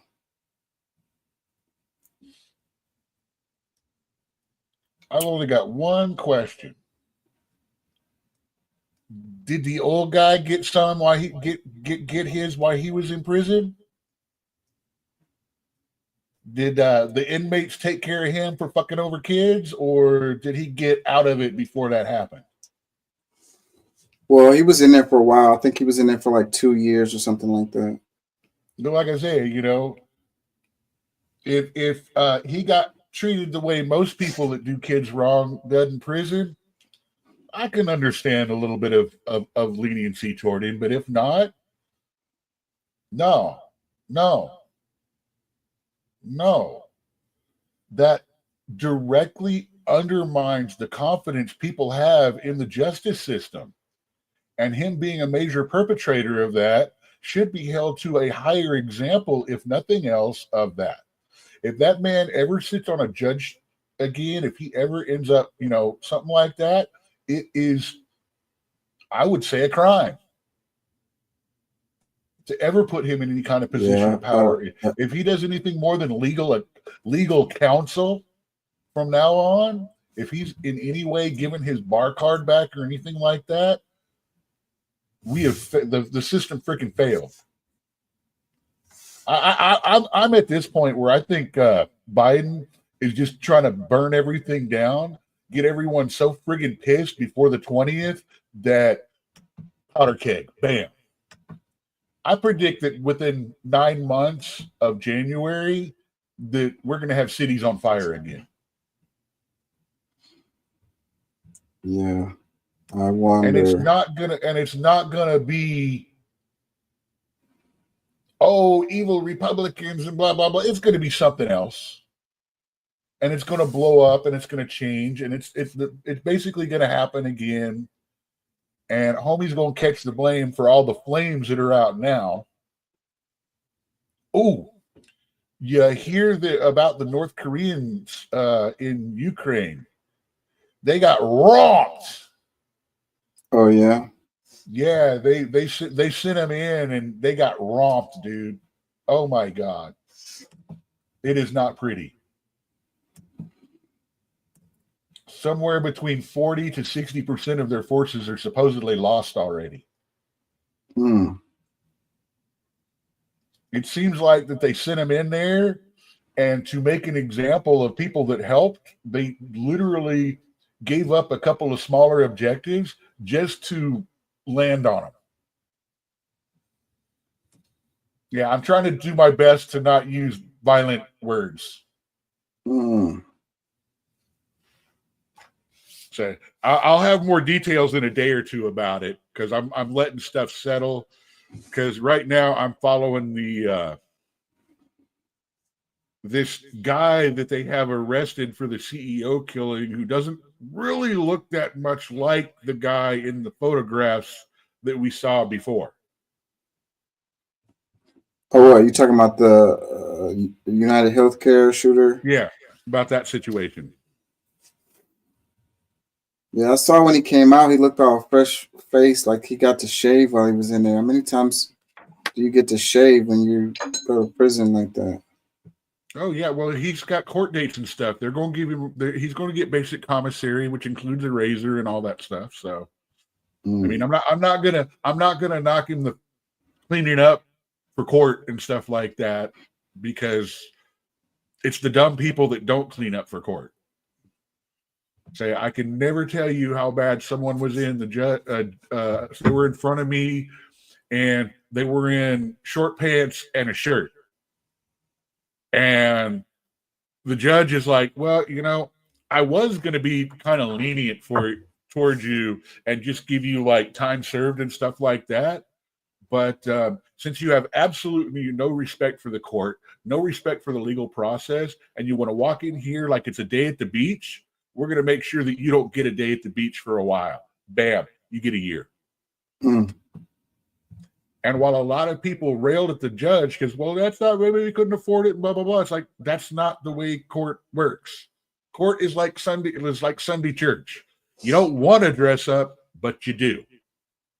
Because everyone there, I guarantee you, doesn't want to be dressed up the way they do, including that judge. And when you just sit there and go, well, I just don't need to, and blah, blah, blah, I understand where people are calling it disrespect. I mean, especially when you can afford it. I mean, if you can't afford it, you can at least afford a pants. Even if you don't wear socks. Let me play this.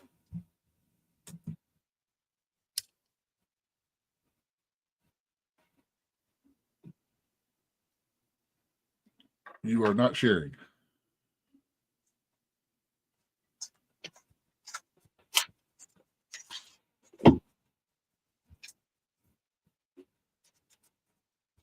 You're not sharing. Oh, I'm not sharing?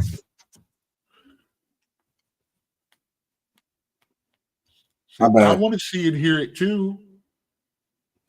My bad. Makes it much more difficult to talk about it if I don't know it.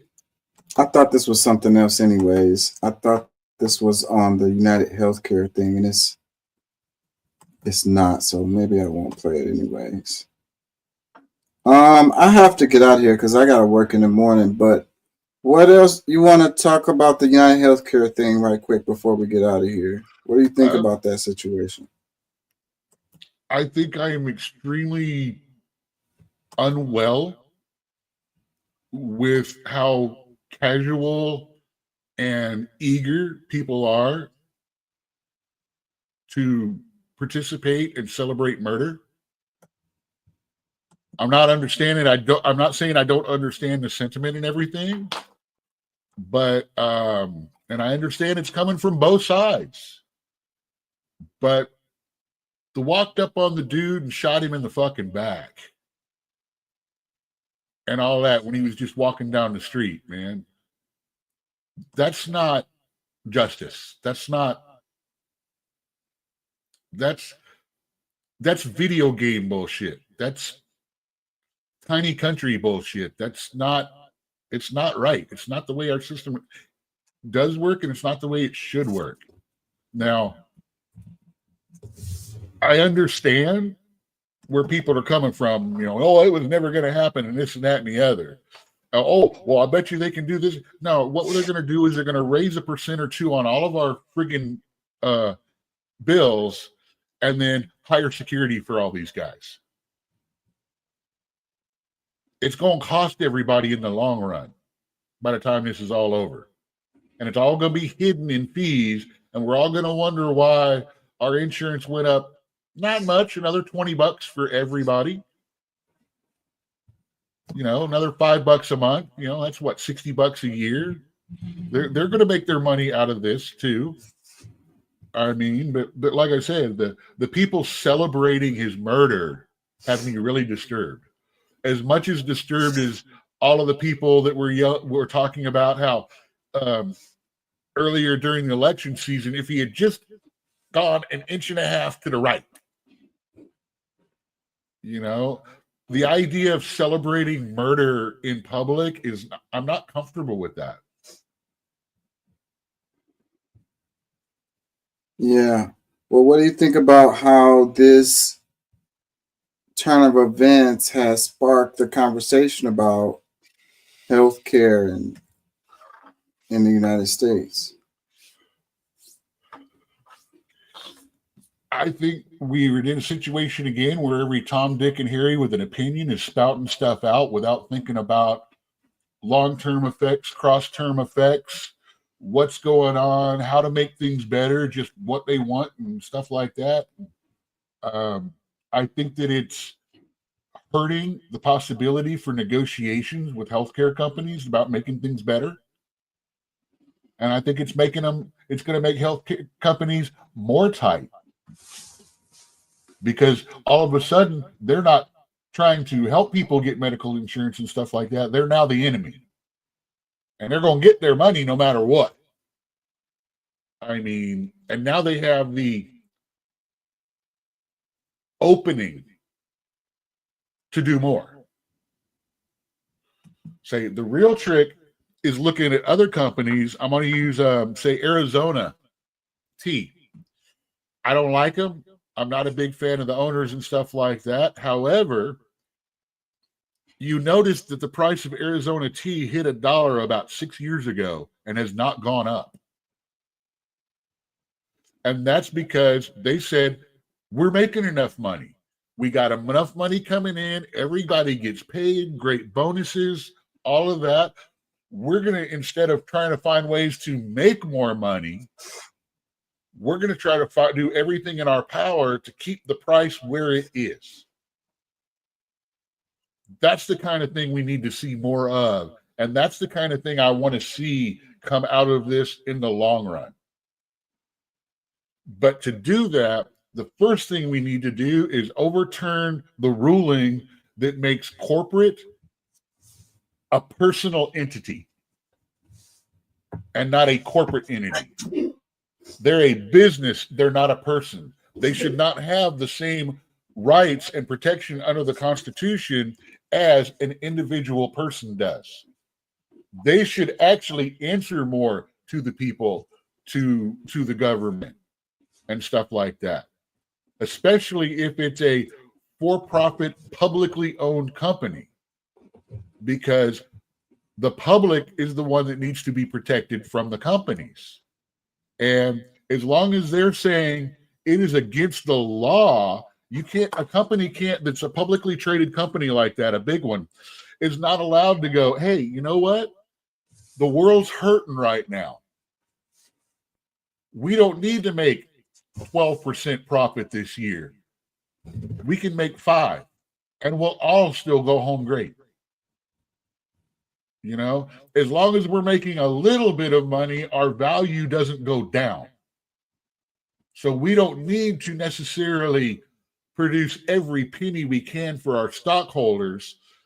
We can use that money to turn around and make more efficient processing, more efficient transportation, distribution, logistics. We can use that money to keep prices down instead of trying to squeeze for every penny we can, which is what they're legally supposed to do right now. Matter of fact, if they don't, if stockholders can prove you could have made 8% more profit if you hadn't have done this. They have the legal right to sue the company to say that you did not uphold your fiduciary responsibility to your stockholders. You didn't make enough money when you could have. That's where we need to focus on this, because it's not a healthcare issue. Everyone's saying it's a healthcare issue, but it's not. It's a corporate greed issue. It just so happens they went after a healthcare guy first. They could have gone against a drug company executive. They could have gone against one of the guys in Ford or, GM. They could have gone against one of the guys in the telecom business, because all of them are doing the same things. I mean, unfortunately, our government empowered the healthcare industry a couple of presidents ago when we were all forced to start purchasing healthcare or get fined by the government. That's when the healthcare industry started gaining all of this power. That's when their bonuses for the executives tripled and everything. And us as individuals who don't own stock can't go in and say, we need to pay these guys less, or what are they doing specifically for the company that we need to pay them this much. If the guy is running all over the place, making deals, doing this, doing that, making sales, getting new clients, making things, I understand huge ass salaries. I mean, I do. But you pay the guys that get the workers paid.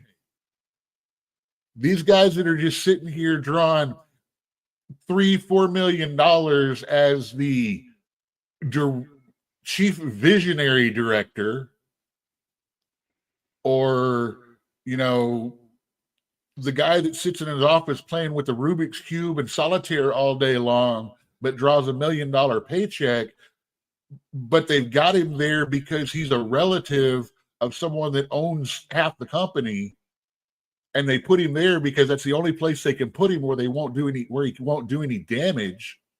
That's the kind of stuff that needs to be looked at. I mean, in all companies, not just healthcare.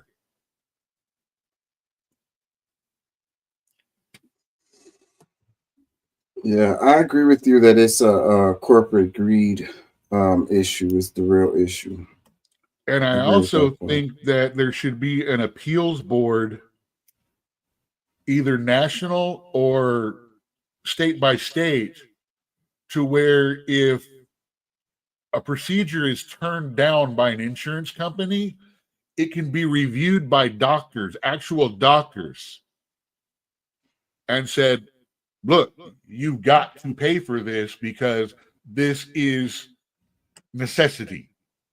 You say it's not, but his primary care physician, who you should not have told otherwise anyway, has talked to us. And as doctors, we concur with his diagnosis, and it should fall under the insurance. We need that kind of oversight. People trained in the medical position should be there advocating for the patients instead of a line in a ledger.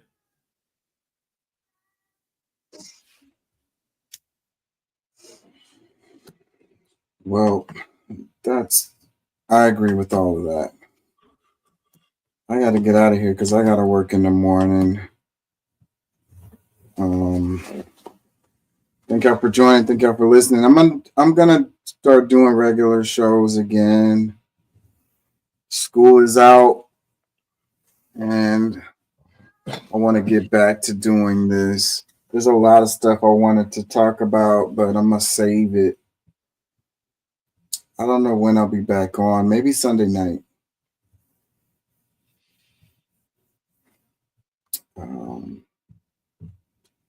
I'm supposed to have a date on Saturday. If I don't, I might do Saturday night. But if not, then Monday for sure. So within the next couple of days, I'll be back on. I was going to say you're hitting real close to trying to do one on New Year's Eve or something like that. Because it's the 21st today. Yeah.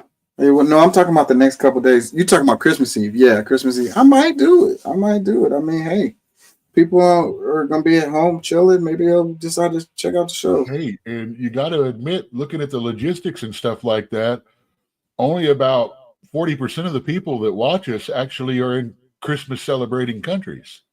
Yeah. Or should I say about 40% are not in primarily Christian countries. We've got a lot. I noticed a lot of them, not just U.S., but other countries. And, not everybody celebrates Christmas. Yeah. And it's okay. Even if they do, I mean, they might want to look at some politics and some news stuff, man. You never know. And if we do one a couple of days, or actually, hey, darn, we could have done one of those a day or two ago. Say, what I used to like to do was look up. It doesn't happen as much anymore as it did before the pandemic and everything. But on like early December, I'd get all the videos together of the Black Friday massacres or the Black Friday throwdowns. And we just crack about them because those are hilarious, man. People fighting each other tooth and nail, knocking each other out, save $3 on a toaster. Yeah, I would never get it for $5 cheaper online. Yeah, I'd never risk my life for a TV. Dude, it was Rosie O'Donnell that started it back in the day with the Furbies. Because you remember, you didn't really hear about knockdown dragouts that much until Furbies came out. And right, that early 90s, late 2000, early 90s to 2000, that little decade there where, Furbies, Beanie Babies, the My Little Pony resurgence, what was the other the Strawberry Shortcakes, the Cabbage Patch Kids. Yeah. Those were all the throwdown stuff. Yeah, it was crazy. That's why I love Jingle All the Way. The movie, Arnold Schwarzenegger and Sinbad fighting over the Rocket Man toy. Yeah. Great movie in the spirit of the Brawl Fridays. I mean Black Friday. Yeah. That I barely remember that. That's long. Everybody order online now. So today's show was named 2024 Bingo Card. If you want to go back and check it out, but I was covering major events that happened over the year. I figured like a year-end type of review of, major events that happened politically and around the world.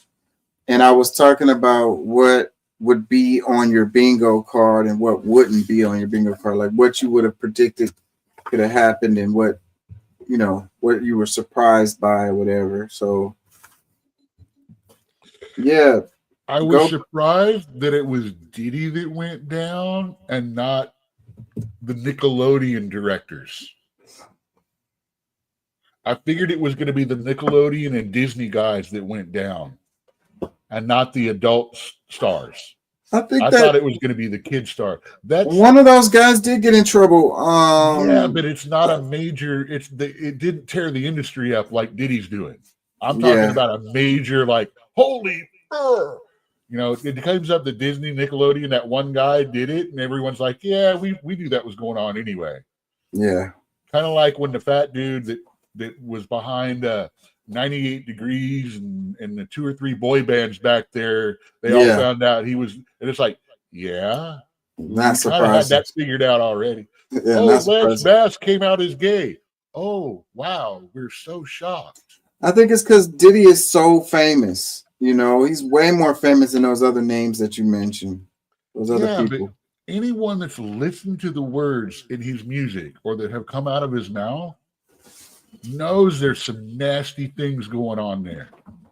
Anyone who's followed celebrity knows there's some nasty things that were going on there.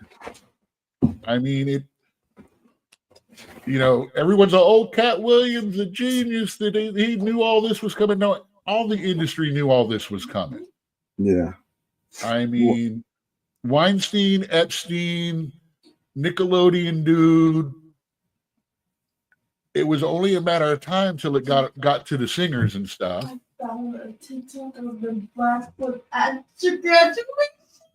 I heard. Yeah, so let me get out of here. Peace and love. Thank y'all for listening. Thank y'all for joining. I don't want to see that.